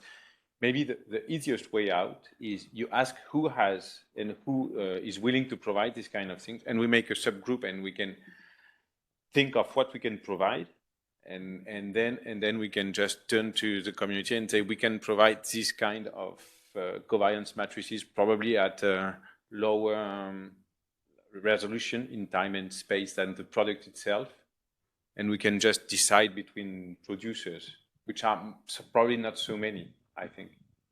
Yeah. So just if you ask, we know the producers, and we just decide between ourselves, and we propose something to the community. Yeah, that makes sense. I mean, keep in mind, just to get the time series, and people are willing, it's an investment in time to put those together in a format for general use. So that took about a year. So that's why I think you should just ask who is willing to do it and ready to do it, and then we make a subgroup and we talk about this. Yeah, I think it makes more sense. Yeah. Did you agree with that, Michael? Yeah, that was actually my point. Like we need to be realistic in terms of what we can ask the different groups to provide. Yes. So I think it could be for the uncertainty analysis. It could be a huge amount of work. For example, IIP, we have an ensemble approach. So I'm going to give you, if you ask me, I'm going to give you 30 GB data for the whole ensembles, local and global. So it's a huge amount of work. But I don't think we're going to have something meaningful, because we're going to find that different data sets are very different uncertainties. So what? So it's not really meaningful. So what I propose to do is actually we compare the time series, compare the consistency of ocean heat content for different time scales. We can do month-to-month, annual cycle, and so stuff. This kind of a comparison is more meaningful. How consistency we are in month-to-month basis, to annual variation basis, and the interannual variability, and also trend stuff. So separation of time scale, and also go to locally for different time scale would be more meaningful, because I think now the such in-depth analysis on uncertainties are not meaningful, because just the differences are huge. So not any insightful results. That is my feeling. Donata, you had your hand up? Yeah. I'll first comment on this last point. At least on our end of the synthetic profiles effort, we would be very interested in having this independent opportunity to evaluate the uncertainty. I think it can be useful, and we can gain some insights on since we have the model truth, we can gain some insights on how we could improve on the different uncertainties. And even if there could be a large spread across different methods, I think it's good to keep track of that and to work as a community towards the best representation possible that we can come up with over time to represent these uncertainties. So it would be, I think it would be still valuable to move that forward also on the observational ensemble sides to keep track of the spread. It may be large, I don't disagree with that, but I think it's still valuable. And maybe one way that it could be easier, especially in the case in which there is large amount of data to go to really be able to share what is needed for the uncertainties, we could either think to, maybe we could, a cloud setting could be, environment could be set up where we put the data there, and then the storage and computation maybe is less of a problem.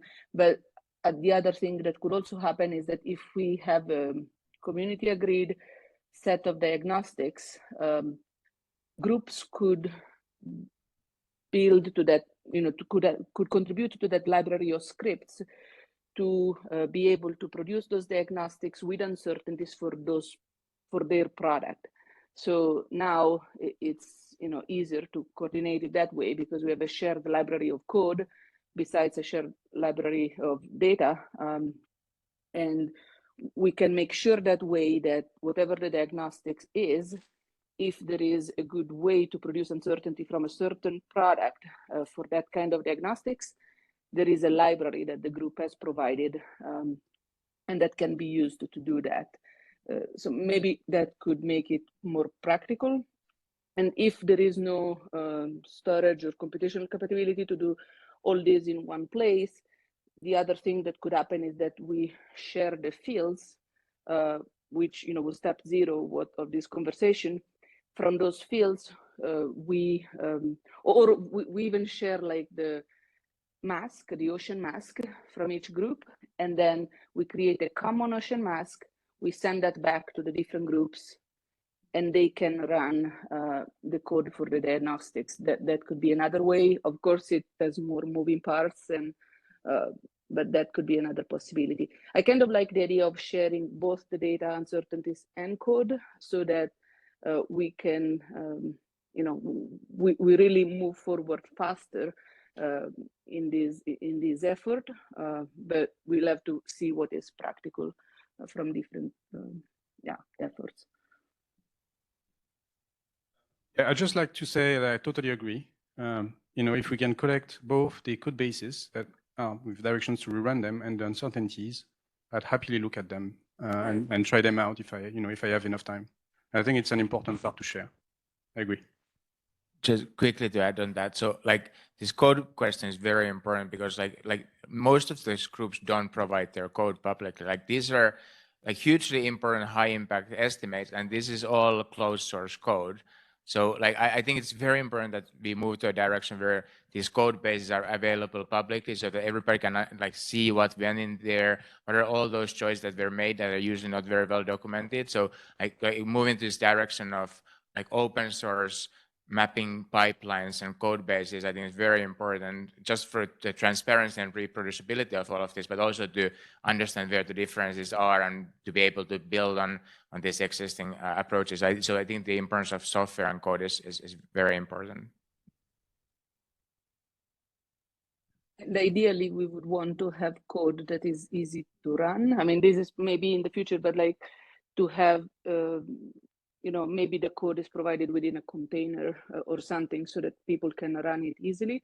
And maybe, even more in the future, there are new languages that come up and all this code can convert it to languages that can run much faster. And then it's much easier to make these comparisons for everyone across different codes. Or if anything, if the code can run for a small region and we have an ensemble of codes, people can quickly see the differences, basically, at least on test regions, because of course it takes quite a while to run the code globally. So I think it's something to aim. Obviously, it's not anywhere close to now, but starting to share, I think, is it's going to be good in the long term.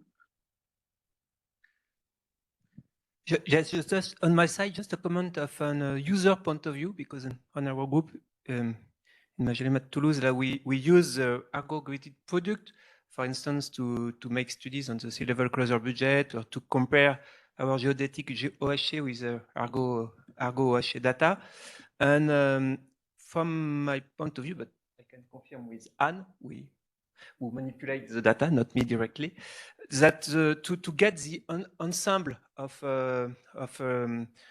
Argo graded product is a very nice solution, very adapted for our usage, because from this ensemble of graded product, we are able to calculate ourselves the uncertainties at any time, for any periods, or for any area at global scales or at regional scales. So our first needs is I just would like to say, just to have this ensemble of these solutions. I understand your discussion to provide also the uncertainties, the matrix of covariance, but on our side, of course, we are quite expert of uncertainty calculation, but to get just the ensemble of solution, it's just perfect. Of course, this ensemble have to be very to well represent all the uncertainties, not only the uncertainties of the processing, but as you said, also the uncertainties due to the error of measurement is quite important. But if we have this ensemble, I think we are very happy. We will be very happy. And for the moment, it's quite a strong limitation on our studies. And can I just comment on that? So the nice thing about the ensemble is that it actually gets around the issue of these huge covariance matrices. So you can basically, you can either provide a covariance matrix or you can provide this ensemble. The nice thing about the ensemble is that that's actually feasible to do. They're feasible to compute and share with others, while the huge covariance matrix it's not feasible to work with. So, and it's actually users like it. It's very easy from the user perspective. I guess the only drawback, as has been mentioned here, is the storage. Basically now you have you replace huge computational requirements by huge storage requirements. Because these ensembles, they end up being tens of gigabytes, as was just mentioned. That's also in our case is the situation. So you end up with these huge storage requirements, but I think that is more tractable than inverting million matrices. So there's a pros and cons, but I think the ensemble approach has a lot of positives that the community would like. Yeah, thank you. Maybe we have different scales, but to me, tens of gigabytes is small. You go on Zenodo, you get that for free. You go on Dataverse, you get that for free. You can go up to a terabyte there, right? So if we're starting to petabyte, then okay. But tens of gigabytes is small. That's my opinion. Yeah, it depends. So I think for this community, but for us, it's big, is small for you. So I think that for this community, it's all fine and good. So I'm saying it's free, so you don't need to expend anything in terms of money, at least. Yeah. Just a point about this. So we are not the first assessment in GWEX, GDAP, and there have been assessments before, especially water vapor, I think precipitation, and even others, maybe clouds including radiation, that's true. And all of these assessment, and probably GVAP the first, they had as a common practice, which leveraged really the work in the community to take all the data, put on the same grid, time and space grid, and bring it at the same place, and so everybody could take it. So my question, I think with my team, we're ready to do this job. If the data is provided, we have to find some funding to find the right storage, but I agree it's not that big. We could do this exercise, take your data, put on the same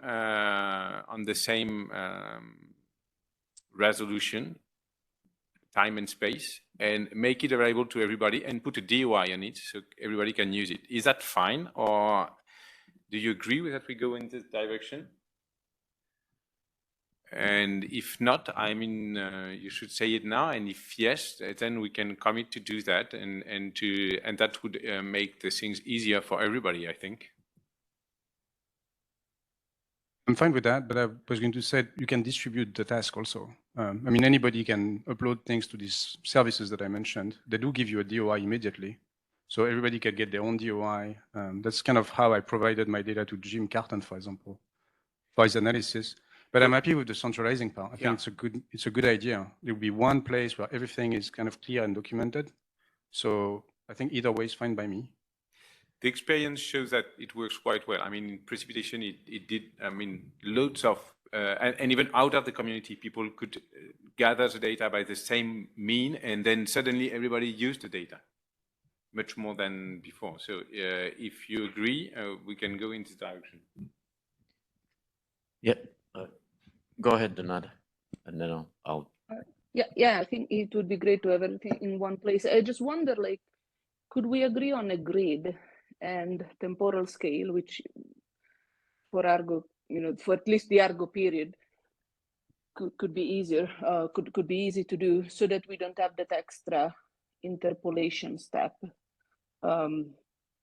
Like if for an initial set of fields, we agree on a longitude-latitude grid, and we do the map for that, and then we agree that is monthly, say, and this is an example. Then we don't need that extra extrapolation step, that interpolation step, which for people that have already gridded on the overall grid is going to be different than people that instead need that extra step. Would that be something that the community is okay doing? And we can see, like, to make it things easier, like what is the most common grid that is already being used in the community, and maybe we'll find out that there are not so many options, and we can just all choose that or something. What do people think about that? Yeah, so I think that gets to the point that, I mean, the methods are on different grids. I mean, the most common is a 1 degree grid, but there's ISS is on 1/2 degree and the RFROM is on 1/4 degree. But that's part of the mapping method itself. I mean, is the grid that's produced, or the number of depths, 187 in ISS, for instance, 26 in NCEI. But so I think I would lean towards asking people to send the data in the form that they used it, or that they produced it, I should say.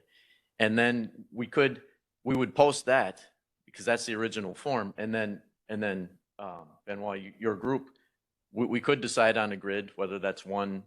Well, it would probably have to be 1. I think that's the largest grid that people use. And so we could put it on a uniform grid as well for easy use. But I think to really do the comparison, you've got to compare it as it was sent. Because so RFROM, the claims, or I shouldn't say claims, the resolution is important because it resolves mesoscale eddies. So that's a big part of the result. So then to take that and to take a mean over a 1 degree grid, for instance, is going to smooth that out, and you're actually looking at a different product. So I think we got to be careful with the regridding. Sure, I definitely agree. So I'm not proposing something revolutionary where you've got a great product. What we will do is simply regridding at 1 degree at a resolution we agree now. So if you don't want us to do that and you want to do it yourself because you think you can do it better than us, and that's definitely true for your product, then provide the product at the right resolution. We will just change the net CDF format so that all the format, so that's consistent across products, and we won't change the resolution. Okay. So I propose maybe, Donata, you want to say something else, but just before, maybe I propose we agree on a grid, and people who will send us the data on this grid, we keep the data as it is. If it's not on the grid, we just regrid ourselves by interpolation on the right grid. That makes sense to me, yeah. Donata? Yeah, that makes sense to me. And I also, just to clarify, didn't mean to, change the resolution. I just meant that if, we agree on, there are maybe, a few different resolutions, they can overlay one another, right? Like, so if someone does the 1 degree, it can be spaced in a way that it will coincide with every other step of the half degree or something, right? So that's what I meant, so that there is no need for interpolation, like everyone has a point in the agreed grid. But I agree with what was just said about everyone can provide what they are okay providing. If the information is given beforehand that this is the grid, the target grid, people can decide what they want to do. So yeah, I'm happy with that. Thanks. Thanks. And to the point of asking people to send the software, I mean, it is a good idea, but I think that's an exponential increase in what we're asking. It's one thing to have your code and run it. I mean, I'm speaking from my own experience, but to prepare it for other people's use is a serious amount of work.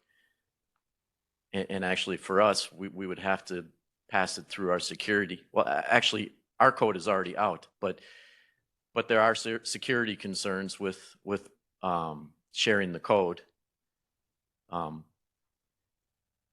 So I think it's a good idea, and if people do want to release their code in a GitHub or by some means, that would be good. But I don't know as making that a core part of the assessment. I think that might be a bit of a reach.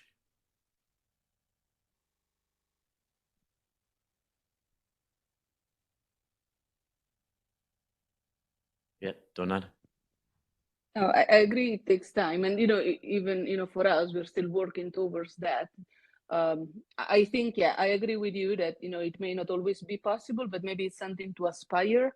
And at least for us, that's our goal, that we can create this pipeline in a way that it can be used by anyone, and so we would be able, as the paper comes out, to say, go and run this on your own. Maybe for a set. For a tiny experiment case, we could even have the code, run on Binder or something if we want to grid 1 point and just see what comes out of this process. I agree it takes time, and maybe it's not going to be feasible for everyone, but maybe it is something that we can all aspire for, and then maybe at some point there will be that capability, and as people and this is happening right in the community for different kind of studies where people are starting to publish the paper and release the code to reproduce the results. So I think it would be in line with where the community is moving to. But I completely agree with you, Tim, and it's not easy and it's not always possible. Sometimes there are, security concerns or other, things to consider before requesting that as a firm requirement. So I would agree that we want to be inclusive regardless of the capability of doing that or not, but maybe it is something we can aspire to in the future. Yeah, I agree. Anyone else? I thought you saw your hand. To kind of split it in the middle and say, maybe the recommendation can be either provide your code or reason why you can't. Okay, fair enough. Tim, just a small comment, because I thought your intercomparison of ocean heat storage derived from the annual mean heat content and compared to series was quite enlightening, right? But I think we also realize that it's not as straightforward to do for multiple reasons. First off, is that the right time scale to consider? And then the actual calculus or math that goes in there. And then also the notion that maybe it would look better if we had the ocean heat uptake, atmospheric heat storage, you know, combined with the TOA, complete energy uptake, right? So I wonder if we should have a little activity looking into best practices just for that issue, or do we already know what the best way is? I don't know. Some seem to know what we should do, and that feeds into the temporal resolutions that we're asking for, right? It's kind of convoluted. But even knowing Yeah, well, the one thing that, but with the two-step process, I think the first thing that the in situ comparison has to be done by just in situ, that just, you know, comparing the in situ.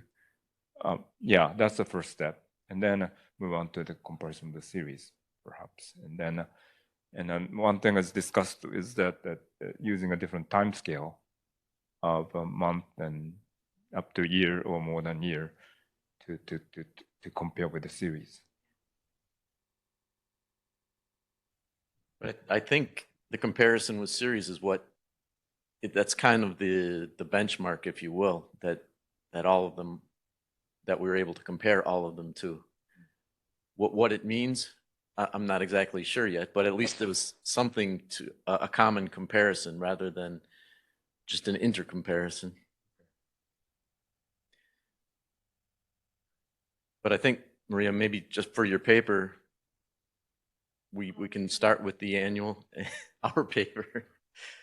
Just start with the annual, and just as a first step, yeah.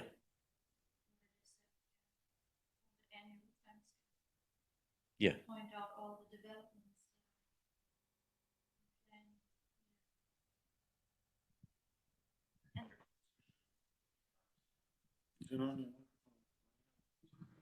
You can also show longer timescales to show that how it works at longer timescales, and then the fact it's working less and less when you get to higher. Overall, this is to document a starting point for this GDAP assessment, right? It's not really a deliverable quite yet. It's not the report, right? Absolutely not. It's a deliverable from a different workshop, actually. Okay, can I comment? So I think it's as a start point, it's worth a try to test several different methods as annual means. So the running osmosis, because people use different methods, it's worth to check because the result, the method really impact the message. So I'm a little bit worried about if only limited ourselves to annual means would be a little bit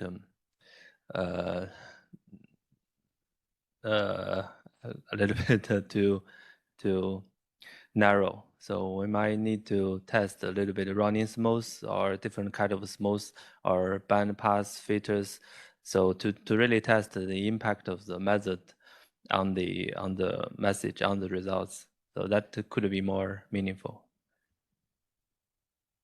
And it's not difficult to do. Yeah, that makes sense. Yeah.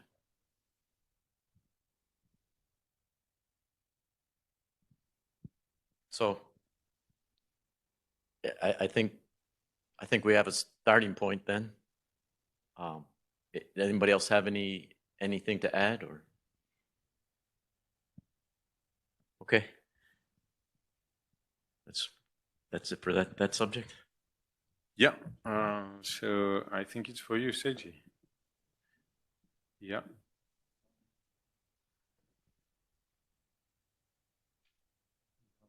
Read from.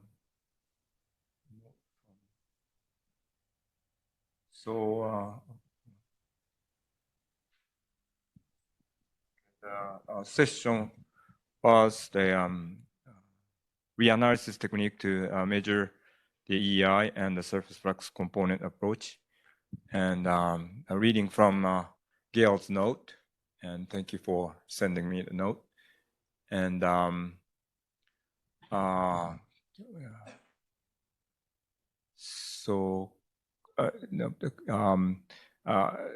answer to this, can we list all sources of uncertainty and comprehensive estimate of uncertainty and analysis products?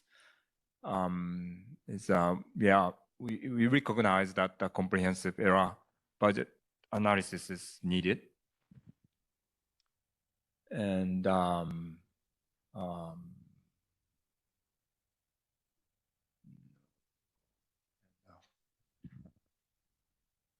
probably, well, maybe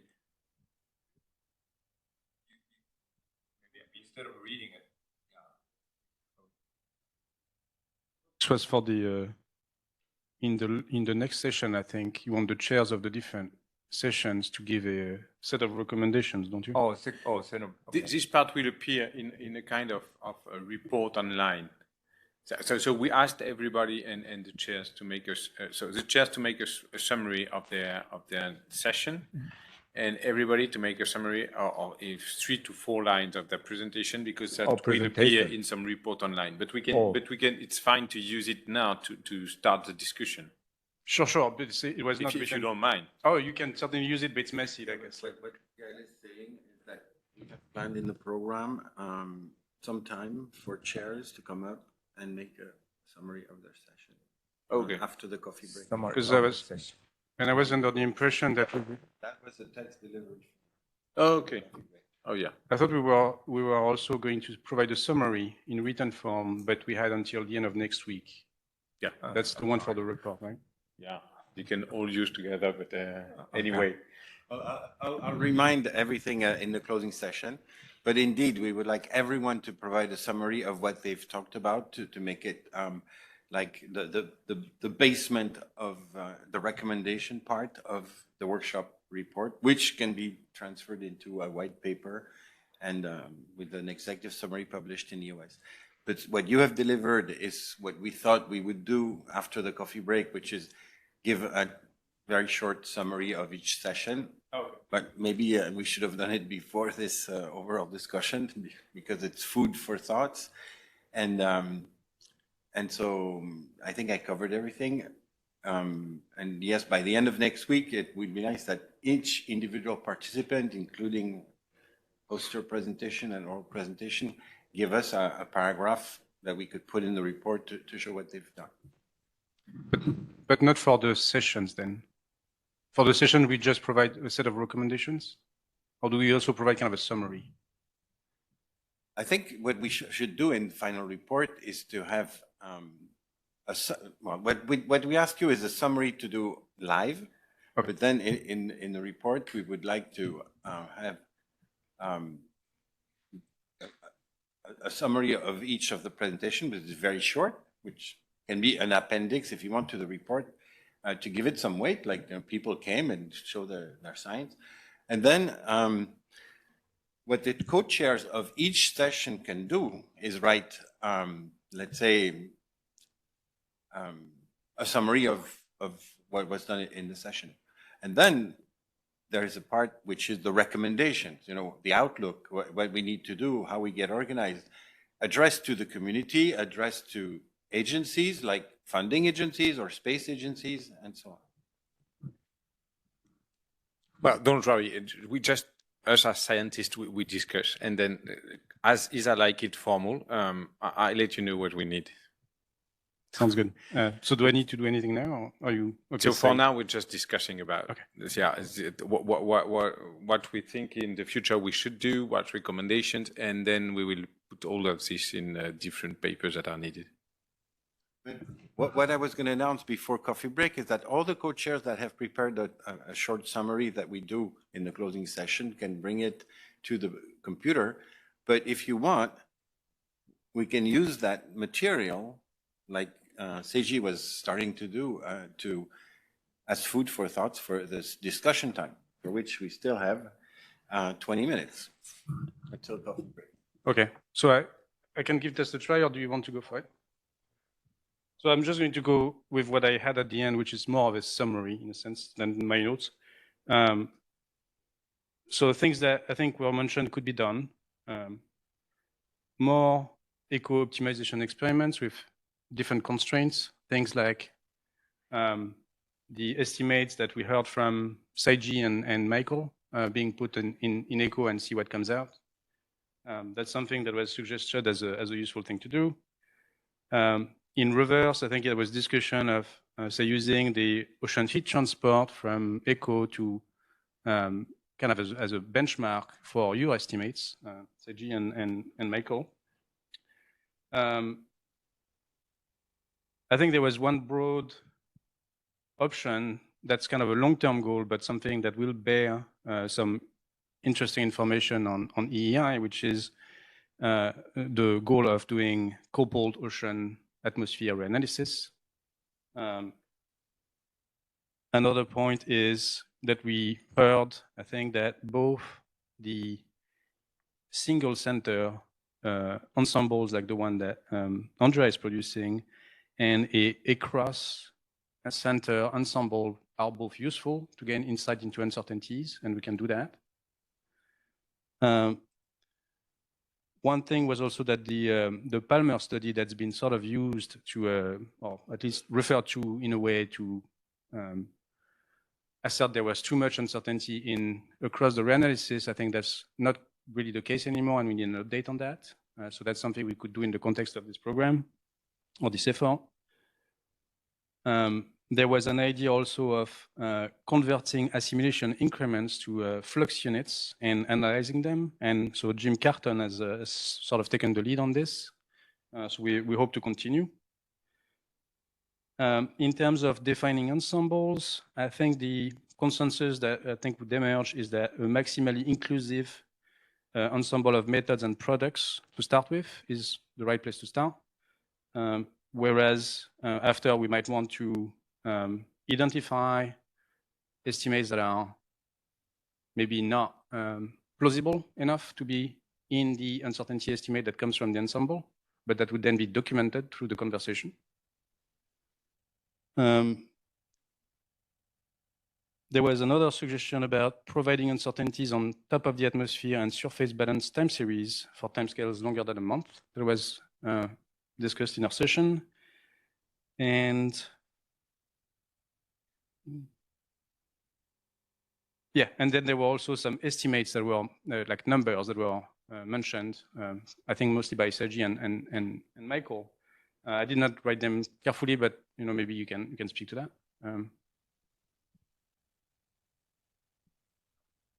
So actually what the size of the adjustment Gail or me or Michael was making, that's probably useful information in estimating the uncertainty.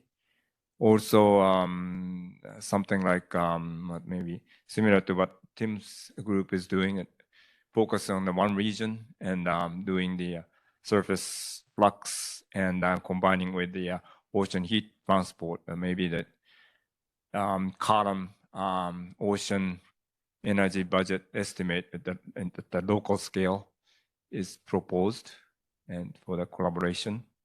And that's pretty much, I think.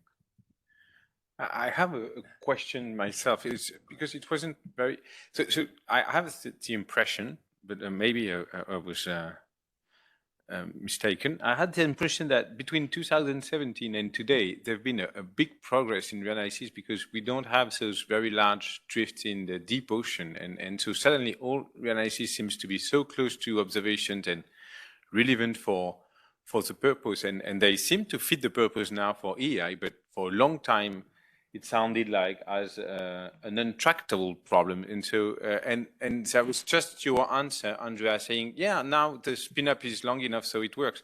Is that just that, or something happened in 5 years that I missed, and so now reanalysis gives such a good result while they used to drift so much? It's just like spin-up are now long enough. So that's great. It's just...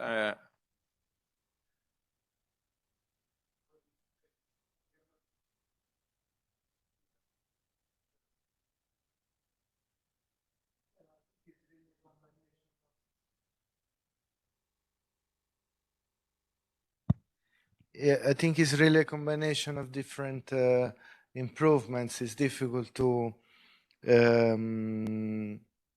map back a single improvement to something. I give you the example of the spin up in our system that is quite targeted to long-term reanalysis.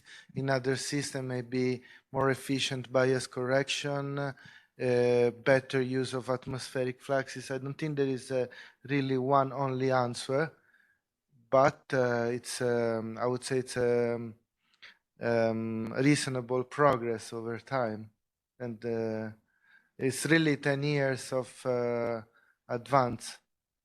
So we should exploit okay, this. that's great. Okay, that's really great because now that fits the purpose. I remember Riponte telling me many times, we don't communicate on the total ocean heat content because we have drift below, and and we're not sure what it gives. But it was like 5 years ago or 6 years ago.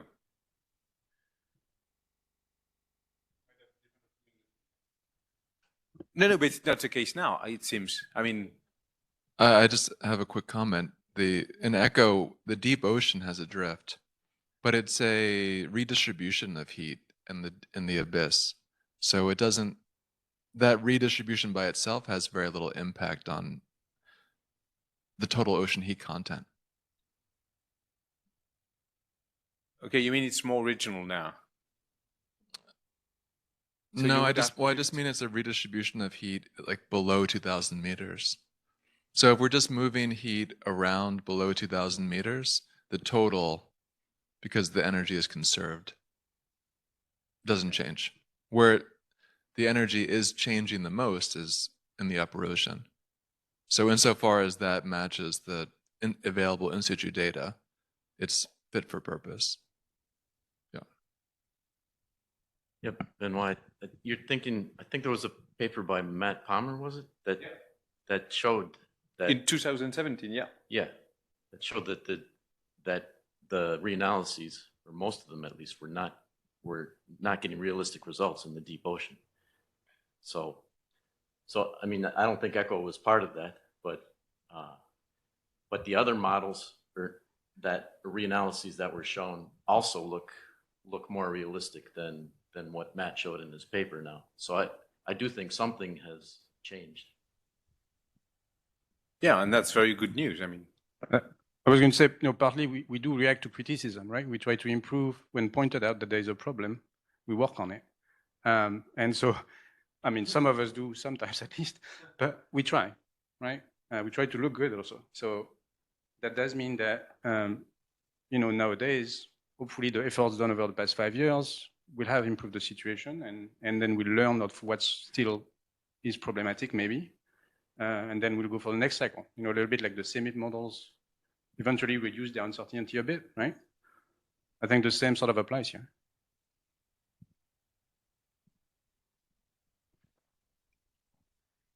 Very quick comment is that I guess the difference now is that before probably the drift in the deep ocean was compromising the total column variability. Now, if we compare really, I don't know, below 4,000 meters, we probably see drift in most of the analysis, but it's a very small signal that is not compromising the full column. That's the main achievement, I would say, I think. I mean, it would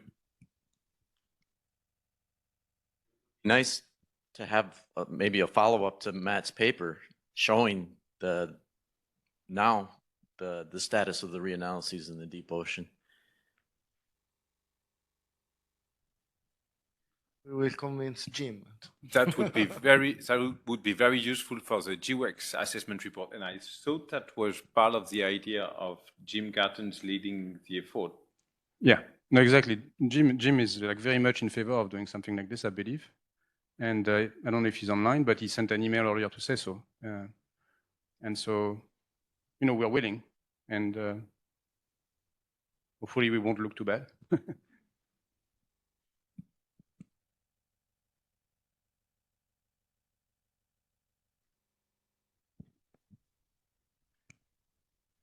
That's it from our session.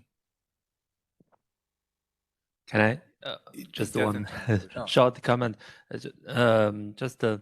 If any reanalysis group want to try some assemble approach, so because we have assemble for data processing this kind of issues, so we can provide the data to the reanalysis group to provide their reanalysis assemble. So it could be a nice link between what we have done and what the reanalysis doing. So.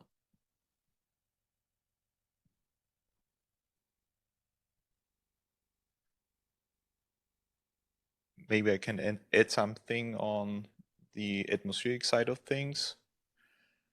So I think over the past 10 years, we made quite a lot of progress in terms of uncertainties in diagnosing atmospheric budgets. And I think it stems from two things. One is reanalysis have improved, and this is in fact something we don't have a strong handle on as diagnostic people.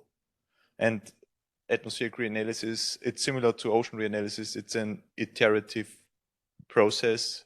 So there's a new reanalysis. It's improved in terms of temporal consistency, and that again provides feedback to the data producers that provide input data to the reanalysis.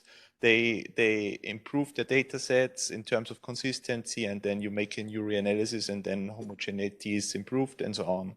So it's iterative, and basically budget people can provide valuable feedback to reanalysis producers. So that's one thing we can do.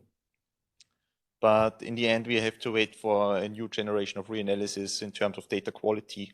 But on the other hand, what we can do is on the diagnostic side is improve diagnostic frameworks. And so with improving data quality, I think inconsistencies in diagnostic frameworks start showing up. And this is something that happened over the past few years. So before, data quality was just not good enough to reveal inconsistencies in how budgets were computed in the atmosphere. And I think that's really important. So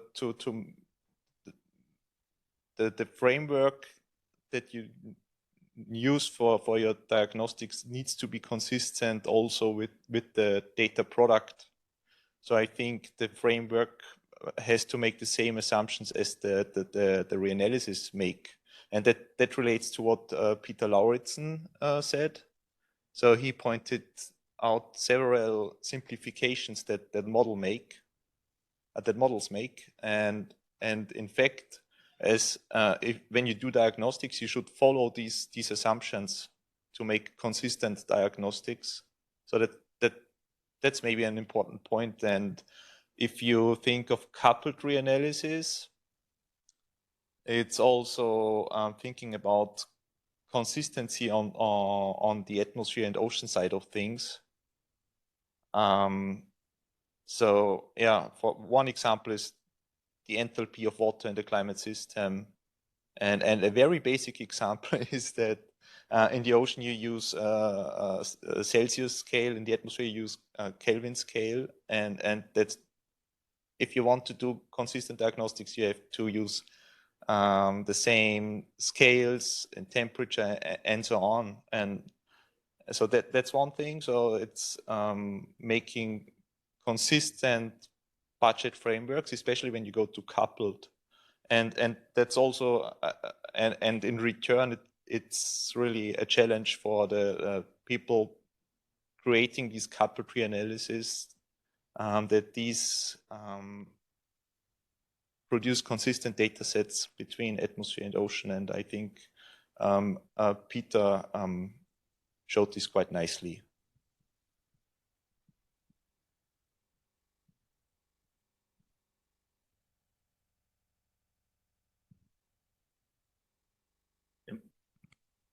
Michael, you know what you showed yesterday. I mean, does anybody want to comment on what Michael said? I have something else I wanted to ask. such concerns. And we do our best to, in our case anyway, to provide the right recipes to compute the heat budgets and stuff like that. But there are difficult questions, especially in the couple case. So I totally agree.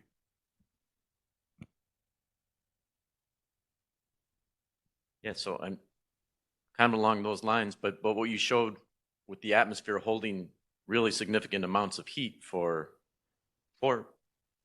more than 1 month for a certain amount of time, and Maria's idea of not just showing ocean heat content, but ocean and atmosphere together, because that on those shorter time scales will probably better match with series or with what's actually going on. Are we at a point where we have enough confidence in the data to do that? Well, I think for the atmosphere, the situation is quite good. So atmospheric state quantities are very well constrained and actually going far back in time.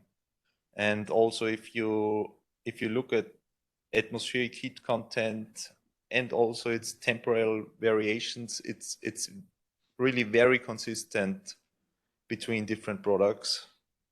So I think this is a very well constrained quantity.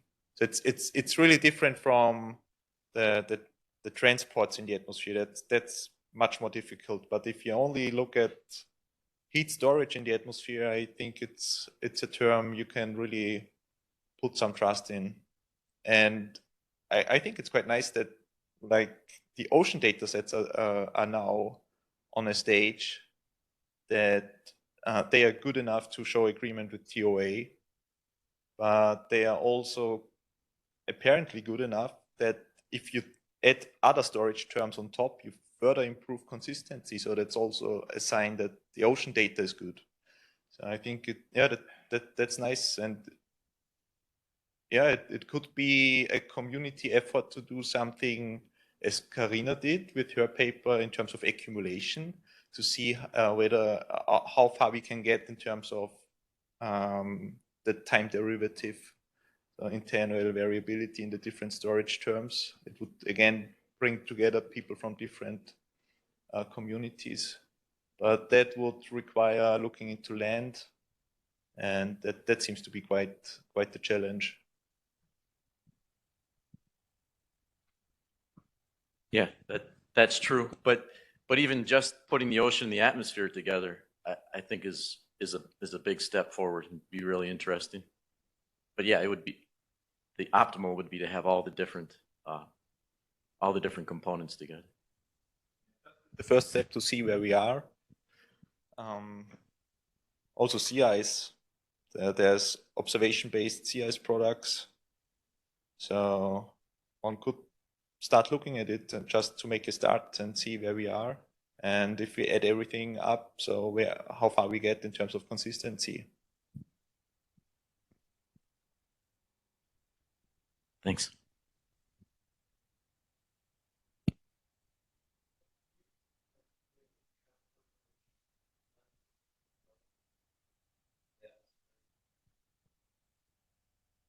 Yeah.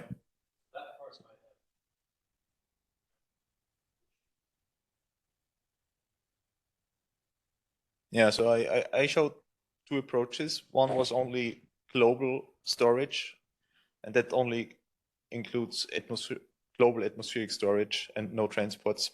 And the other one was including atmospheric storage over ocean and ocean to land transports. And that estimate certainly has a larger uncertainty than the former.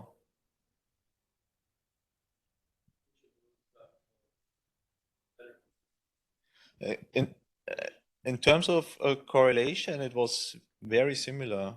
I think it was 0.66 versus 0.67 or so.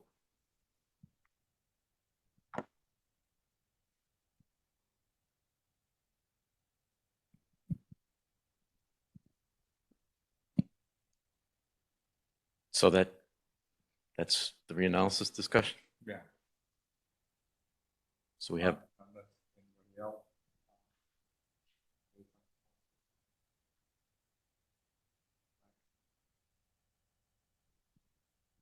You want to talk about the last session? Just because of me.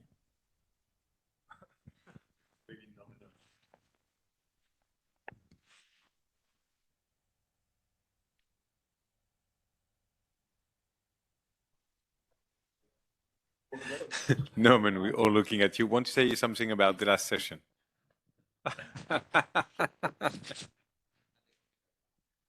Yeah, I moved to adjourn the meeting. No, I'm just kidding. Yeah, the last session was a robust discussion, and you know, we saw some ideas of how to measure EEI from satellites, and well, those were intriguing.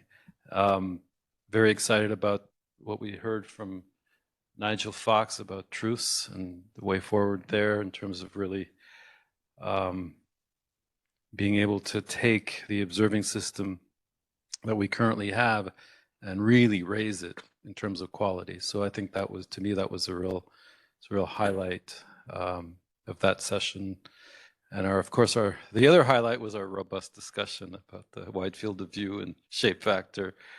I don't have much I could say to recommend or suggest because it was sort of an open-ended session. Unlike these others, they tended to be more focused. So I don't know. Well, there was also this conductivity stuff. We're not clear the availability of, because conductivity, it seems to, I think David did a good work to show that it could like help in solving the problem. It's one more source of data. The question is, which data do we have, and what is exactly the coverage? But I found it interesting.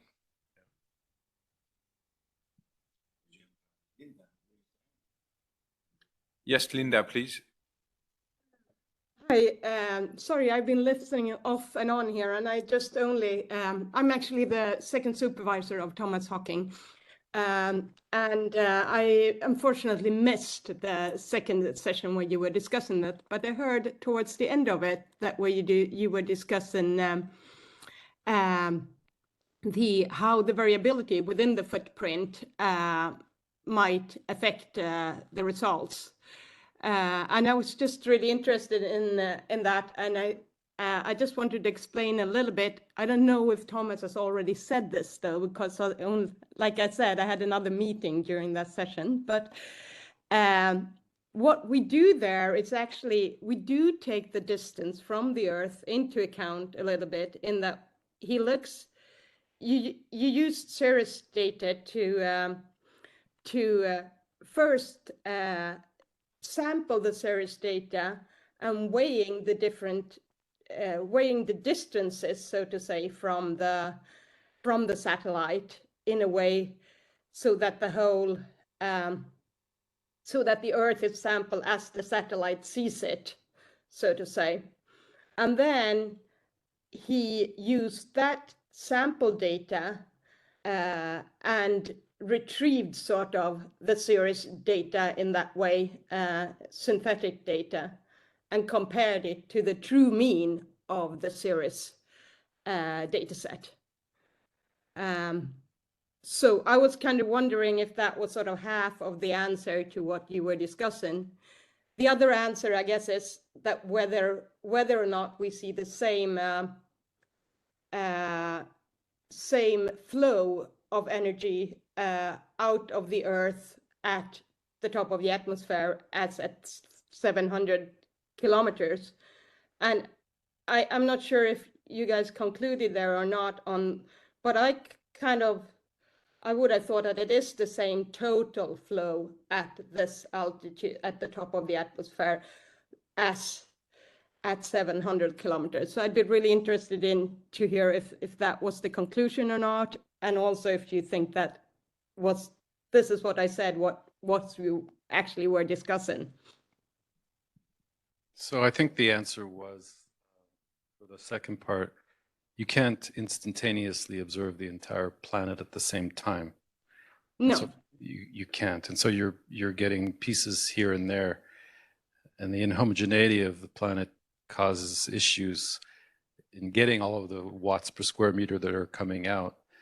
And so that causes uncertainty and error from a wide field of view type of perspective.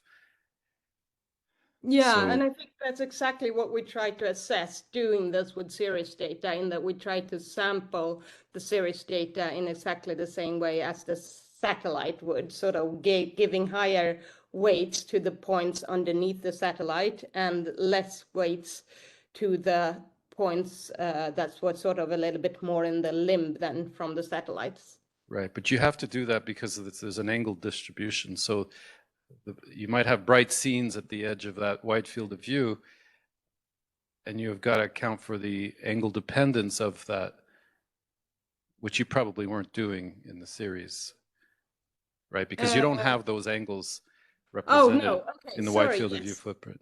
No, we don't have the angles, of course, where of how, I mean, the series data only gives you a value. It doesn't give you a sort of a field of view. Right. But the wide field of view does. So the wide field of view, you're measuring over whatever it is 1,400 or 2,300. And within that footprint, you're seeing signals coming from all kinds of angles at all kinds of local times. And so to make sense of that, you have to do what's called a shape factor, which has been published in ERBI papers that I mentioned. Yeah. And that introduces uncertainty, quite a bit of uncertainty. It's not a trivial problem. So there's a lot of it, you know, people think the wide field of view, you're getting a direct flux measurement and it's just sum them up and divide by n, but it's not that simple in reality to get it right. And I think that was the gist of it. So the study that we saw was a nice study of diurnal sampling in terms of orbits, where you remove all of those complexities I just mentioned. So that is a nice standalone result, but it's the values that were shown in terms of the errors probably are not representative of what the kind of errors you would have because of the complexities that you have to account for. Yeah, I think I kind of understand what you're saying, although I think we do take some of that into account. What we don't take into account is the fact that that Cirrus only gives you one value. So we sample that value in different, like if we see it from here, we give that value a weight, so to say, depending on how we see it. But we of course don't know, Cirrus doesn't give you in which way, like it doesn't give you the whole field of view from this point. So we can't actually take the correct angle from Cirrus because that's not given. Well, yeah, you could do that. We do have, yeah, you could go to level 2 product and do that, but it's a heck of a lot of work to do that. I mean, we do scan and we take measurements limb to limb, radiance measurements. So you could construct a synthetic wide field of view footprint from our level 2 radiance product. But that's a heavy lift. Okay. And that's where you would be able to see how well you can do the angle correction, the shape factor stuff. Yeah. Okay. But I mean, I encourage you to read the papers from that, from the Could early you period, post because those online, those or papers are very useful. They really go into a lot of detail. Richard Green, Lou Smith, those are two of the guys that did a lot of work in that in the 80s and 90s. Okay, yeah, that's great. Could you post those online? Just the Say you can. Yeah. Okay, or give them, or maybe Thomas already has the sort of references to them. I don't know. Okay, thank you anyway.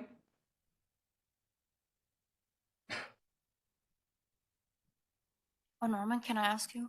I don't know if you remember, but there was Christine Vielberg. She's at the University of Bonn, and she wanted to see the radiation pressure accelerations acting on gray satellites.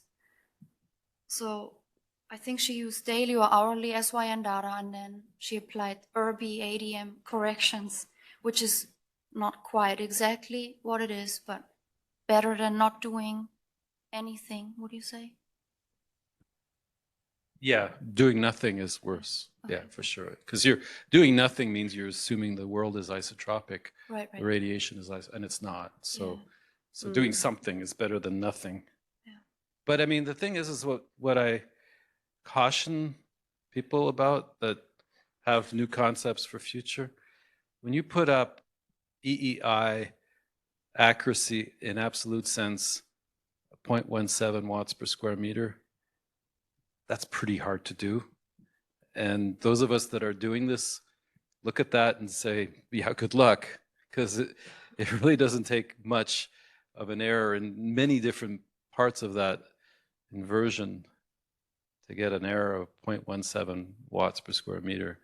So I just caution that because it's, yeah. Yeah, okay. Yeah, no, it's good to hear these things. I'd be happy to read those papers.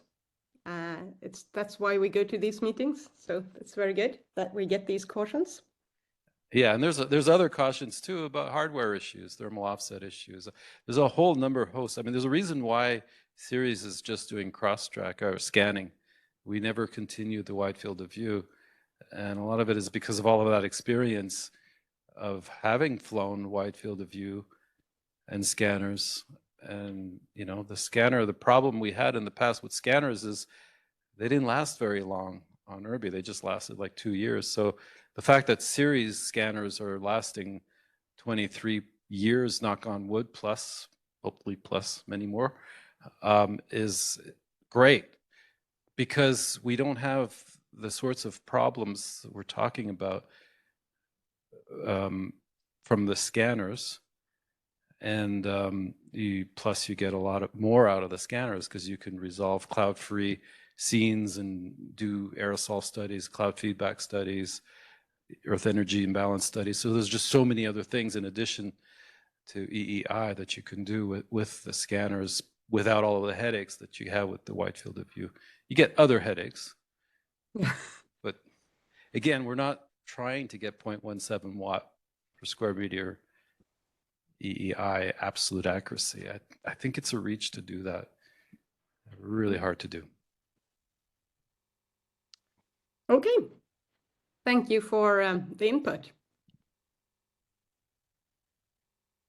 I'm also just wondering, I mean, recommendations on novel concepts is not at the core of the GDAP assessment, or is it? Is it part of it just as much as everything else we discussed? No, not at all. We are really dealing with the assessment of the current EEI. Yeah. So it was just because we had this meeting and it was just interesting to have a view of what is in the pipeline for the future, but we are not, it's not our role. Right, it's just nice to be able to talk about this. We can recommend any of them. Yeah. For, right. To the funding. Yeah. I mean, a recommendation, I mean, in terms of recognizing absolute accuracy is a hard thing to do with things that we have now and even looking into the future, right? Well, I mean, if we're going to say a statement about the future, we should say, you know, we should continue what we've been doing for all of these years and supplement it with things like Clario and Truth. That alone would be really great. And then if we have other things, experimental things that may or may not work, and there's enough money to do that, great. But, you know, at this point right now, I'm looking at possibly not having what we've been used to. So we're at a really critical point. You know, and I think the things like Clario and Truth are going to become, truths are going to become more important as we go to small sats and CubeSats, because you're not going to have the capabilities that you have on big platforms. You can't have all of the calibration equipment. It's just not possible. So you're going to need these calibrators in space. You're going to have to depend on those to get any level of accuracy. So to me, that's, you know, that's a reality. That's where the space agencies want to go. They want to get away from these big platforms. And so if they do, then you need the calibrators like the Truths and Clario. Tristan? Just a very quick point on that. I mean, it's to follow up exactly on what Norman was just saying. You know, as far as recommendations that come from this go, I mean, I agree it's not part of the assessment, but I also think it's actually important that a group like this does make some recommendations to the space agencies to, I think for, you know, continuity, the continuity argument's important. I think the, you know, the SITSAT, you know, if you want to call it that, concept is important. I think there's more work that needs to be done in the actual process of using a SI traceable satellite to calibrate a CubeSat, because there's footprint and angles and all this stuff that's involved there. So, you know, some investment in that. And then I think maybe still some more investment in the technology that's necessary for, you know, maybe these alternative techniques. I think there needs to be a little bit more characterization of the uncertainty based on the conversation we just had here. It's hard sometimes to trace where some of these uncertainty estimates are even coming from. And so I think having a little bit more research into what is possible using some of these other concepts would be important. I don't think we should, you know, pull the plug on those ideas right now. We should do more study. So I just wanted to make sure that, you know, this group maybe uses the force that you have behind the whole EEI, you know, concept to potentially make recommendations to the space agencies about other ways of making that measurement in the future. Margit, you want to add something? Yeah, thank you. So I would like to add or make the point that actually on the microsatellite NorthSat-1, we have the SI traceable Clara instrument. So it measures the solar and also the terrestrial outgoing long wave radiation. Now there's a lot of data processing still ahead of us, but I would like to really emphasize that it is possible to put a lightweight radiometer also on a microsatellite. Maybe it's not a long-term solution, but it is possible. It has been SI traceably calibrated at the TRF facility in Boulder. So, and it tracks degradation on board.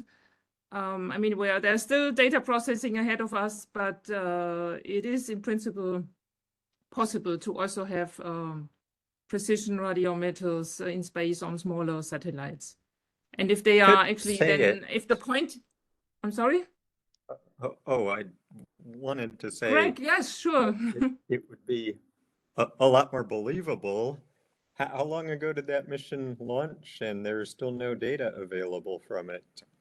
Yes, good point. So indeed, I mean, the data processing has taken longer than expected. So we had there were issues. So it hasn't yet demonstrated SI traceability on orbit because there have been no data from it.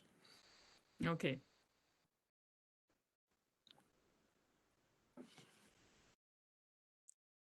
But there's the paper. I mean, I have a poster, and Benny Walter has published the first light results after the launch. Yeah, but for it to be really useful for the community, there has to be publicly available data from it that are vetted. And so far that hasn't happened. And what year did it launch? It launched in 2017. Mm-hmm. Yep, that's my point. Yeah. Sorry. Understood. Yeah. But I'm really. But it's in print. I'm just saying it's in principle. Really claim that it's SI traceable until you've shown the community that it's SI traceable, and here are the data. But the concept of you can fly a small satellite with a good instrument, that's completely true. But Clara so far hasn't been a good example demonstrating that yet. I hope it gets there, but it isn't there yet. Yeah. So when I say the the world is going to small sats and CubeSats, I think the absolute accuracy, the stability, all of that. I'm not just talking about the broadband. I'm talking about the imagers as well, because it's an integral part of assessing what's going on. And I think, sure, the broadbands might be further ahead in being able to be accommodated on small sats and have some kind of onboard calibration that's usable. they tend to be smaller instruments than, say, the imagers that have multiple channels and different areas. So those are probably not, as far as I know, for small sats and CubeSats. I don't know that they're mature at this point. Maybe they'll get there. But, you know, I just still think we're going to need to have these Clarios and truths up there as references.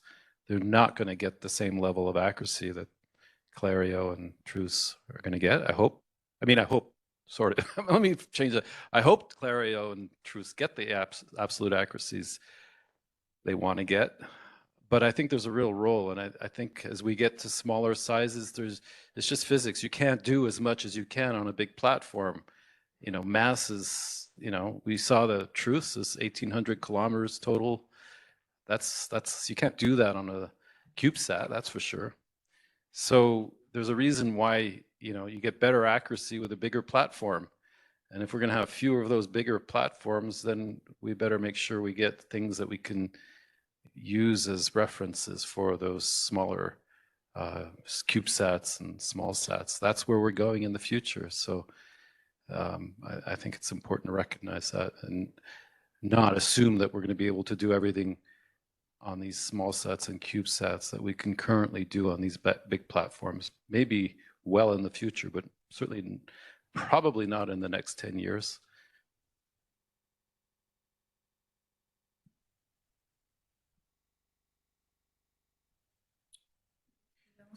Okay, thank you. I think we should break for coffee. We're late for the coffee. How much more do we have to go?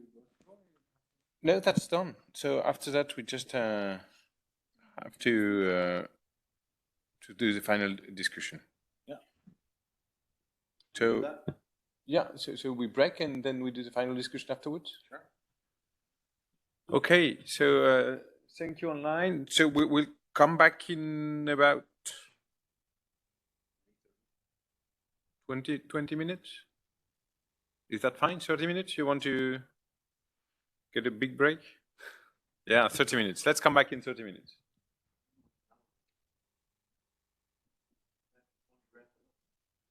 Okay, all right. 20 minutes.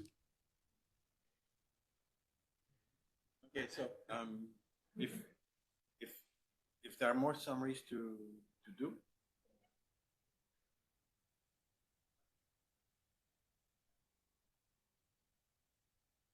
You're free to enjoy the terrace in the sun to get some vitamin D before you leave. So I leave the floor to Benoit and co-chairs to launch this final wrap-up session. We're Okay, looking so to the action. let's do a rapid wrap-up. We identified a few actions and directions we want to go, in which we want to go. I just want to be sure that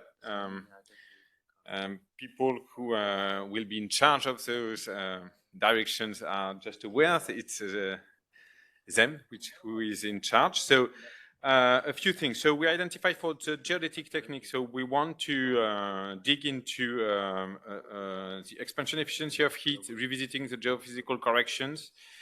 But so I propose that Maya and I we're in charge of this, and so we define together the way forward. Maybe Bernd, if you're online.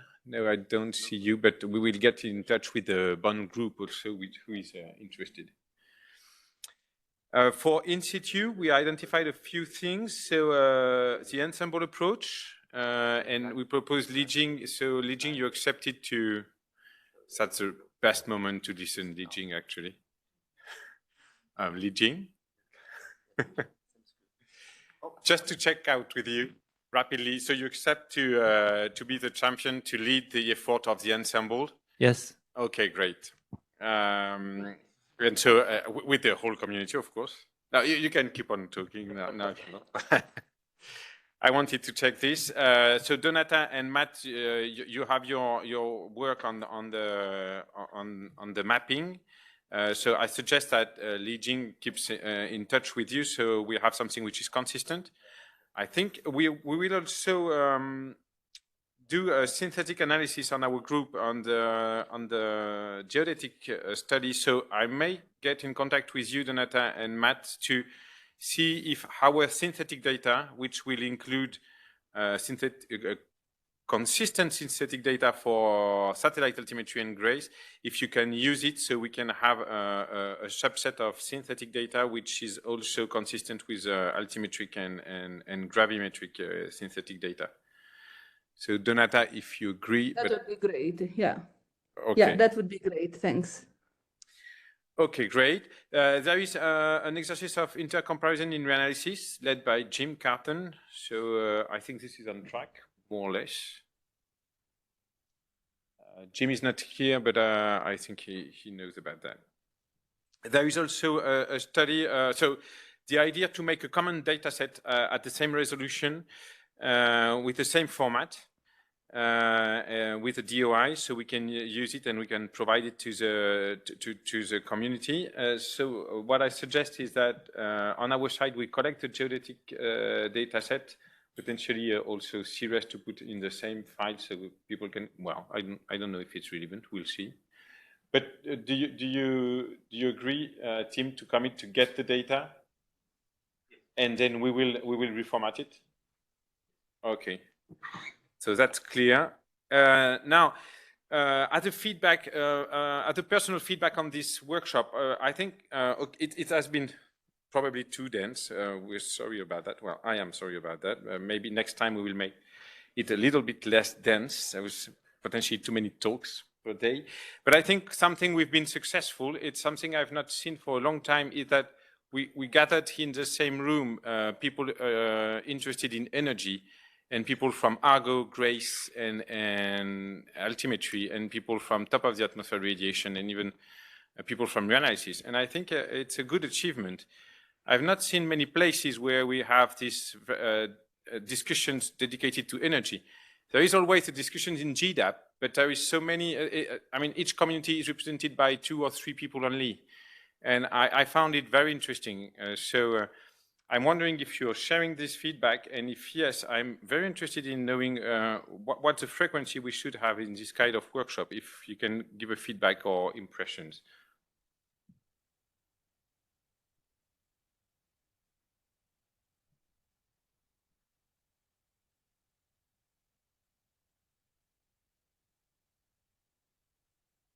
Yeah, I mean, I think it was a tremendous workshop. I'm very glad that we were invited.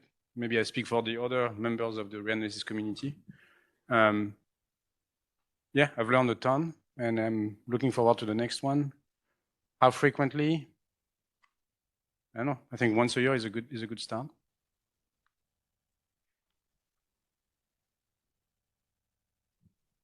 Yeah, I think this is probably not a good time to ask at the end of a long meeting when to meet next. But yeah, probably once a year is a good time frame. Yeah. And so if we do that, shouldn't we do this workshop next to, for example, the GDAP workshop or the GWEX workshop when we have the GWEX meeting, or next to the OSTST, the Argon annual workshop or the GRACE workshop? Well, I guess maybe on behalf of GWEX, I should advertise the Open Science Conference next year. I mean, it's in Japan, so it's a little ways to travel, but that might be one option, to sort of, I think not just, I mean, you could have a group meeting there, but you could also then have a broader community participate in that. I don't know, just one suggestion. October, wait. Let me look into it. I think it's October 2024, sometime there. But actually, that may already be online. I don't know if Benoit or somebody on stage can find it, but.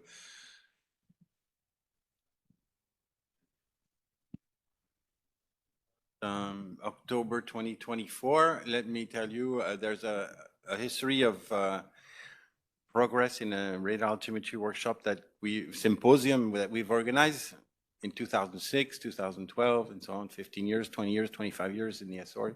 And the next one is in Europe, because OSTST next is on the other side of the Atlantic, on the US side. And in the past, like in 2006, we had the Argo meeting with the meeting. We had OSTST, Argo, the Doris, International Doris Service Workshop, and the 15 years of progress in relative symposium. So it could be thought in that sense. And this meeting attracts like 400 people, 500 people, I think we were in the Azores, with this way of, splinting a little bit. And in 2006, we worked from Monday morning, 8 o'clock, until Saturday evening, like it was very late, and the room was full. The last Argo meeting was on Saturday. And there was only one criticism, is that it was extremely rich and probably a little bit too much for the number of neurons we have in the human brain.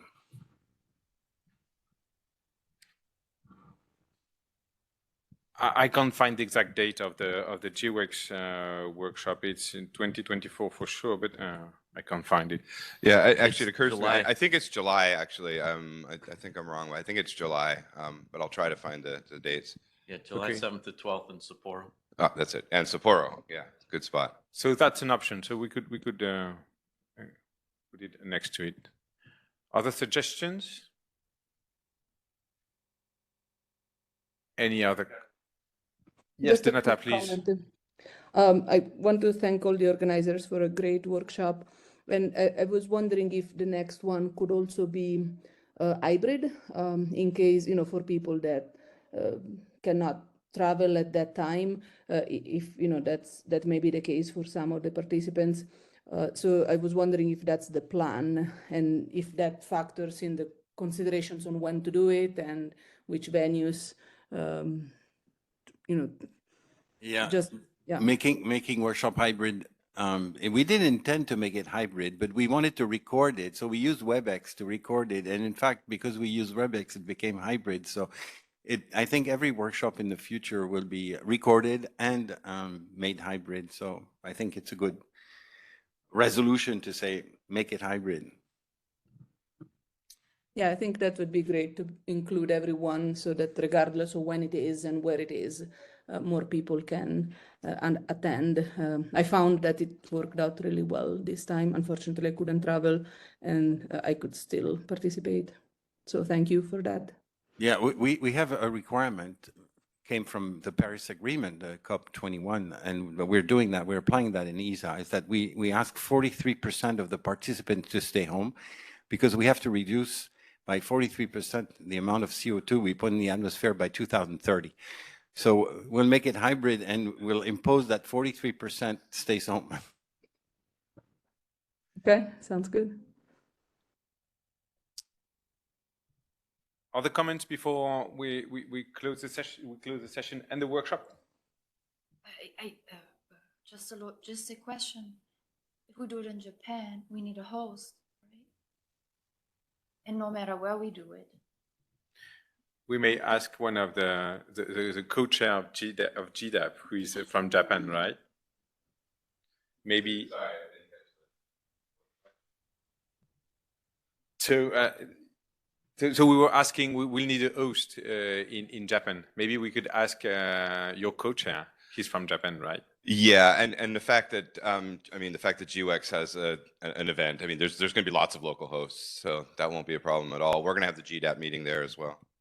So you can take care of everything, if I understand. No, that was not my suggestion at all. It will be taken care of. Let's put it that way.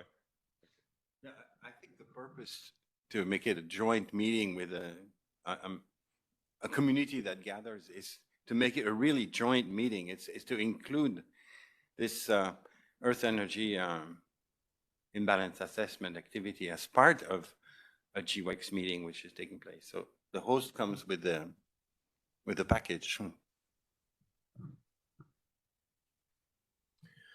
Okay, thank you all.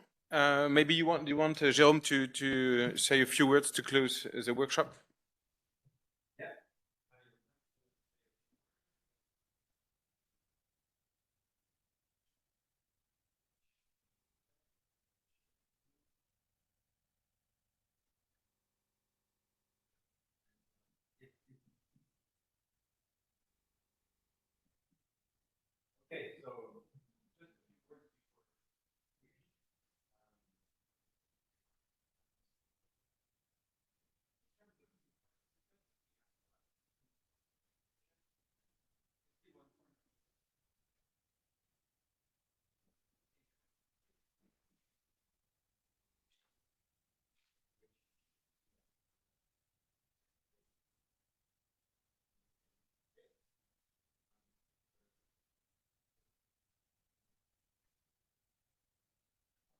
it would be nice if the microphone would work. Thank you, Lorenza.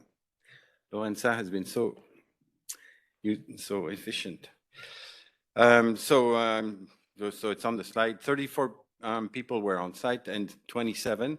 So I think we made this 43% Paris Agreement requirement to reduce CO2 by 2030. So even by 2023, we got it for this workshop. There were 50 abstracts submitted and coming from 12 different countries. So here we are. I would like to remind that the PDF of the presentations will be published. It seems it's a general request. And if anyone has any problem with that, with their own PDF, you can send an update of your PDF if you don't want to show it the way you showed it, or if you want to add a few more information in terms of the 2 last slides that I finally recommended to do with after the conclusion or recommendation slide for this community. And also the posters as well. They should have a box with the recommendation at the end. So I think we got all the posters in case we haven't counted them properly.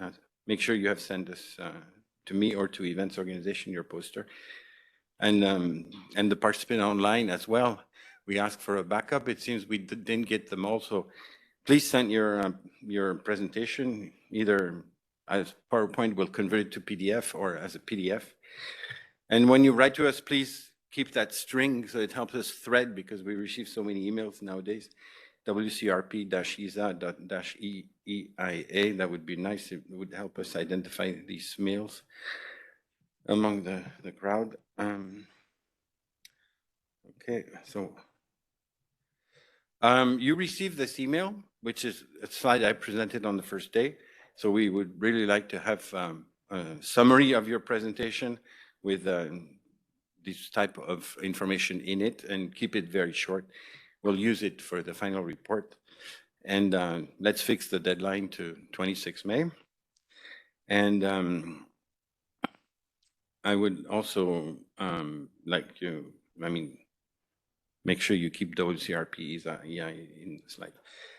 So for the session summaries, thanks to all the co-chairs, and thanks to the help of people who will deliver their little part. So we'd like to make a report of a workshop. Like every workshop we do, we publish a report. It will contain the summaries of the 5 sections, and there will be a big part on recommendations and actions and outlook and so on, and all the co-chairs will help us draft this. We might think of putting a workshop report into EOS. It's nice, especially if you want to gather newcomers to this field, and especially young ones. You know, if it takes 10 years to launch a satellite, better have young people on board, because sometimes by the time we launch a satellite, half of the people have retired. The idea is that this report that we can put on the website with a DOI from ESA and so on, can be turned into a white paper. So we'll see that with the co-chairs, which if there's this opportunity, which journal we could publish that in, like Surveys in Geophysics or something like that. Sometimes when we have a workshop and it's out there, we get tons of emails from journals saying, oh, let's make a special issue with the content of your workshop. So we have 50 abstracts submitted. So there might be material for publishing papers in a special issue. This again, we can discuss. Right? And we welcome anything comes up when you're waiting for your catching your train or your plane. To send it to us through events organization. Lorenza will dispatch it, as long as you keep the keyword that we can thread from. And so we had a very nice time at the workshop dinner, which took place at Trattoria I Golosi. Remember that name if you come back to Frascati. I think it's a nice place to be.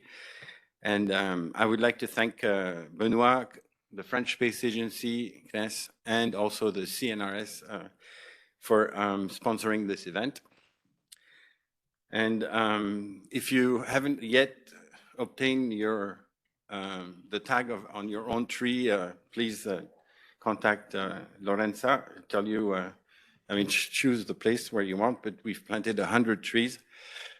And that's 2 trees per person, basically, more or less.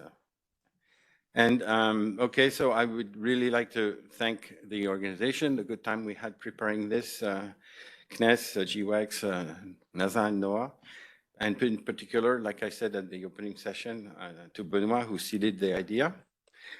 And for the organic committee, I have a little present here. So it's a bag to go to the beach.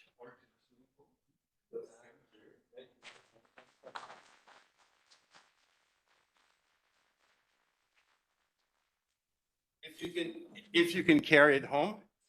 And Maria said, I don't have a USB key and so on, so I have USB keys for all of you. But it's not USB-C. So that's enough. And thank you very much. It was a pleasure to work with you guys. Many of you, like at least 2/3, I didn't know before. And hopefully we could do something in the future, even though we'll see. You know, if it's Japan or if you need something from ESA, there's a lot of people like Marie-Hélène Rio, I saw her come in, but I think she left, can help you guys in the future. So thank you for that. It was a real pleasure. I'd like to express my warm thanks to the ESA Conference Bureau.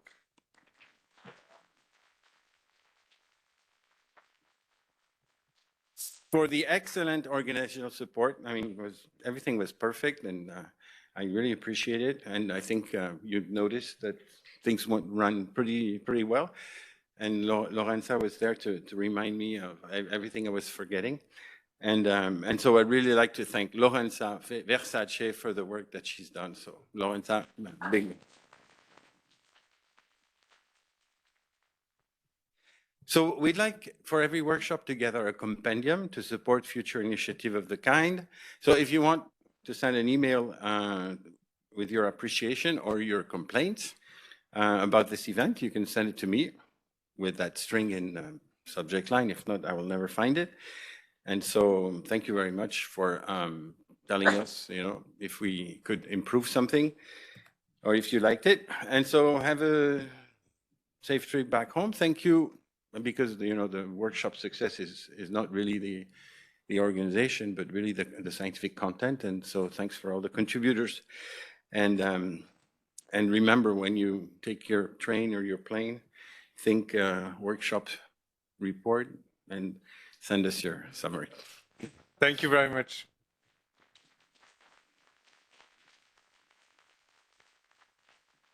And thank you, Jerome. Without you, that would have run so smoothly. Thanks a lot, and thanks to ESA. Yeah, a big applause for you.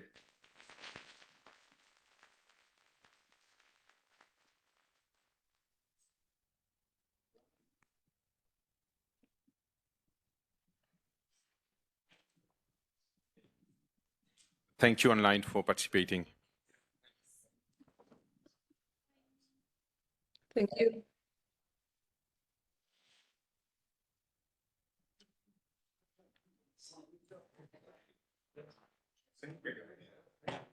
For the people online, we will send you a workshop attendance certificate. Thank you.